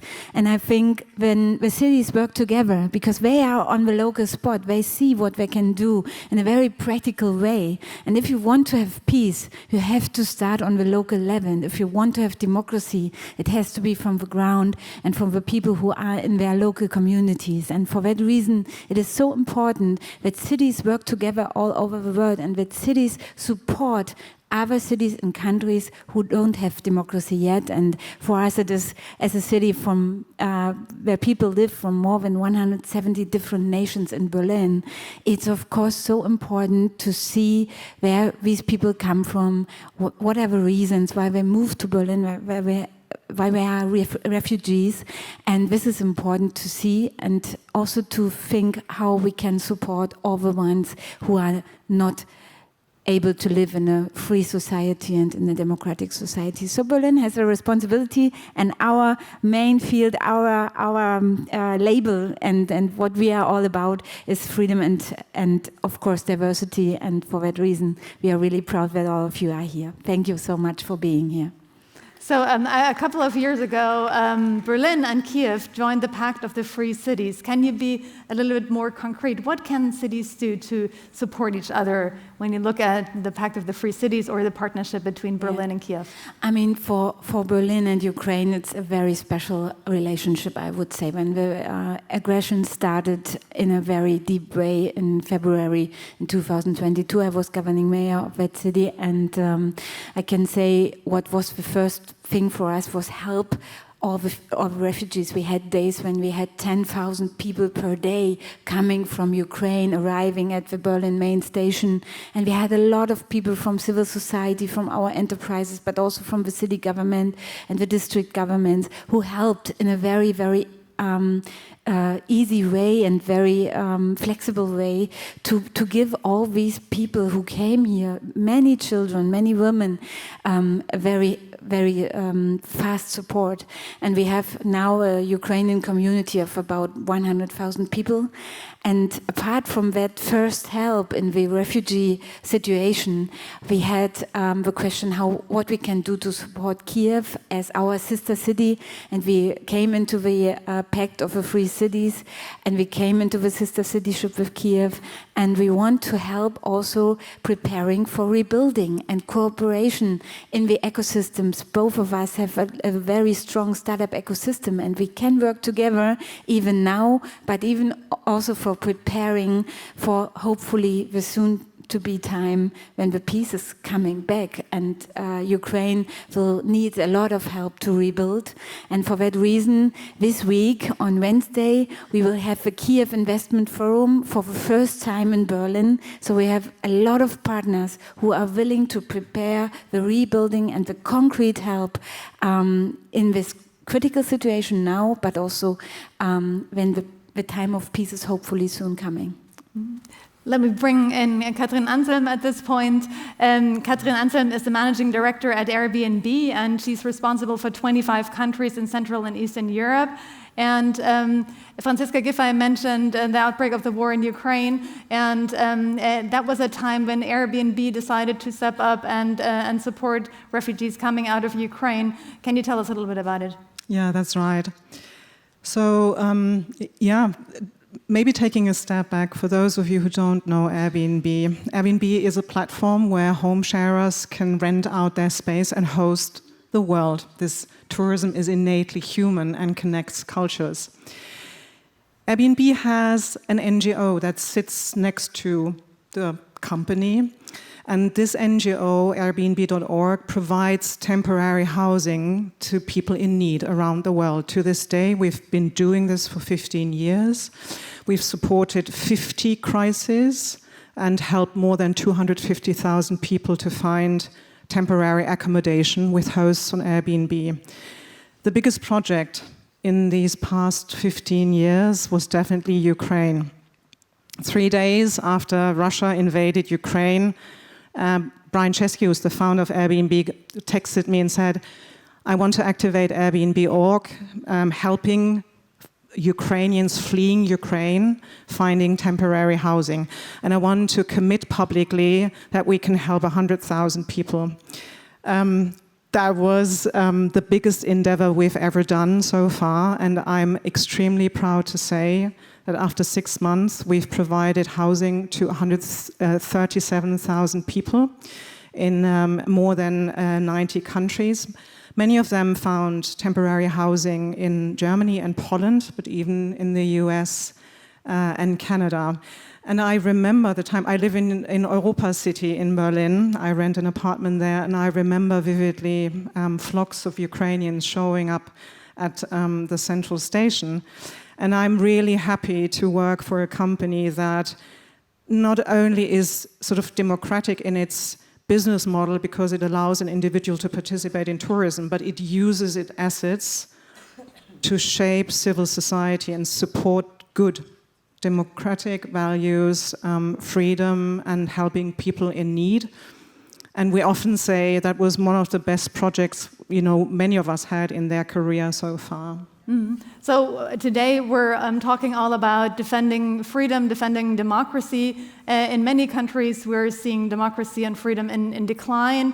We're also seeing companies bowing to autocratic tendencies, onto autocratic leaders. How can businesses stand up in the face of democratic backsliding? By, first of all, showing public commitment and saying, my job is not only to run a capitalistic company, I am part of a community. And in Airbnb's case, it's very obvious. We're deeply ingrained in local communities around the world. So we have a duty to give back. And then you sit down and you look at your values and you look at your company assets and you think about what you can do.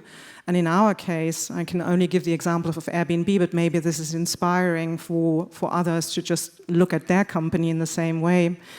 So we said we have more than 5 million hosts around the world. We have 8 million listings. We have the technology. Why not open it up to host people in need for free? And in the Ukraine case, and it's true for all projects, this is free of charge for the ones claiming the temporary housing. It's funded by Airbnb and donors and the employees and the founders, but also the generosity of the hosts. But in Airbnb's case, this goes broader. And for an American company, without going into details, it isn't easy. But I'm very proud to say that we commit to democratic values and to inclusion. This is our business model. People open up their home. So this is what you need to believe ultimately when you run this kind of business. And that's why, for example, we've been supporting Hate Aid, a German NGO that fights against digital hate on the internet, digital hate, for the second year in a row with each time 100,000 euros in support. And this is why we also show up here. I couldn't be prouder to be a partner of the Berlin Freedom Week with my team, because this is where we need this space to exchange ideas and to inspire each other to do every day a little bit better. Thank you.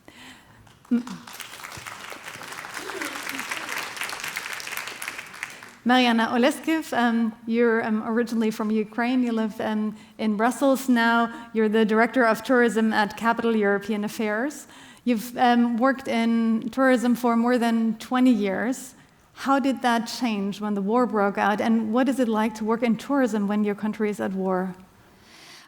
Thank you, first of all, for being here. Thank you, Berlin, for bringing all these great people to the stage. And I think it's really inspiring event. And it gives hope that we, as democracy, will win that fight with autocracy that so far probably is succeeding.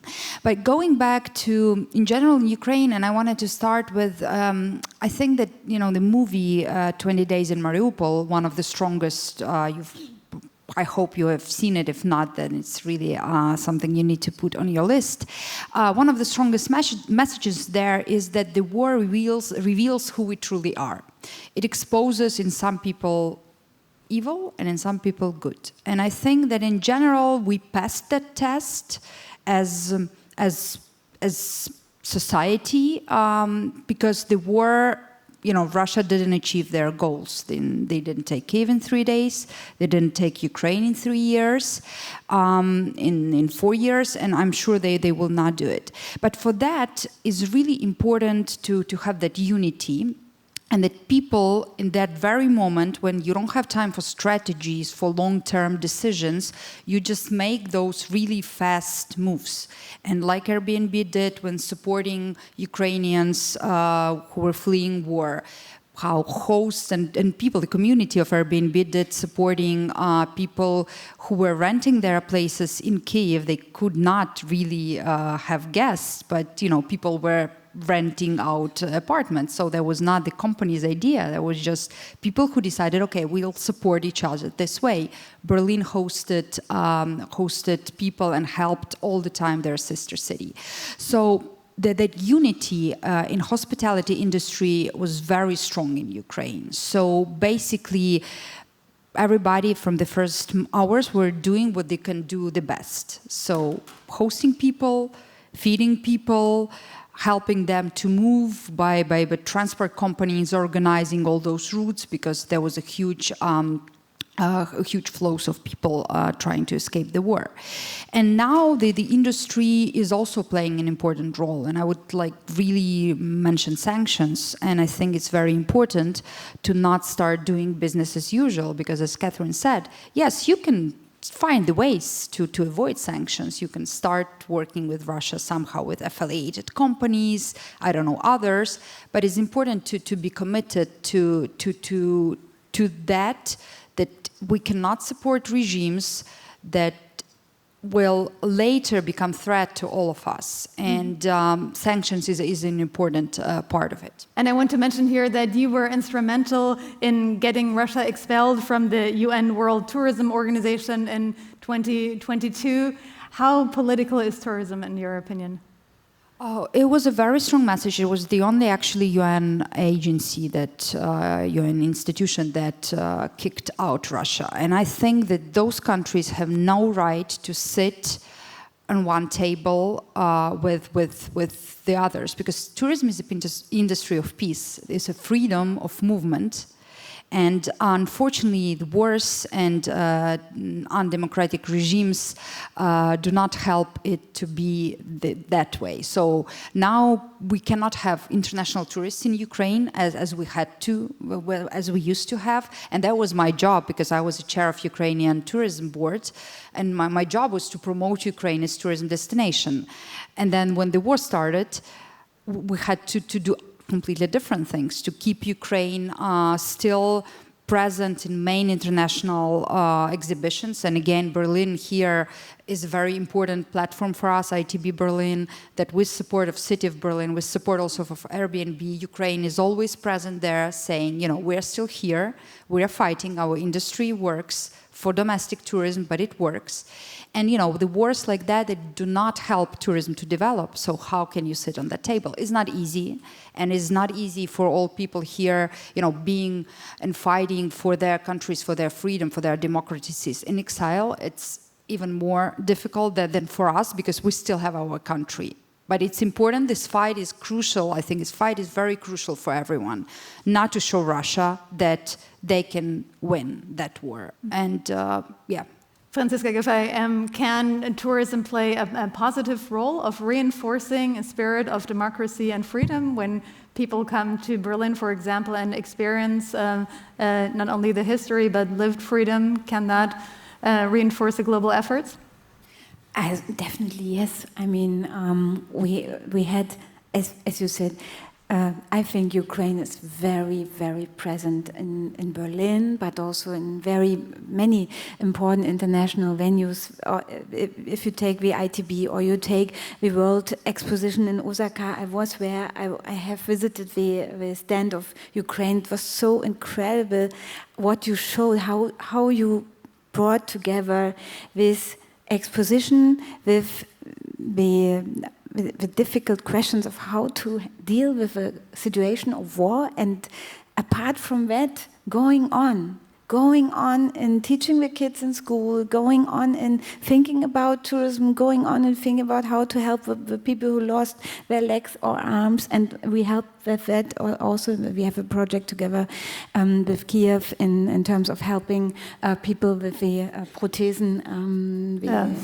I'm blanking. This means for replacing prosthetics, I think. Prosthetics, yeah. And I think what is important, if you talk about tourism and you talk about the time in the future, you build a vision of how it can be better. And that is, I think, really important for the hope of people. Mm-hmm. And we signed a memorandum of understanding. Burkhard Kicker is here from our tourism supporting agency here in Berlin. And we signed together with Kiev a memorandum of understanding to work together in terms of tourism. Even if we know that at the moment it is difficult, we have signed this agreement of cooperation for the future and for now. And I think these signs are really important because they give hope and because they say everything you can do to bring people to a certain place and to travel and to get into contact and dialogue with others can give a part for peace. Mm-hmm. And I think especially now, we had yesterday the 36th jubilee of the fall of the wall in Berlin. It is a very important day for us. And I was at the Brandenburg Gate yesterday. I saw how many people came also for the NFL games. A lot of people who visit the city of sports, Berlin. And it's so important to appreciate what has been reached in terms of freedom, in terms of democracy, but also to say this is not for granted. We have to fight and to make the defense for all these things, right? I want to cut in there because how does this contrast with the AfD rising to the strongest party and some of the surveys, with a racist sentiment growing, with the government talking about closing borders or deporting people even to areas of crisis? Doesn't this send the wrong message when we're trying to... That is indeed the case. You have to say that democracy is not a certain state that we have reached and that it is a process where you have to do something for it. And of course we see the rise of the AfD, the Alternative for Germany, as they call themselves. And it is a right-wing party which has a lot of people who say, yes, that is my party. And this is something we have to not only be worried about, but we have to set something against it. What can be done against it? As a social democrat, I say always, when people have certain fears, and they say we are frustrated or we are not so confident that democracy is the best field we can live in, I think conferences like here who show that in many parts of the world, democracy and freedom is absolutely not the case. We have to see and appreciate what we have already reached here in Berlin, but we also have to tackle the problems that people that people have in their minds. Yeah, so good politics can also be the best thing to defend democracy. I think that is easier said when it can be done, but I think education, democratic education, participation, taking people's fears seriously, but never ever judge when people say, I go away from democracy because I'm frustrated about anything.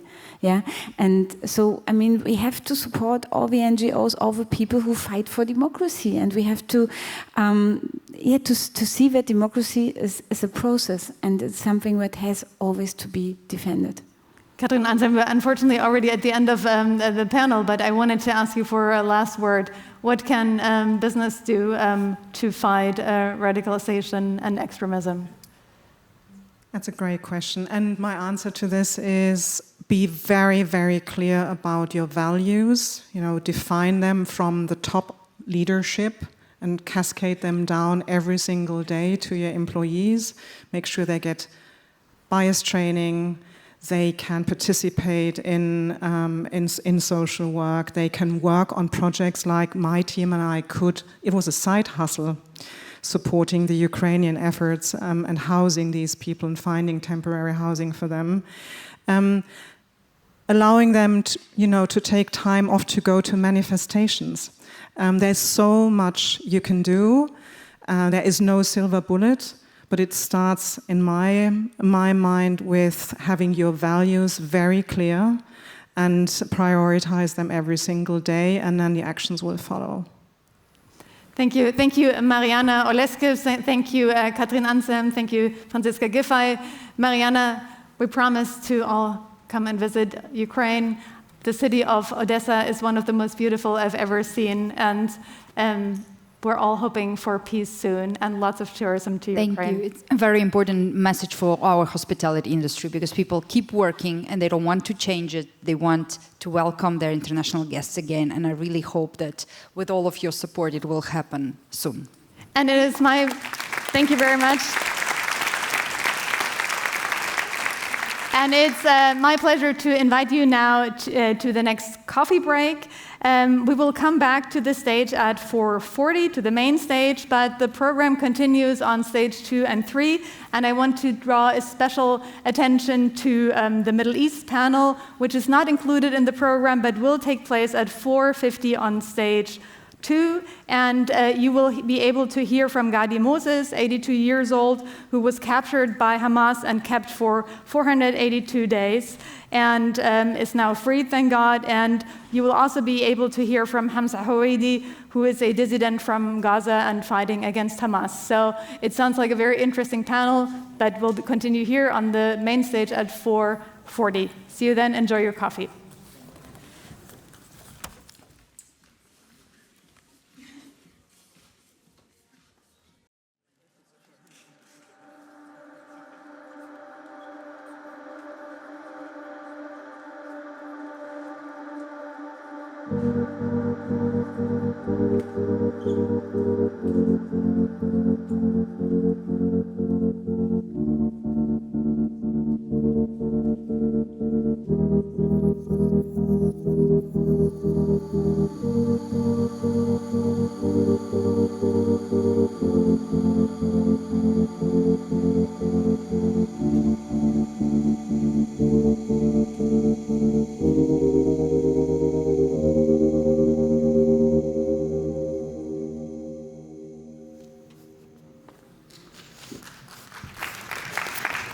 Thank you.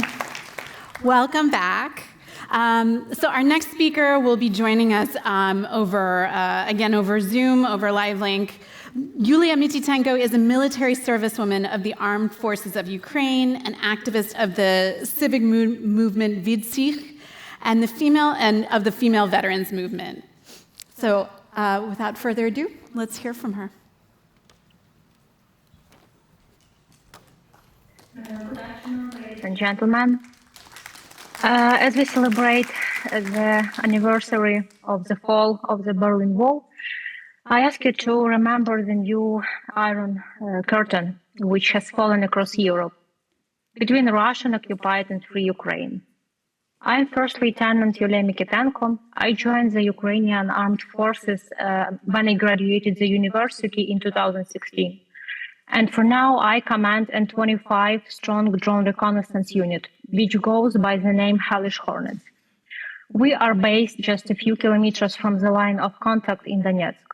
Because most casualties on both sides are now claimed by drone strikes, Russia has made drone pilots priority targets.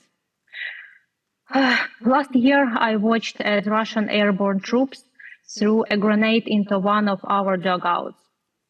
6 Ukrainian soldiers climbed out with their hands up.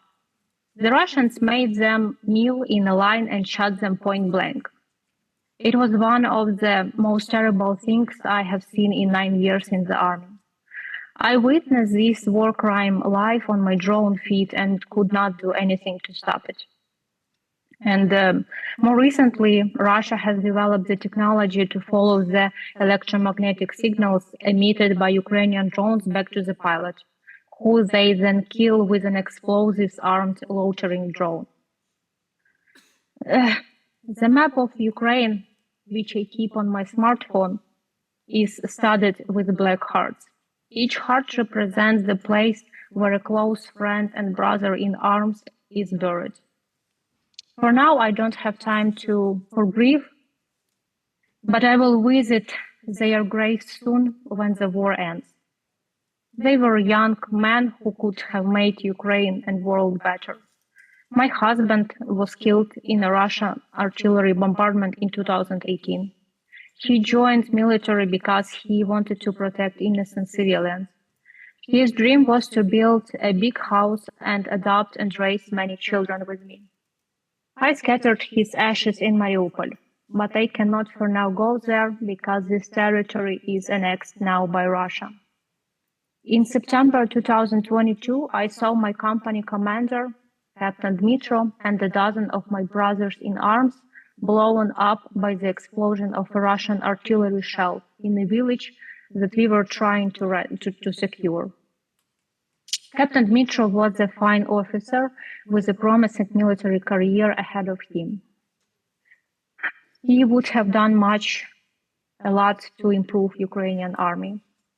This year, I added a black heart to my map at Ivano-Frankivsk, when my friend Denis was buried last spring. He died in Donetsk when a Russian used a person-few drone to drop a grenade carrying the nerve agent Novichok next to him.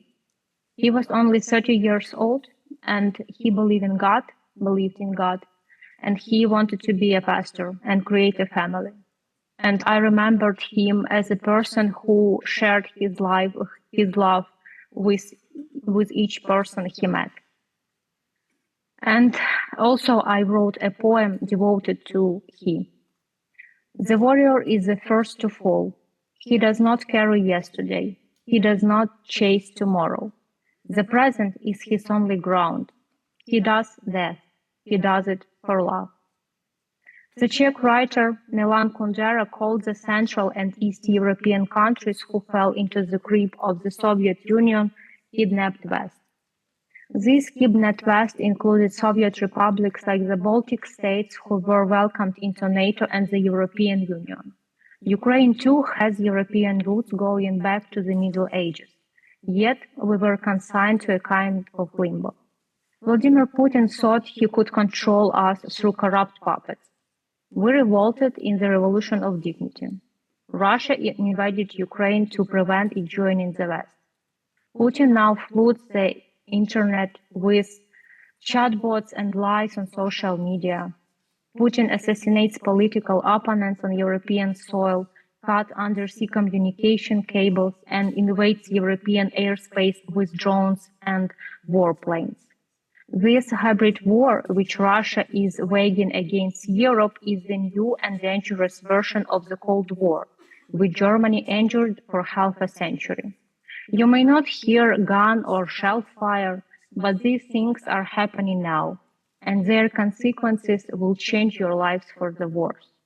If Russia is allowed to triumph in Ukraine, there will be nothing to stop Putin installing puppet governments.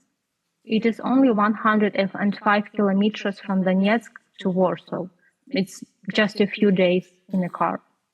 Until February 2022, the people of Bucha led quite normal lives, like ordinary Europeans.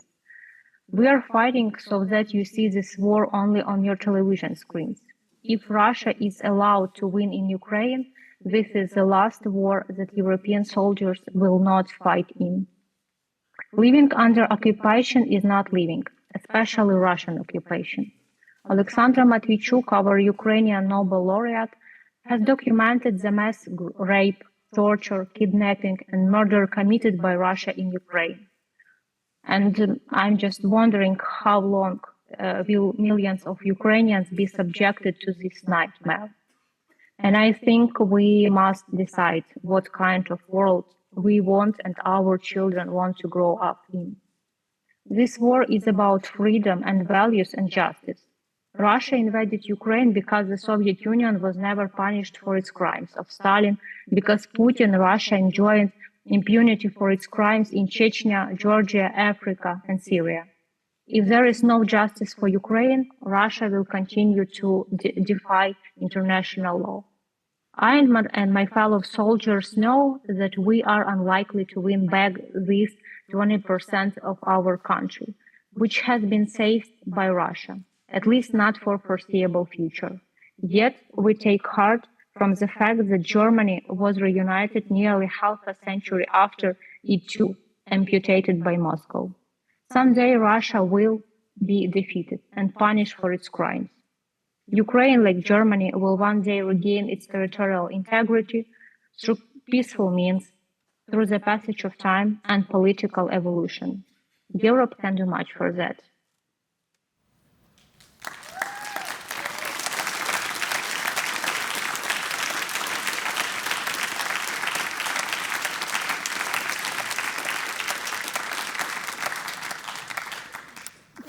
Thank you so much, Yulia, for sharing that. And I think, we've been hearing about this drone war, and we just imagine that it's just a bunch of robots shooting at each other, and you've reminded us of the human toll.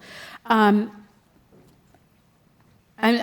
torn between a few different questions to ask you, but I'll start with this. Do you think that Western European countries need to, and NATO allies should see more of the graphic images that you've seen? Do you think that would give people a greater sense of urgency, or would that, just kind of traumatize and make the whole situation even more poisonous in your view?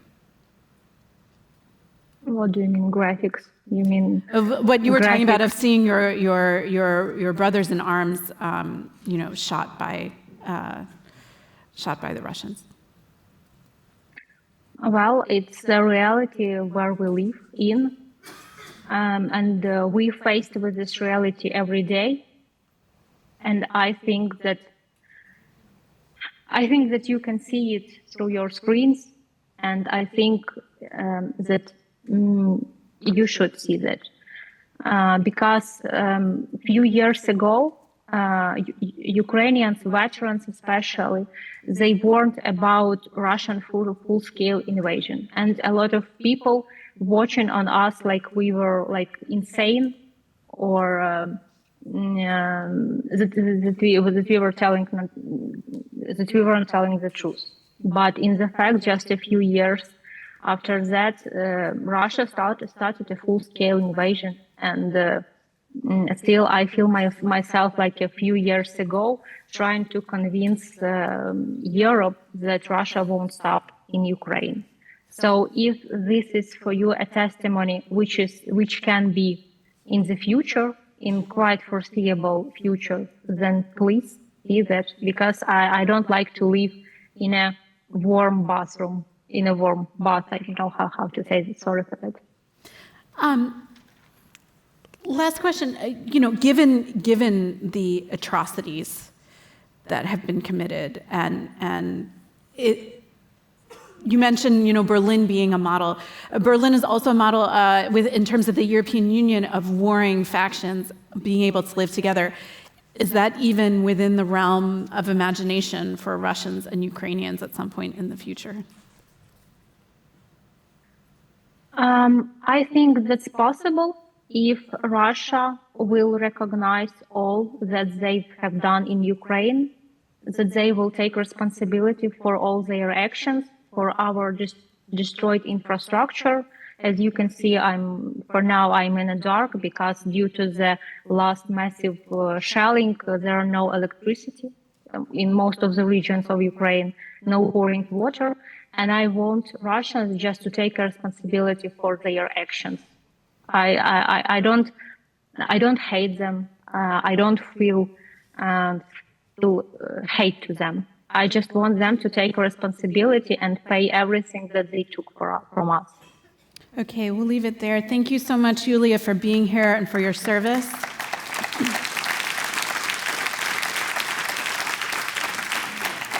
And with that, I welcome James Kirchick up to the stage to lead our next session.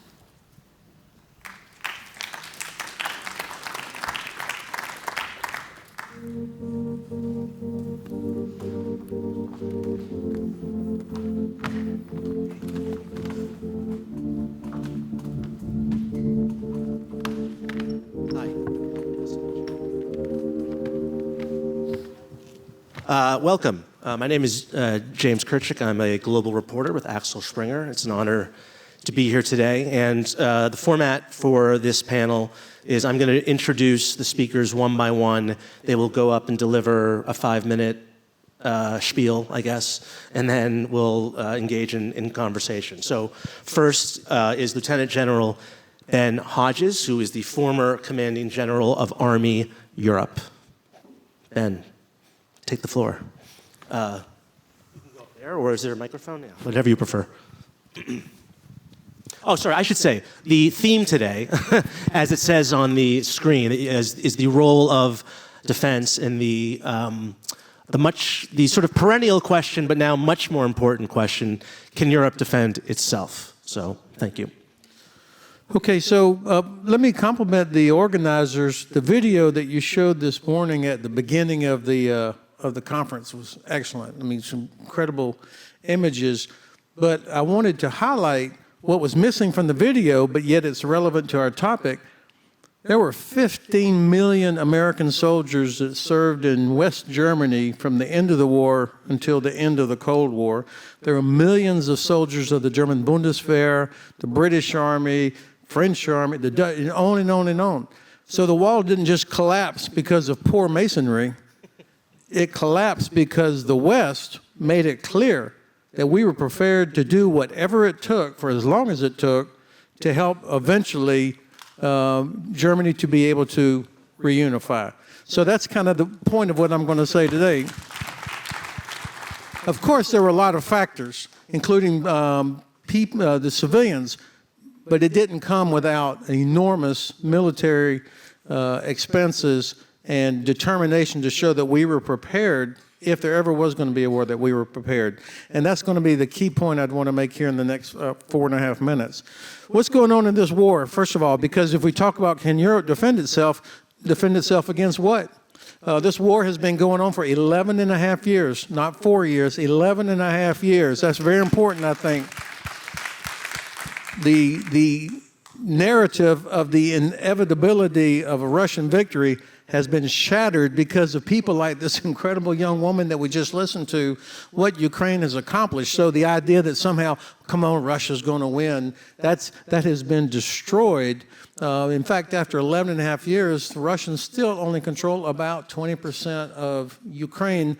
And I think it's clear that they cannot win. They're not going to be able to overwhelm or overrun Ukrainian defenders the way that maybe their grandfathers would have done because they don't have that capability.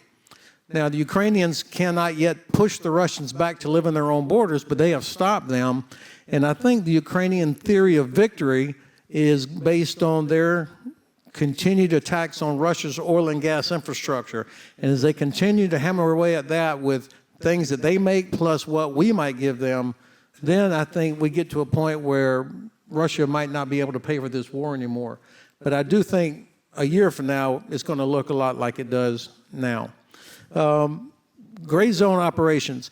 Sometimes I hear people talk about these Russian drone incursions into Poland. I would get rid of the word incursion.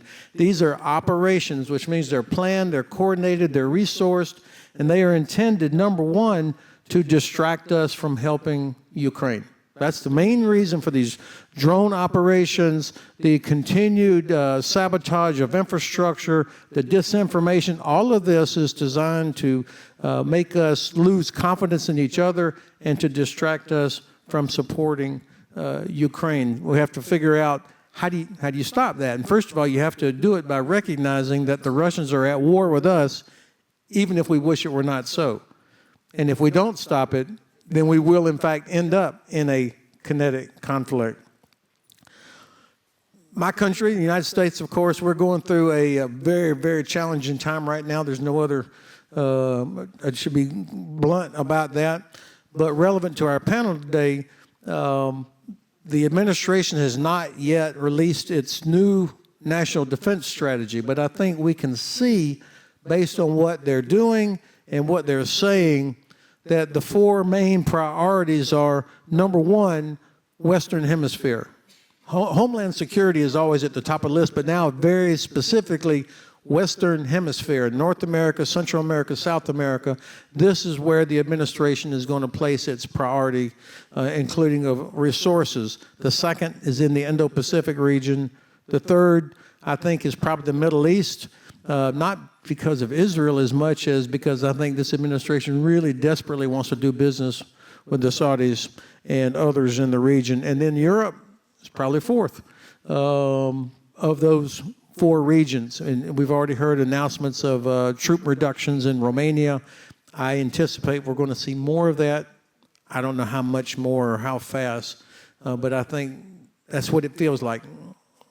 Finally, what should Europe do? Number one, help Ukraine win. That's the best way to make sure that there's never a fight, that Europe is not involved in a conflict with Russia, is help the Ukrainians are not asking for a single soldier. They just need the tools. So that should be our priority. Number two, acknowledge that Russia is at war with us. And this is where our leaders and influencers should talk to all of us as if we are adults. Explain what the risk is, explain what's at stake.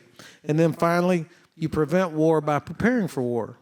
That's the best way to make sure that Germany is never attacked, that Poland is never attacked, is to make it clear that we are ready. And I think it feels like we're making progress there. We're just not there yet. Thank you, Ben. Our next speaker is First Counselor Markus Wolke, who's the Vice President for the Federal Academy for Security Policy and a major in the Bundeswehr. Is that right? Oh, sorry. Okay. The info sheet they gave me was a little messed up, but okay. You're next. Yes, thank you very much for having me here. I will take a little bit of a different kind of angle, a bit more civilian, a bit more European, as I'm here with two military representatives. Reflect a little bit on this term Zeitenwende and take stock Zeitenwende. So this is the expression coined by our former Chancellor, Olaf Scholz, 3 days after the beginning of a Russian war on Ukraine. And so what does this mean? It's so a kind of a turning point, watershed moment, epochal shift. So this very first phrase in this speech says, so we experience an epochal shift. This means the world after is not like the world before. And I wanted to underline this very element. We still use the term crisis in describing the world we live in. But the term is misleading because it kind of implies, oh, one day it will be over. Then it's like before. So perhaps we just have to wait. But no, this is fundamentally wrong. And this implies this term Zeitenwende for me, so I still use it quite often.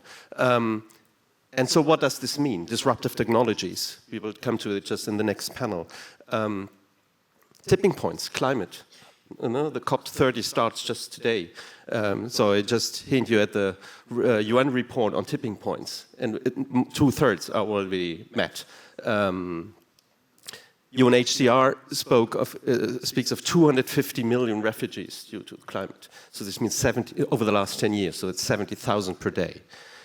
But of course, this term means what Ben just described, this geopolitical tectonic shift, the uncertainties, the power struggle, the war. So what implications for Europe? As one other phrase I like to quote from this speech of Olaf Scholz, says, Europe is our framework for action. So whatever Germany is doing is in a European framework or a European understanding. So I want to quote just the beginning of the State of the Union address from Ursula von der Leyen, the President of the European Commission in September. Europe is in a fight for peace, for free and independent Europe, a fight for our values and our democracies, a fight for our liberty and our ability to determine our destiny for ourselves. So that's what it's all about, and we're in it together. So she said there as well, so there's no room or time for nostalgia. In the white paper on European defense readiness, so we summed that up with history will not forgive us for inaction. So then what do we have to do? Just as Ben said, we have to support Ukraine with everything we have, politically, militarily, economically, humanitarian. And politically means as well EU accession. Because with all this kind of military talk and security, there's an EU perspective for Ukraine. And this is all linked kind of together. So Zeitenwende quickly. So a lot, in particular in Germany, will argue, okay, we have not done enough, we have not done it fast enough, but we should be more confident. Just as Ben said, we are still fighting. So we can be, say, more courageous. Germany is a key player, because we are the biggest country, the most powerful economic country in Europe. Say, from a military point of view, we are the kind of hub, the logistic hub in the center.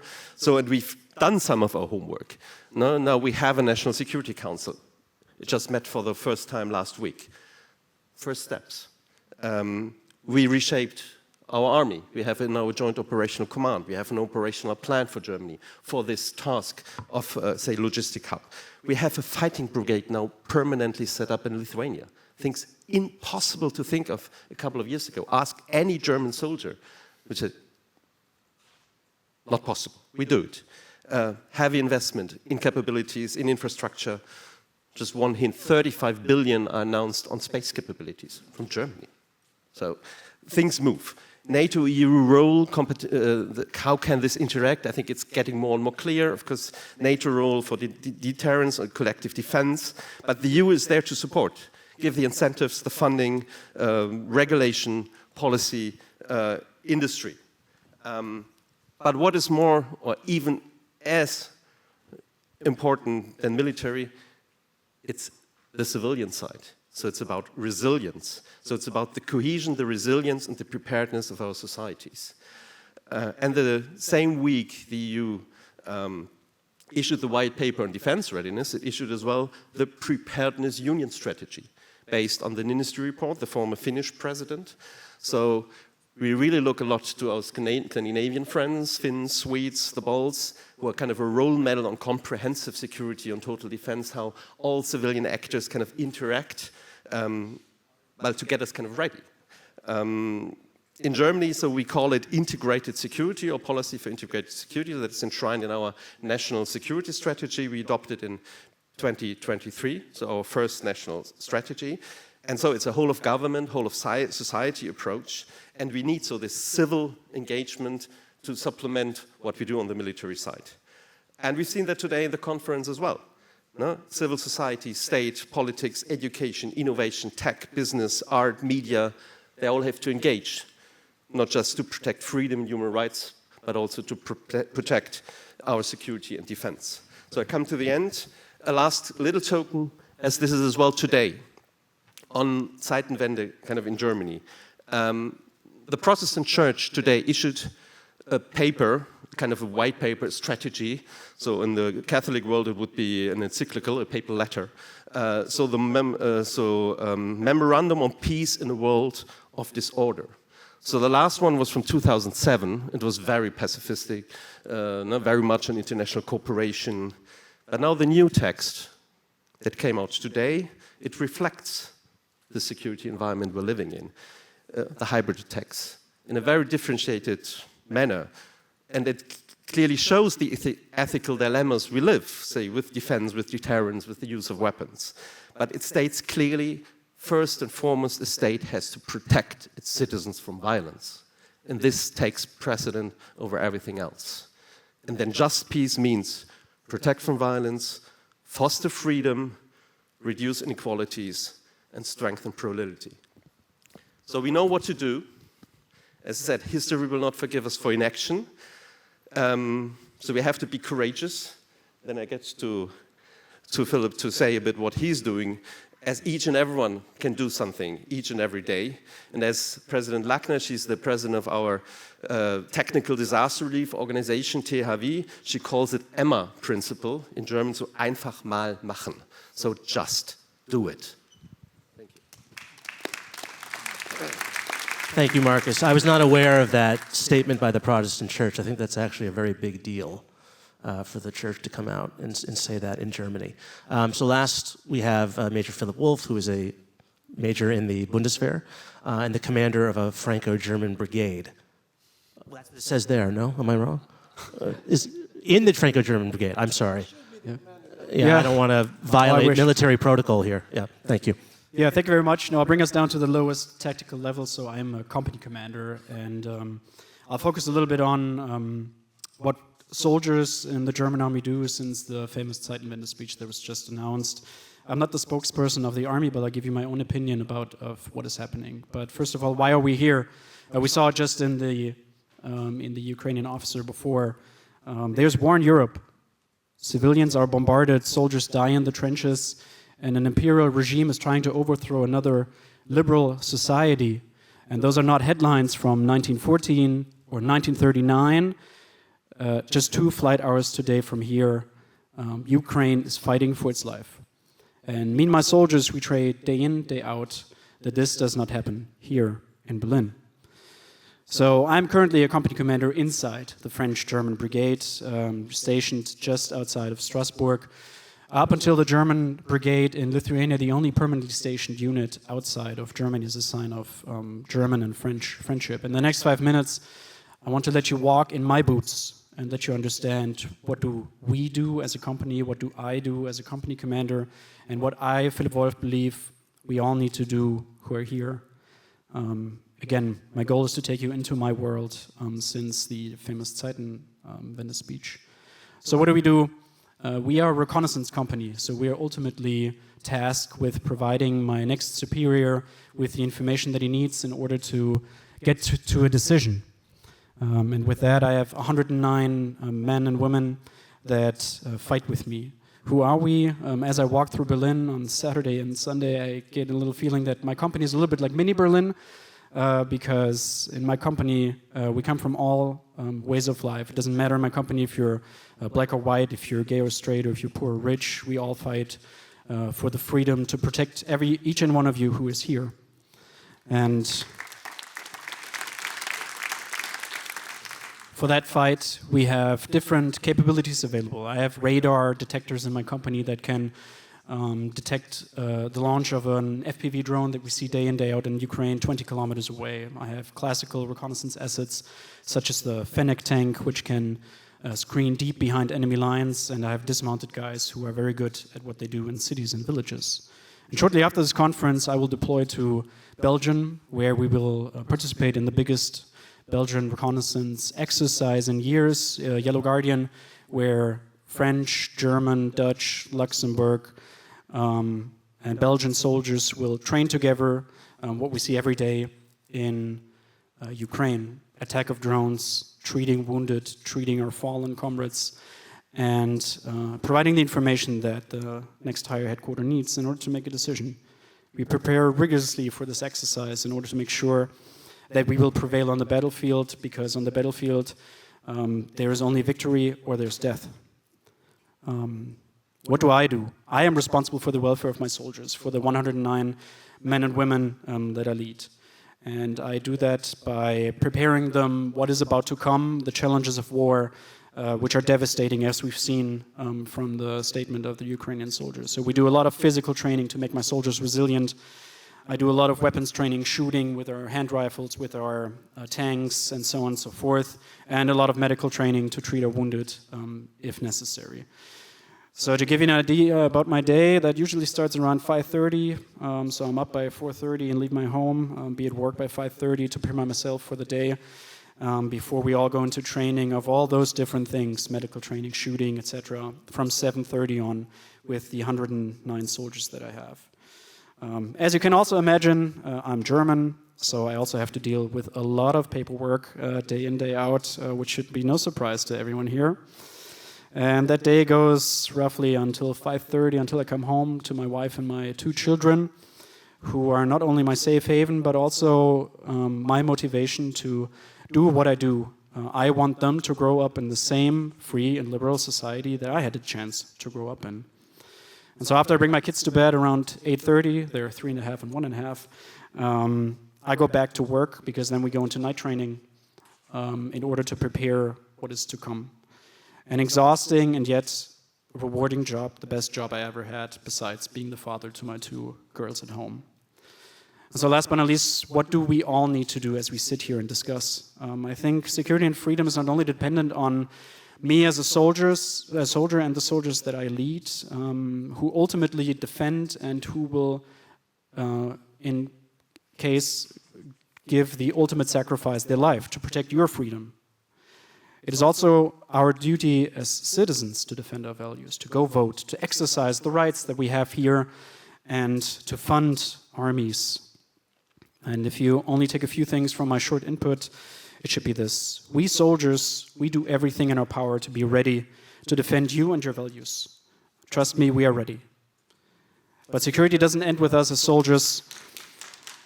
It is all our duty to prepare and defend our values, whether to exercise your right to vote or through personal service. We see many brave people here who do the best they can to make the world a better place. And lastly, and that is something I'm convinced, and we heard it from Sir Ben Hodges, we, my company, the Bundeswehr, NATO, I've been at NATO's eastern flank for the previous 4 years.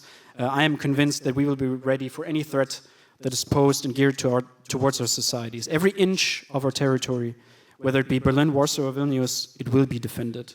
And so I want to leave you with this beacon of hope, because hope is a good thing and a good thing never dies. Freedom will prevail, freedom will be defended, and freedom must be defended. Thank you very much.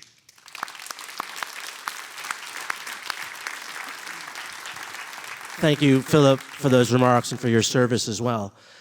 There's a strong argument being made, in the United States certainly, but also across Europe, at the governmental level in Hungary and Slovakia, and among major political movements across the European continent, the AfD in this country, that Ukraine is not a vital security interest, and that we should just let Putin have it. That's all he wants. He has no designs on Poland. He does not want to go to war with NATO because he knows he would lose. Can you explain why that understanding of the conflict is wrong? We'll just go one by one. Yeah, we'll start with Ben.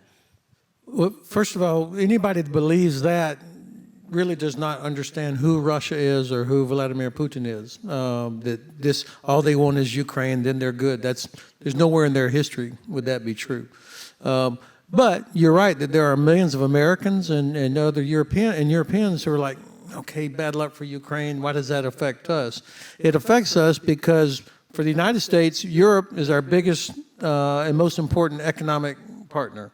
So America's prosperity is tied to European prosperity, and European prosperity depends on stability and security.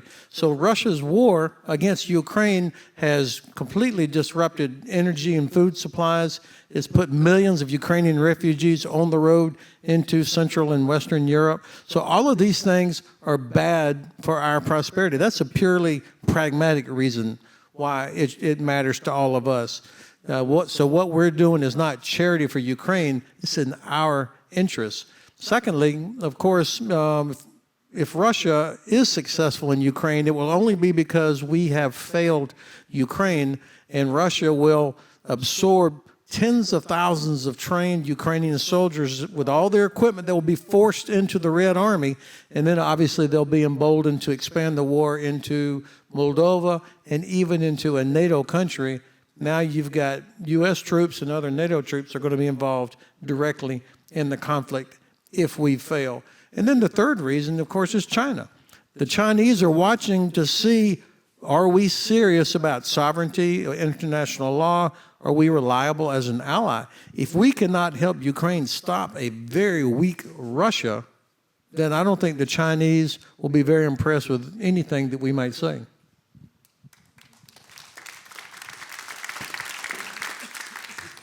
Not a lot to add, perhaps just say from the perspective of the German government, say we're not at war, but we're not at peace anymore. That's what the Chancellor says, the Minister of Defense, and it's happening. So every day.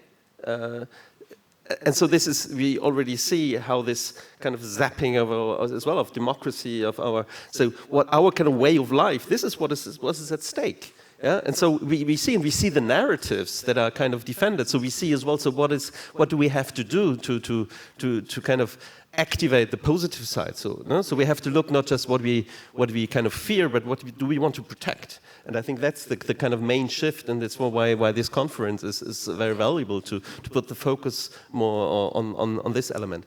And just a more, say perhaps an anecdote. I learned that in Lithuania, my last visit, it seems that there's an historical museum in St. Petersburg, and there you have kind of the paintings of the different tsars and so in Russian history, and you have kind of a red and a green button. Green is those who made Russia bigger, and the red one is when it became smaller. Well, and I think it's quite clear what Putin wants. He wants a green button.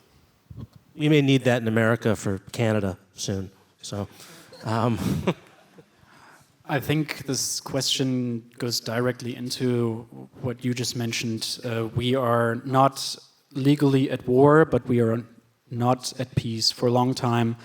When will Russia stop? Will they stop at Ukraine? Well, they did not stop at Georgia. They did not stop at Chechnya. They did not stop when they gained the Donbas. And so I think this is, again, the ongoing hybrid warfare that targets us through different channels, whether it be TikTok or whatever, to present these narratives that are false. Because I think the intention of this opponent has been set clear. It is not the country, Ukraine, that he's fighting. It is an idea that he's fighting, the idea of a liberal and free and prosperous democracy that ultimately also challenge their own society and their not so prosperous society. And so I think that is the target. And so we should be very careful because again, the hybrid warfare is going on. There are drones at Berlin airport. There are burning warehouses in Warsaw, which are gray zone activities, hybrid activities. And as Ben Hodges said, those are not single ideas of single individuals. That is a campaign that is going on and the start of something bigger. So the title of this session is "Can Europe Defend Itself?" And I think we'll take that as sort of a more, not literally, because I don't think if there was no U.S. Involvement, I think Europe would have a difficult time defending itself. But how capable is Europe on its own now, particularly given what's happening in Washington and the fear that the United States is withdrawing from Europe? So if the question is, can Europe defend itself? Hell, yes, it can. Of course it can. If you combine together the economies, the militaries, the wealth, the technology, the populations, the industry of all the countries of the EU, plus Norway, plus UK, and then even Canada, it dwarfs Russia. It dwarfs Russia. And I don't understand why there is such a lack of self-confidence in Europe. In fact, you're always worrying about, I live in Frankfurt, so I have some firsthand experience with this. My friends are like, oh, no, the Russians might do this, they might do this. And I think the Russians should be very worried that they will provoke Europe into doing something. If Europe would act with more self-confidence, of course it would be difficult. And there's also the nuclear question. Is France really going to use, or Britain going to employ those in defense of Lithuania? Well, you don't have to have 5,000 nuclear weapons to deter Russia's 5,000 nuclear weapons. The Russians just have to believe that if they were to use a nuclear weapon, then St. Petersburg and Moscow would be hit, would be severely damaged. So the deterrent comes, and you don't even have to use a nuclear weapon to do that. There are other things that can be done. Obviously, the fact that we're even having this discussion pains me as an American, that people are not confident in the United States. And I still think as the fact that you're not certain, this administration still recognizes that our own economic interests are so important, and that there are tens of thousands of Americans that live and work in Europe, and thousands of American businesses. So I just don't see a completely turning their back. Marcus. If I may quote, hell, we can and we will, yes. Yes, so I said that before, you said we have to be more confident, we have to get our act together. Of course, we're bureaucratic, things are, well, we have this complexity, so how do we get the people on board? So that's the main question. But there are good examples. Yes, look at the Nordics, how they fit, no? And Putin wanted to divide us. What has he achieved? The Finns and Swedes are in NATO.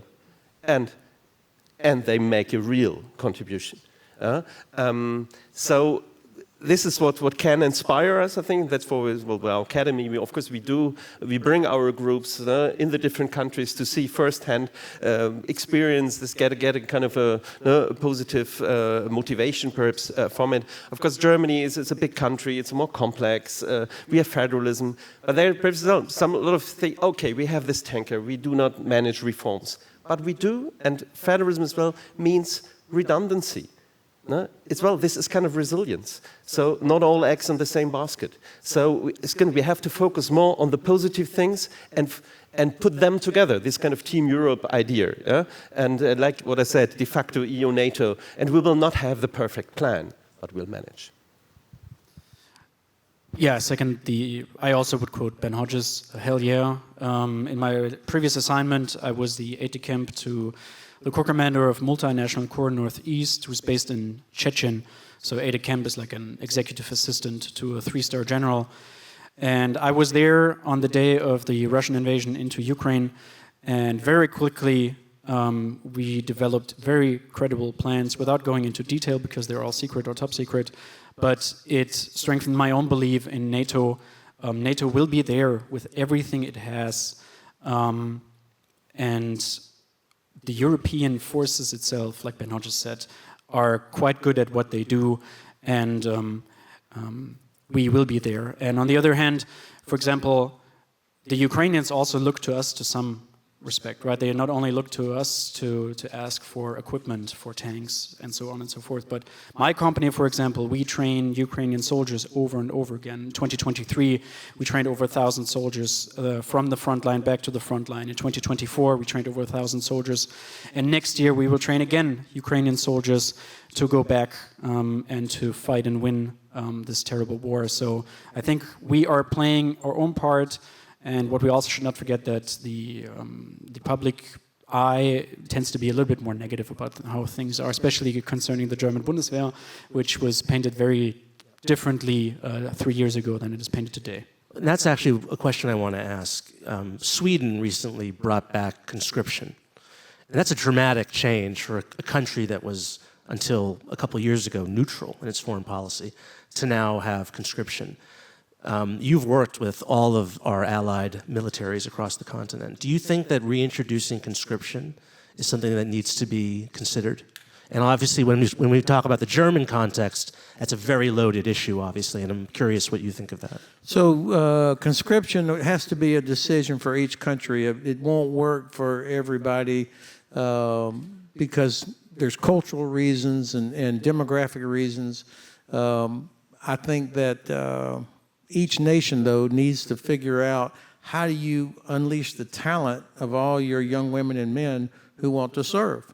I think, we don't have, the U.S. Army is 20% female. And that was not because we all of a sudden became woke. Whatever that means is because there's not enough men to meet the requirements.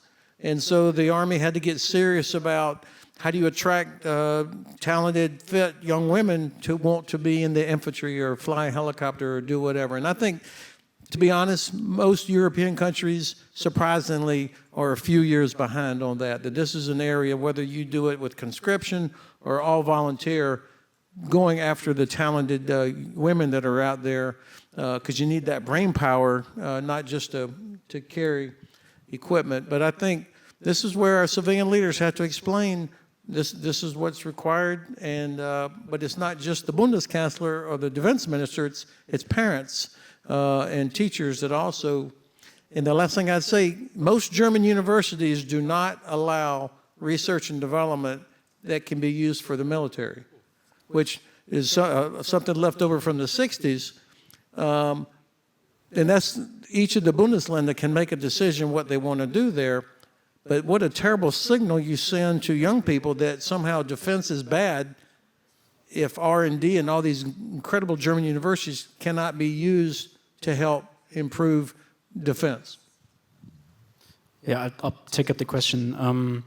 Two things. One, big picture, and second thing, personal. Big picture, if we think that there's a credible threat to this country, then quantity, it's its own quality.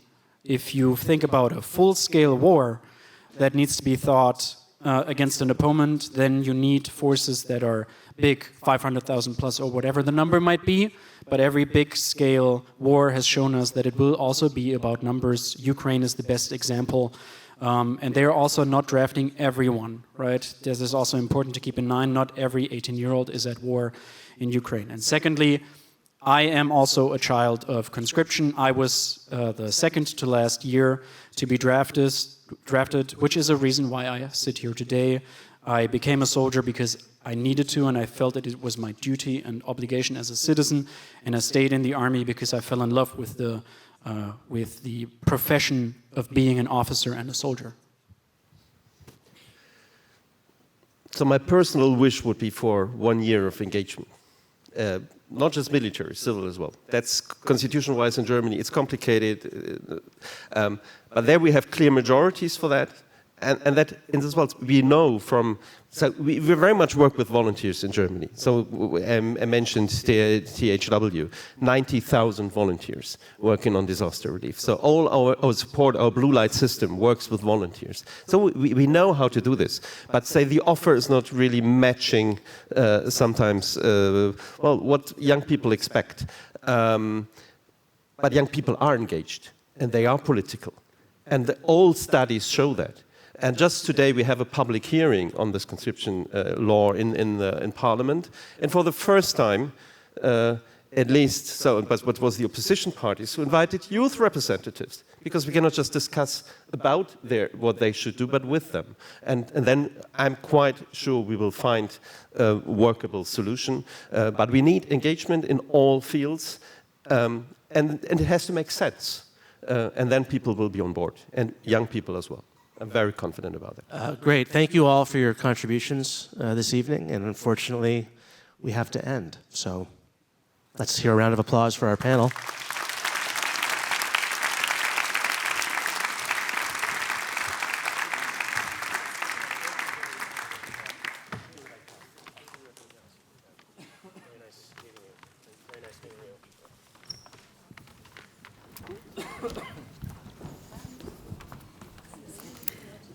Thank you. So now I'm going to introduce someone who I know fairly well, and so I'm going to give a slightly more personal introduction. Until recently, my job at Politico involved writing our daily Brussels playbook.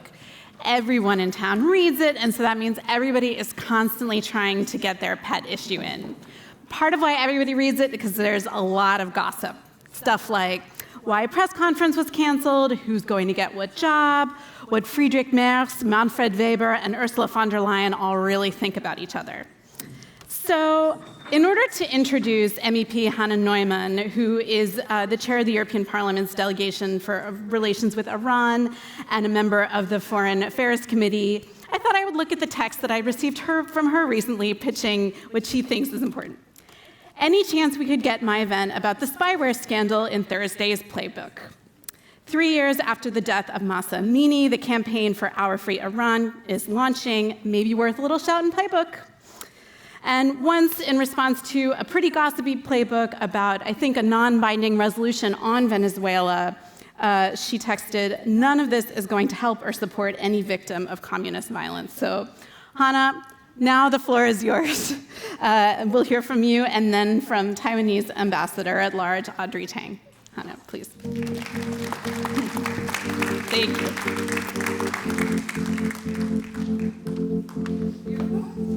Thank you. Thank you for that kind introduction, Sarah. And good afternoon. Wow, it works. So, we have spoken this morning a lot about the repression regimes do in their own countries. That's for us kind of the convenience side of the story.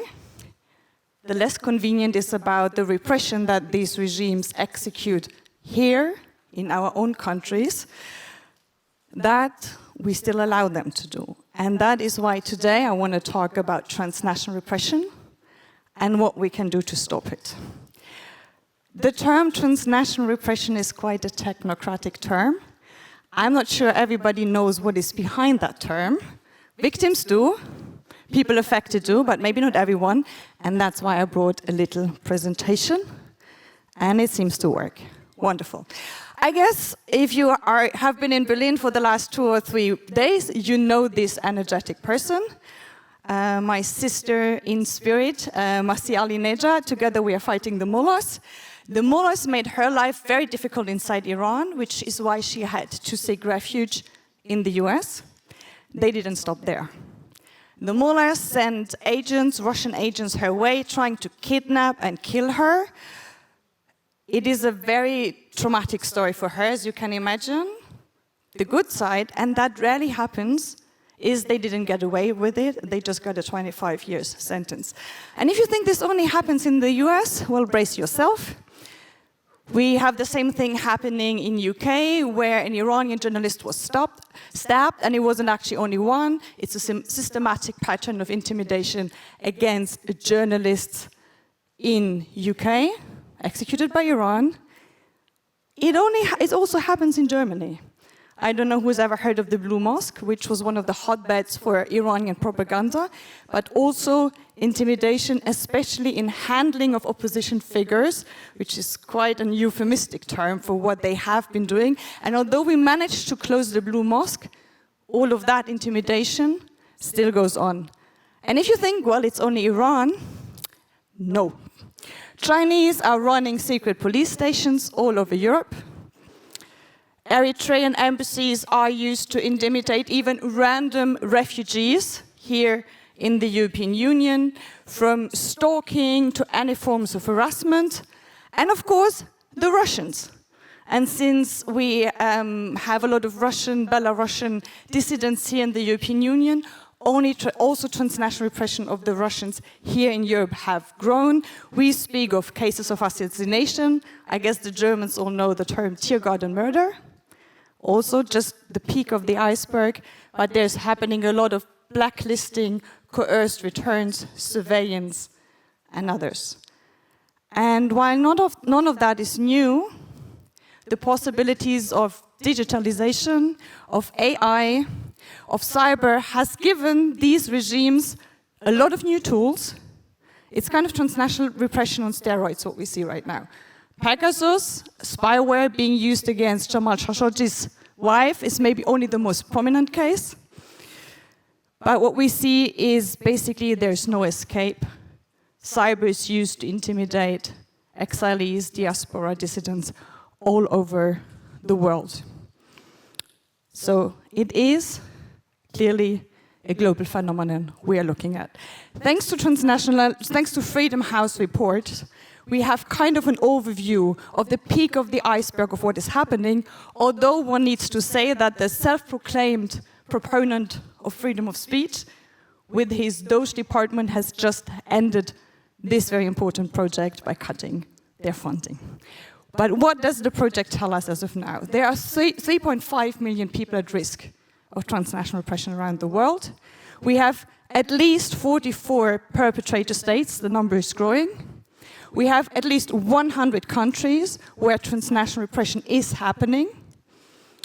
These guys, and that's a non-exclusive list, cooperate, they learn from each other, they even share their links to different institutions of organized crime to increase their repression, so that by today we are kind of in the golden age of transnational repression.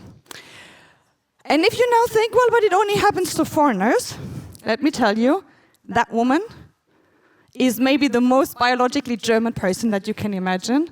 She has been attacked as well by a cyber attack, very deliberate, sophisticated cyber attack of the Iranians. And if you think, well, she should have better prepared, yes, prevention is an issue, but they can basically get everyone. That lady is the Senator of Justice of Berlin State, and she has been the Vice President of the German Domestic Secret Service before. So if they can get her, they can get everywhere. And that's exactly the message these regimes want to send. No one is safe nowhere. So, what do? Well, I think it's time that we start the golden age to stop transnational repression. And that's what I'm here for. Because, first of all, we are not alone. And especially those affected by transnational repression are not alone. Already 2 years ago, the Council of Europe has issued an agenda and a very good resolution on what to do against the threat of transnational repression. So have G7 leaders just earlier this year. So has the UN. And I like most that sentence. There is no international legal gap, but there is a dangerous protection, and I would say, and knowledge gap about transnational repression. So I think we have a number of goals together. First one, when exile means distance but not safety, let's make exilees feel safe to report these attacks, because today many don't, and that's why we don't have enough data, and that's why our protection is still so weak. When journalists are stalked by the regimes they escaped, let's step up protection. When threats follow people across borders, let's stand against autocrats. And when autocrats cooperate to increase their repression, which is what we see right now, let's cooperate even closer across institutions, because the response is super scattered right now, but also across democracies, especially EU member states. How do we get there? Well, there's a plan. I wouldn't be here if I hadn't had a plan. So that's me in the European Parliament, because I've been just chosen as the rapporteur for a report on how to stop transnational repression in the European Union. That's the timeline. At the moment, I'm collecting input from stakeholders and victims. That's why I'm standing here. You'll see an email address in a second on how to get in touch with me. Then hopefully we will vote on that before the summer break, and then I will need you again for implementation all over Europe. And the goal of all of this is that we move from nowhere safe to now here safe all together. I just started the nice website Stop Transnational Repression EU. And if you are affected by transnational repression, if you represent people that are affected by transnational repression, if you work for an institution that kind of has some answers to how we deal with transnational repression, please reach out, mail at Transnational Repression EU, so that we make sure every knowledge that is already out there, we need to cooperate as well, gets into that report. Thank you, and now I will be listening carefully to what especially we can do in the digital sphere. And thank you all for your attention.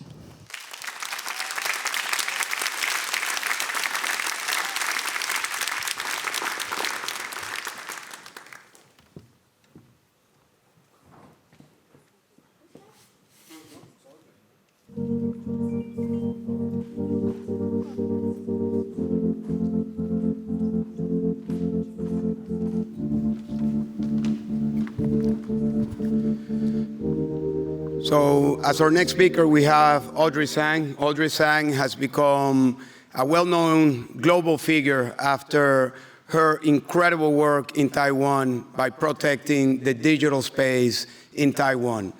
She wrote a book with a friend, Glenn, about plurality that has to do with the ways in which technology can actually be good for democracy, good for collaboration, and it can be a source of good.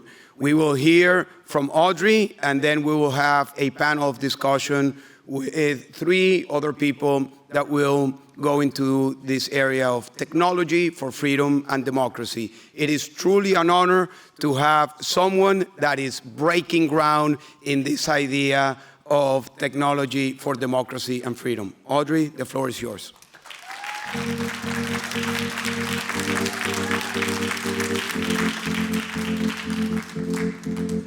Good evening, Berlin. It is such an honor to be in the city that proved to all that when people link arms, even walls can fall. And Berlin, I think, is a perfect place to talk about the role of AI, because here, the lesson of '89 is very simple. When people co-create, we outperform any master plan. Now, I wish to share my thoughts on how we move AI from addictive intelligence to assistive intelligence. I want to ask you to help me to move from extractive platforms to protocols to foster relational health. And I propose the most important frontier model is not found in a lab somewhere. It is us, our augmented collective intelligence, we the people. When I was 5, a life-threatening heart condition taught me urgency.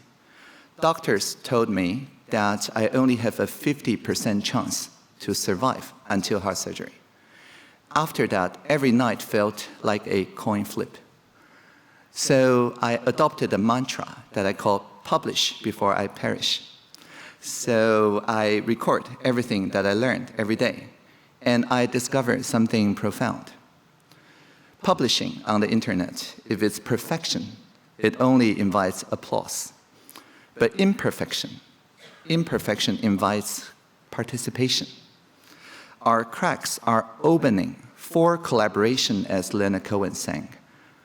There's a crack in everything, and that's how the light gets in. And for democracies, that is key. We must publish our process, not just our final policy. We must publish the how and the why, so people can see them and turning critiques into co-creators. Now, the dominant logic of AI today in our digital age is not that.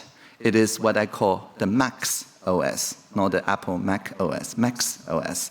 It maximizes engagement. It maximizes watch time, clicks, and it creates a parasitic recommendation engine, engagement through enragement. And the result for the past decade is very high PPM online. And I don't mean parts per million CO2, although that's very important. I mean polarization per minute. So 10 years of engagement through enragement morphed our social feeds into adrenaline factories. It rewarded extremes. It muted the nuance. And the environment of fractured trust is exactly what authoritarians around the world exploit. And now adding generative AI to the mix, and we're spinning ever faster with slop, content with zero relational nutrition.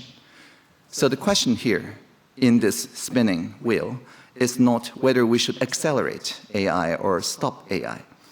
It is who should steer that spinning wheel. Because right now, people talk about human in the loop.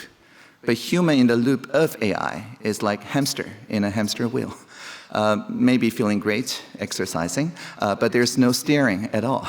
We need to move AI into the loop of humanity. And what does that mean? Concretely, it means that we take control of the steering wheel together. We use AI as assistive intelligence to help to find the overlap that turn conflict not into explosion like volcanic energy, but magma into geothermal energy. That for powerful co-creation, we can maximize the relational health. And once we accomplish this together, we can free the future together. So concretely, this is what we did in Taiwan. In Taiwan, we know about pressure. Pressure makes diamonds. We're the #1 target for polarization attacks worldwide for the past 12 years, according to VDEM. But we adapted. We learned to replace anti-social media dynamic with pro-social architecture.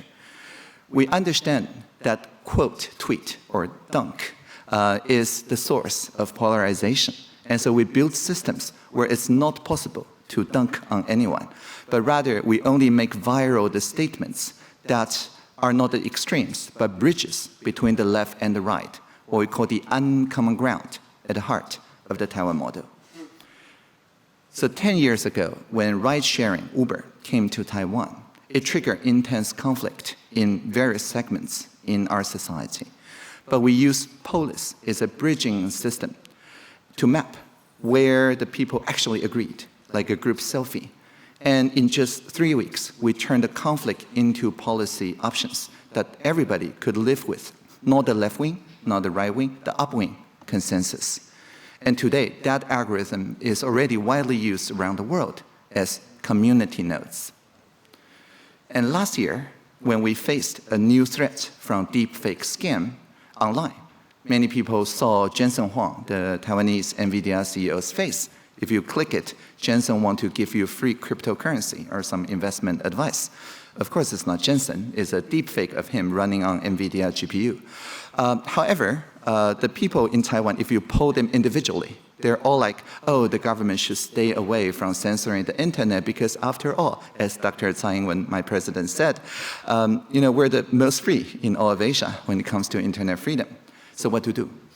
We sent 200,000 text messages to random numbers around Taiwan, asking for a citizen assembly to deliberate the idea. So 447 people randomly selected, representing the same demographic as the Taiwanese population, in rooms of 10, facilitated by an AI. We say to them, those 45 rooms, you have to come up with ideas that resonate with the other 9 people in that video room in order for it to be considered. So one room said, let's label all advertisement probably scam until it's digitally signed off by somebody. Another room said, if somebody lost 7 million to investment scam that's not signed, let's make them fully liable by Facebook. So Facebook have to pay that $7 million damage if it runs unsigned advertisement. Very good idea. Another room said TikTok at the time did not have a Taiwan office if they ignore our rules. Every day they ignore our rules. Let's slow down connection to their video by 1%, but not censoring them. So basically, those ideas gets woven together by a language model, a small language model, at the end of the day. And everybody voted on it. So those 447 people, more than 85%, regardless of demographics, agreed. And the other 15% can live with it, consider it quite legitimate. That was last March. And by May, we passed the Amendment on Digital Signature Act. By July, we passed the anti-fraud law. And this year, the deepfake scams are not there anymore. No advertisement for fraud. It's down by more than 90%.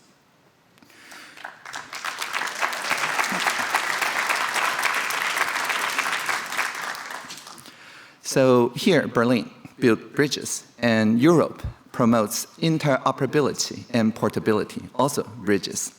And the spirit that today already enable to exit a instant message app with your data, your social graph, just like you keep your phone number when you change your carriers.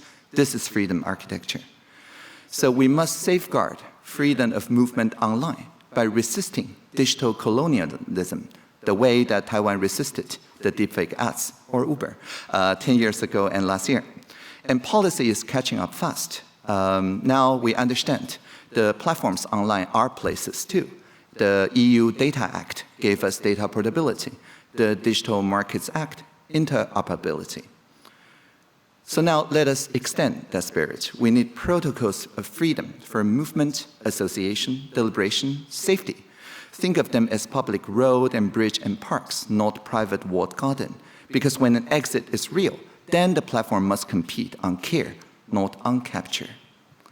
In the upcoming panel, we'll talk about digital resilience for all, but it's suffice to say that authoritarian playbooks are global. The spyware, troll farms, transnational repression we just heard about. Our response then cannot just be the local takedowns after the harm is done. We have to be pre-bunking. We have to make architecture safe by design. We need selective disclosure, verifying any part of our credential that is relevant, like I'm over 18 or ich bin ein Berliner, without revealing our full identity, no doxing. We need edge AI, smart defenders that runs on our devices, safeguarding our community without surveillance, without pinging home.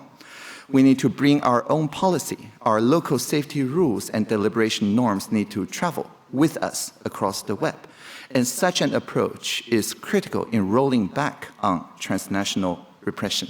We can use AI to detect harassment, but we must let each community decide the code of conduct that make the final judgment. Nothing about us without us must be the principle of our freedom architecture.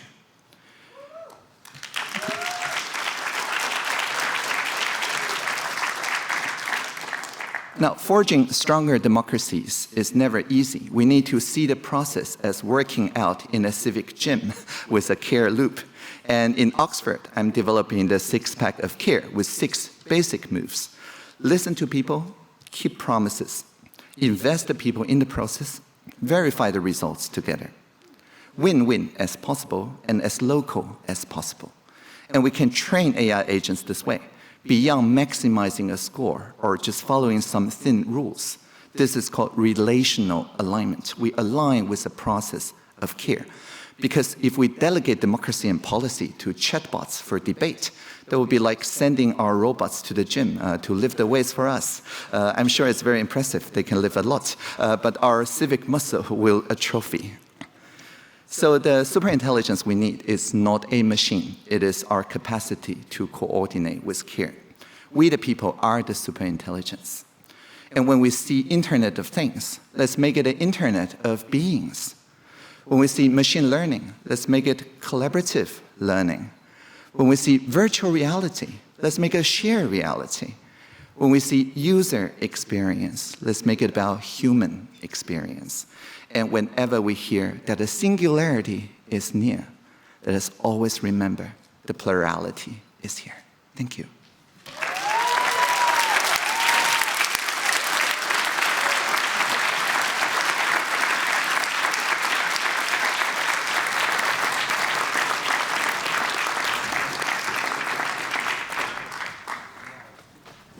So I called our next panelists, Damon Wilson, Matt Amaid.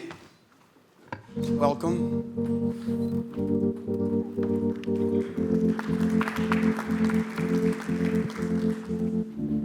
So beyond a book, it's a movement that you're proposing, Audrey.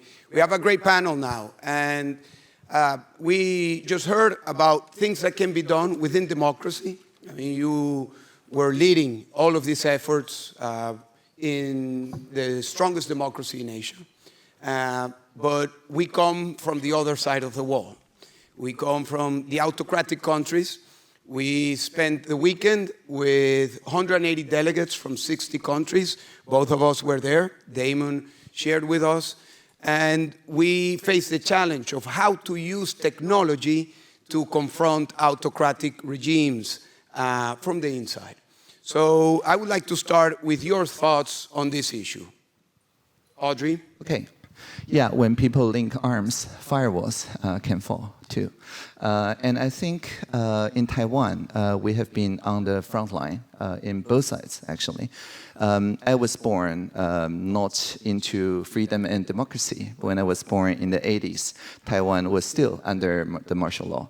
And there's not a lot of communication freedom, not freedom to form new parties or new newspapers and so on. But people then in Taiwan learned something, that you can actually exercise the civic muscles without doing something overtly political. My mother was a co-founder of Homemakers Union, still today the largest consumer cooperative in Taiwan. And they started with something, thank you. Yes, very green. And what I learned when I was a child is that with the homemakers' buying power to negotiate better environmental practices by farmers and so on, we gradually learn how to assemble, how to coordinate, how to, because it's a co-op, run elections and so on, still within a autocratic regime.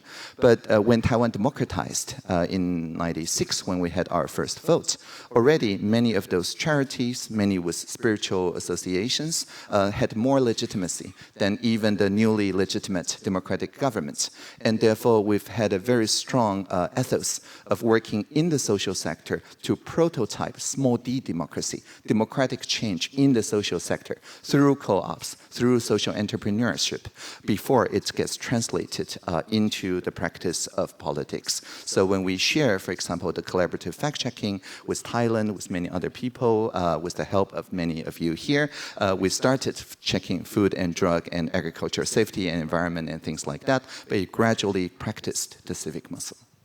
Oh, thank you very much. Ahmad, you are an Iranian-born technologist and human rights activist, and you have been focused on the freedom of internet. A lot of these technologies require the basic aspect, which is access to internet. So what are your ideas, your proposal to make internet accessible? Well, I can speak for hours about the ideas, and we are coming from the countries that the government recently in the past few decades where the internet has been supposed to be the square for free speech, right, and has become a tool of control. And they're shutting down the internet, they're censoring the internet after or before every election, or before every protest, or during any protest. And people coming from the experience in Iran have come together to build the autonomous infrastructure, building tools to circumvent the censorship. It's a cat and mouse game. Constantly they are coming up with new tools to censor the internet, building these firewalls and people are uniting together, building circumvention tools and building internet infrastructure that is independent of government controls. For instance, in Iran, during the Women Life Freedom movement, despite of all the punishments that are for using these VPN tools and satellite internet, people came up with the resources and the creativity to bring Starlink and crack this wall and chip away this censorship wall byte by byte, and building an internet infrastructure that is still shutdown proof. And we saw the result of that during the past 12-day war. Despite of the total shutdown of the internet, the information outflow still existed. So there are many ways, including building circumvention tools, and as well as reclaiming internet infrastructure from the government to build that digital resilience that cannot be defeated by the countries, by the censored countries. We've been your on the defense side. I think we need to be more proactive and on offense side, as you mentioned during your closing remarks at the World Liberty Congress. So we have to be on offense. We have to reclaim the internet infrastructure. We have to also put pressure on other countries that are working together, autocracies, to build a Chinese model of censor and digital surveillance, and building this infrastructure and technologies and VPN tools together to tear down that great firewall. A couple of months ago, we saw that there was an uprising by the Gen Z in Nepal, and it was a tech-driven uprising. And something really interesting happened, that there was a shutdown of internet, and then there was an alternative using tools like BitChat that doesn't require the access to internet in order to connect the people that were protesting. What are some of your thoughts on this? And maybe Damon, if you have some ideas, I know that you've been following this. What are your ideas on these new technologies to support these movements? Sure. Thank you so much, Leopoldo. So I'm the least qualified to be up here because I'm not a technologist, but we consider ourselves more investors and freedom entrepreneurs that are technologists. And that's why I love the work that you're doing to show that technology can give democracy a hope to regenerate. But what Leopoldo, and you should be on the spot here too, what the two of you are doing, Forged in Closed Societies, we're showing how technology can help the little guys beat Goliath. So we watch at the endowment, the National Endowment for Democracy, we have a panoramic view across the world, 2,000 partners in 100 countries. And so we can see when Chinese-originated technology, a particular aspect of surveillance technology, starts to show up in Serbia or Mauritius, we can connect them back with Chinese or Taiwanese dissidents to help them manage that. We can see the development right now of digital control technology in North Korea that I suspect will make its way into Iran and help Iranians prepare for that. But the exciting part is what you're talking about, Leopoldo, where we see activists up against big states, centralized, lots of manpower, lots of money, in a very decentralized way, experimenting and breaking through. So we have the joy of finding those things and investing in them. We watch as Tibetan monks who have become technologists, terrified by the monopoly of DeepSeek on telling the Tibetan story, develop their own Tibetan large language model with the Dalai Lama in a way that can be actually portable on phones to get into Tibet, to help a Tibetan language, large language model tell the story of Tibetan cultural history without it being erased. We watched the Russians that were driven out of Russia after Putin's invasion of Ukraine, disillusioned technologists, develop a VPN generator that can morph and change VPNs by calling them up immediately in a way that enhances security of hundreds of thousands of Russians that now know they have to have an alternative way to access information. We've got some amazing Thai activists here. Vote 62, 2 years ago in an election, using optical AI, being able to have 40,000 volunteers and 400,000 polling stations to document 22 million votes in real time as an absolute incredible parallel vote count, vote tabulation, something our Venezuelan friends know about, in a way that just puts handcuffs on anybody that would want to distort those outcomes. And so I think part of what you're onto, and I should turn this back to you, Leopoldo, we are seeing people forced by tyrants into really bad circumstances understand the power they have through a decentralized set of systems that provide technology that can be empowered for democracy. So for us right now, it's not about a choice between scary AI versus our democracies. They're coming for us. It's really the question of how do we leverage AI for democracy and figure out how to do that by watching the experiments that happen and making investments in freedom entrepreneurs, knowing this isn't going to be driven by DARPA alone. This is going to be determined by people like you that are on the ground trying out new things, and then how we can give that lift and oxygen so it can take root across activists globally. So Audrey, you were just telling us that you've traveled 27 countries in the past 2 days. Oh, the past year. I know. You live in a plane. I asked him, well, so where are you living now? I live in a plane. Of all of the countries that you visited, what has been the country that is doing the most interesting work at the grassroots level? What Damon is talking about. What have you seen that is a technology that is really helping people at the grassroots level to either communicate or to send and receive resources, or to make their organization more effective?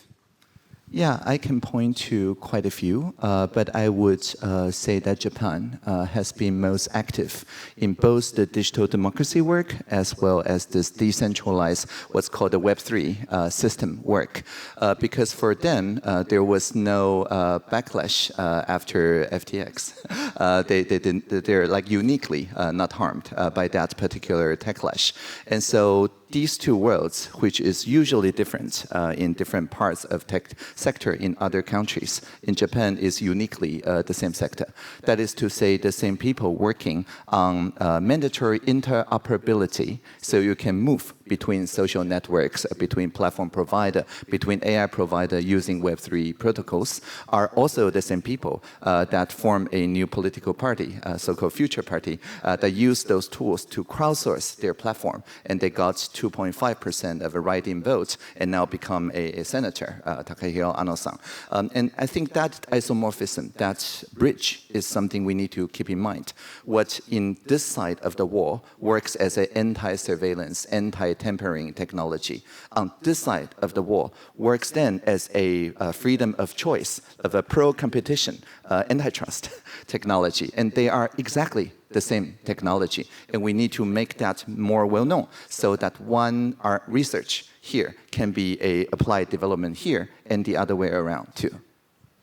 One of the challenges that you express in your book, Plurality, is the fact that there are big companies that have monopoly over the communication. What are your thoughts on open source social media alternatives like Nostr? Yes. Or if you can explain a bit what Nostr is about. Yes. So I start by saying in Taiwan, the Ministry of Digital Affairs that I founded, I was a founding minister, is uniquely in the Transportation Committee in the parliament. Everywhere around the world, the digital ministries are in science or, I don't know, interior for cybersecurity. But we choose transportation because we understood it is an infrastructure. You just do not build a highway without an off-ramp. And a lot of vendor lock-in around the world starts from this simple mistake of a government thinking that you can build an information superhighway and then benefit from the network effect without building that exit, that off-ramp. But in Taiwan, just as broadband is a human right, so is through government procurement, through the crowdsourced policies that I just mentioned, all the biggest platforms have to play by the interoperable rules. But it's not just in Taiwan. In the US state of Utah, they passed the law Digital Choices Act that says starting next July, if you are a Utah citizen, you want to move from, say, X.com to Blue Sky or Truth Social, both are open source, you can mandatory forward the old network's likes, follows, reactions into the new network. So if you switch, you don't lose your community. And Nostr and the Fediverse and the Blue Sky and so on are these kind of off-ramp and on-ramp. It exists between the platforms. They're called protocols, so that whenever people want to move, like you switch from one telecom to another, you get to keep your number, these protocols starts working to ensure that you have a seamless experience. And that the users are the owners of, yes. They are the owners of their followers, they yes. are the owners of the account, and yes. they can switch it from yes. one account. And we set the term of service, not the platforms. Leopoldo, can I jump in and turn the cards on you? Because Audrey has talked about how to use this technology to help empower and regenerate our democracies where there is oxygen for democracy. But one of the things I've been struck by what you're working on and what we saw at the World Liberty Congress this weekend is how you're taking some of these ideas behind the wall and empowering decentralized networks on the ground.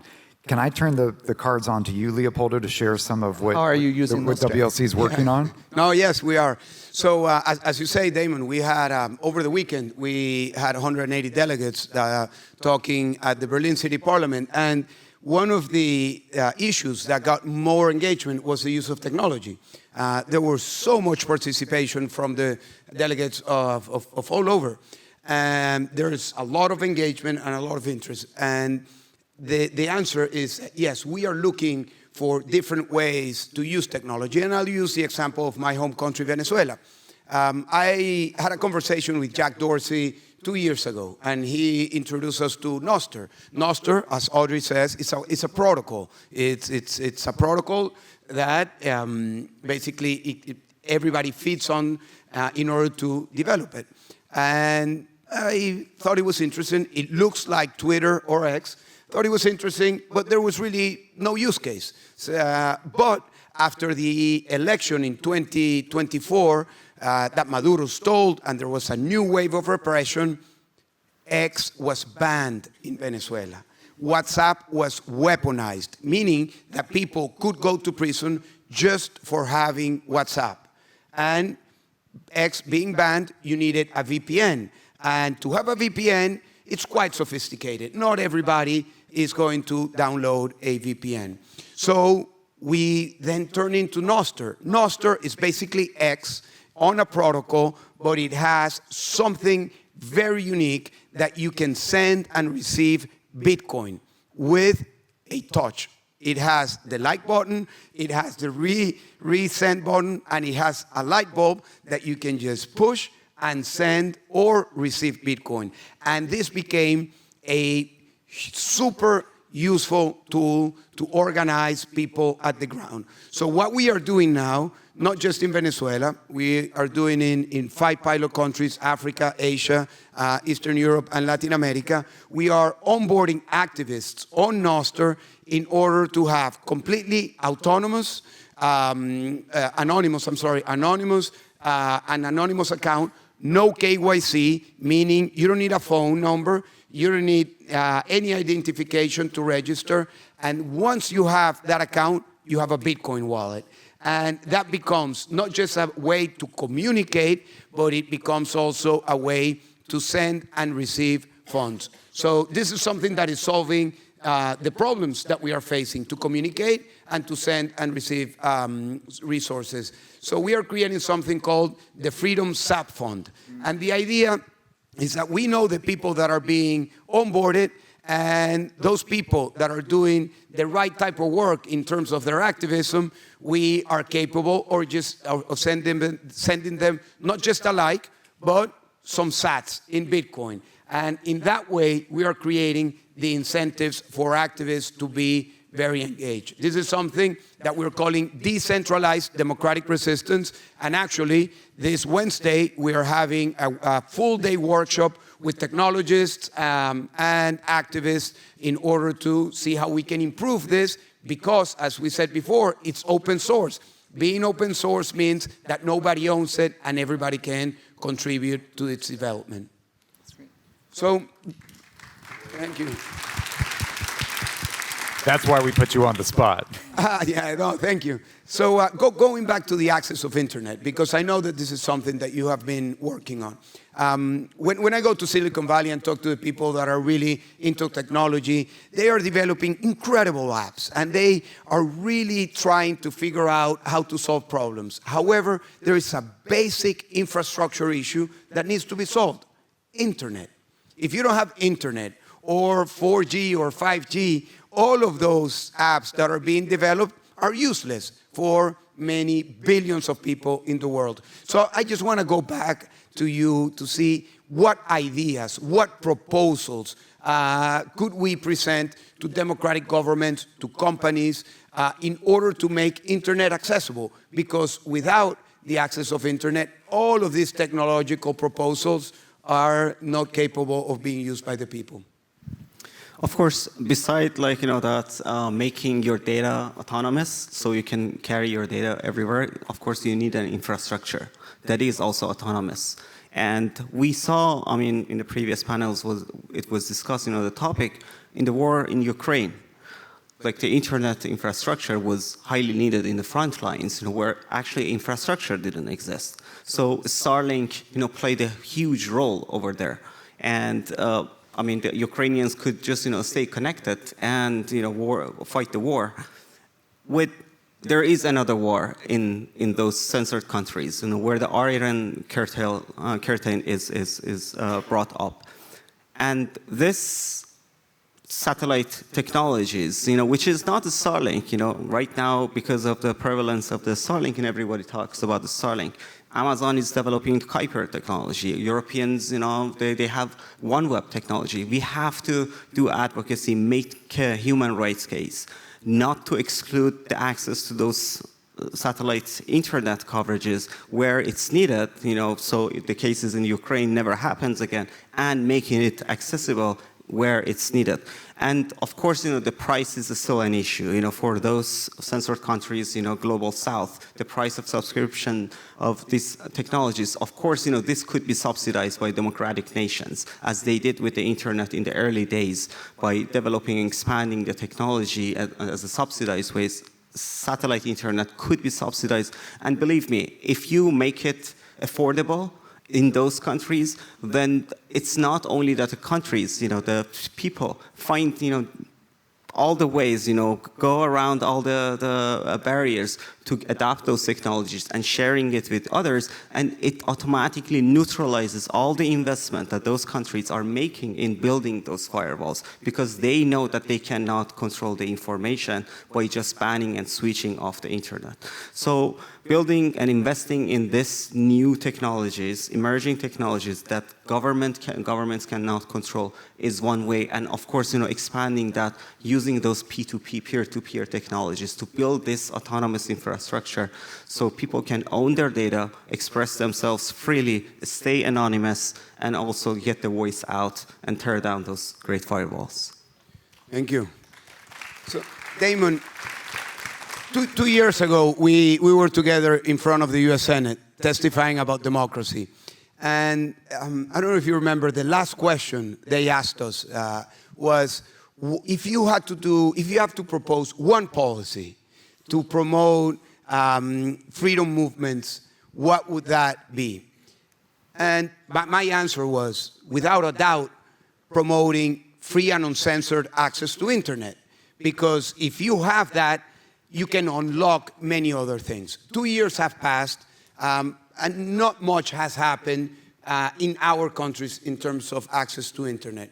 Do you see in the US government, in the conversation happening now in the US, engagement, interest in opening access to internet beyond borders? And people that come from countries like Venezuela, Iran, we know that this is essential because internet shutdown is real and it happens in some sectors on a daily basis. And when people take the streets, it happens immediately. So you are in charge of thinking about global democracy. That's what your organization does, and you're doing an incredible job by incorporating new technologies. Are you doing something around this issue of access to internet in autocratic countries? It's a big issue, and there are quite a few members of Congress, just like members of the European Parliament, who are quite seized on some of these issues and how to be supportive. But one of the things I'll say, we've had a sporty debate in the United States about how to be engaged in the world, what kind of assistance to provide, how to support. One of the things that I see coming out of this is an opportunity to break a little bit of the model and mindset that happens too much in established democracies, whether in North America, in Europe, in the Indo-Pacific, is a sense that if we're going to support you on the ground, we're going to come up with the idea in Washington or in Brussels or in Tokyo, and we're going to fund you to implement our idea to do this.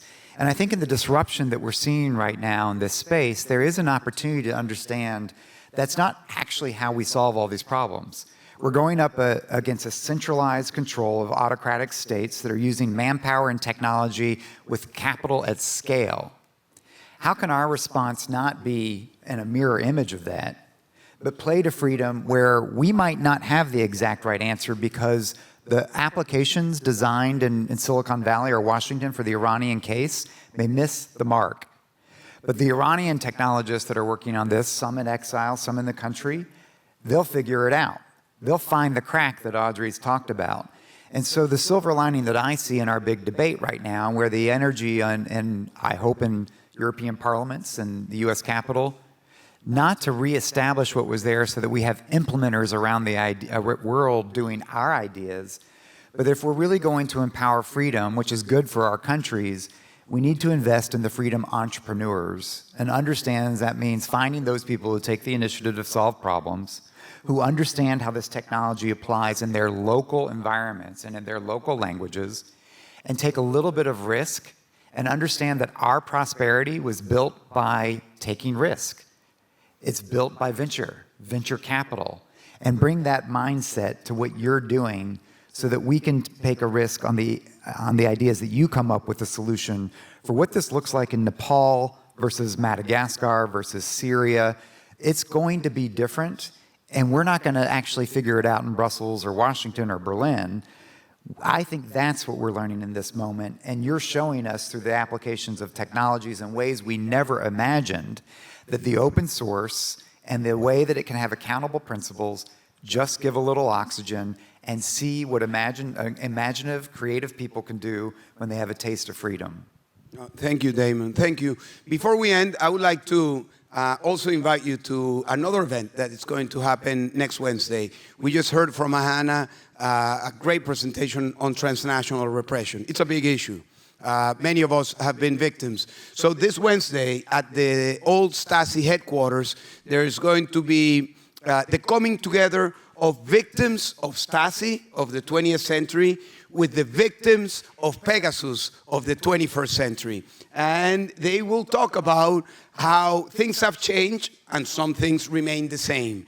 At 6 p.m., Hannah, that will be that event at the Stasi headquarters. If you're interested in transnational repression, in technology, that's a great event to participate. If you're interested in decentralized democratic resistance and the use of technology, that's another great event that we invite you.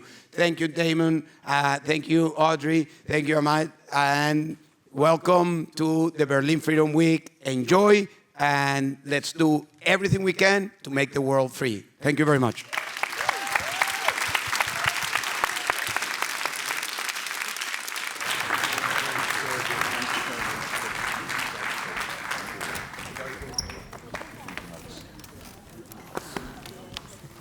Okay, well, thanks to all of you for making it through this whole day of intense discussions.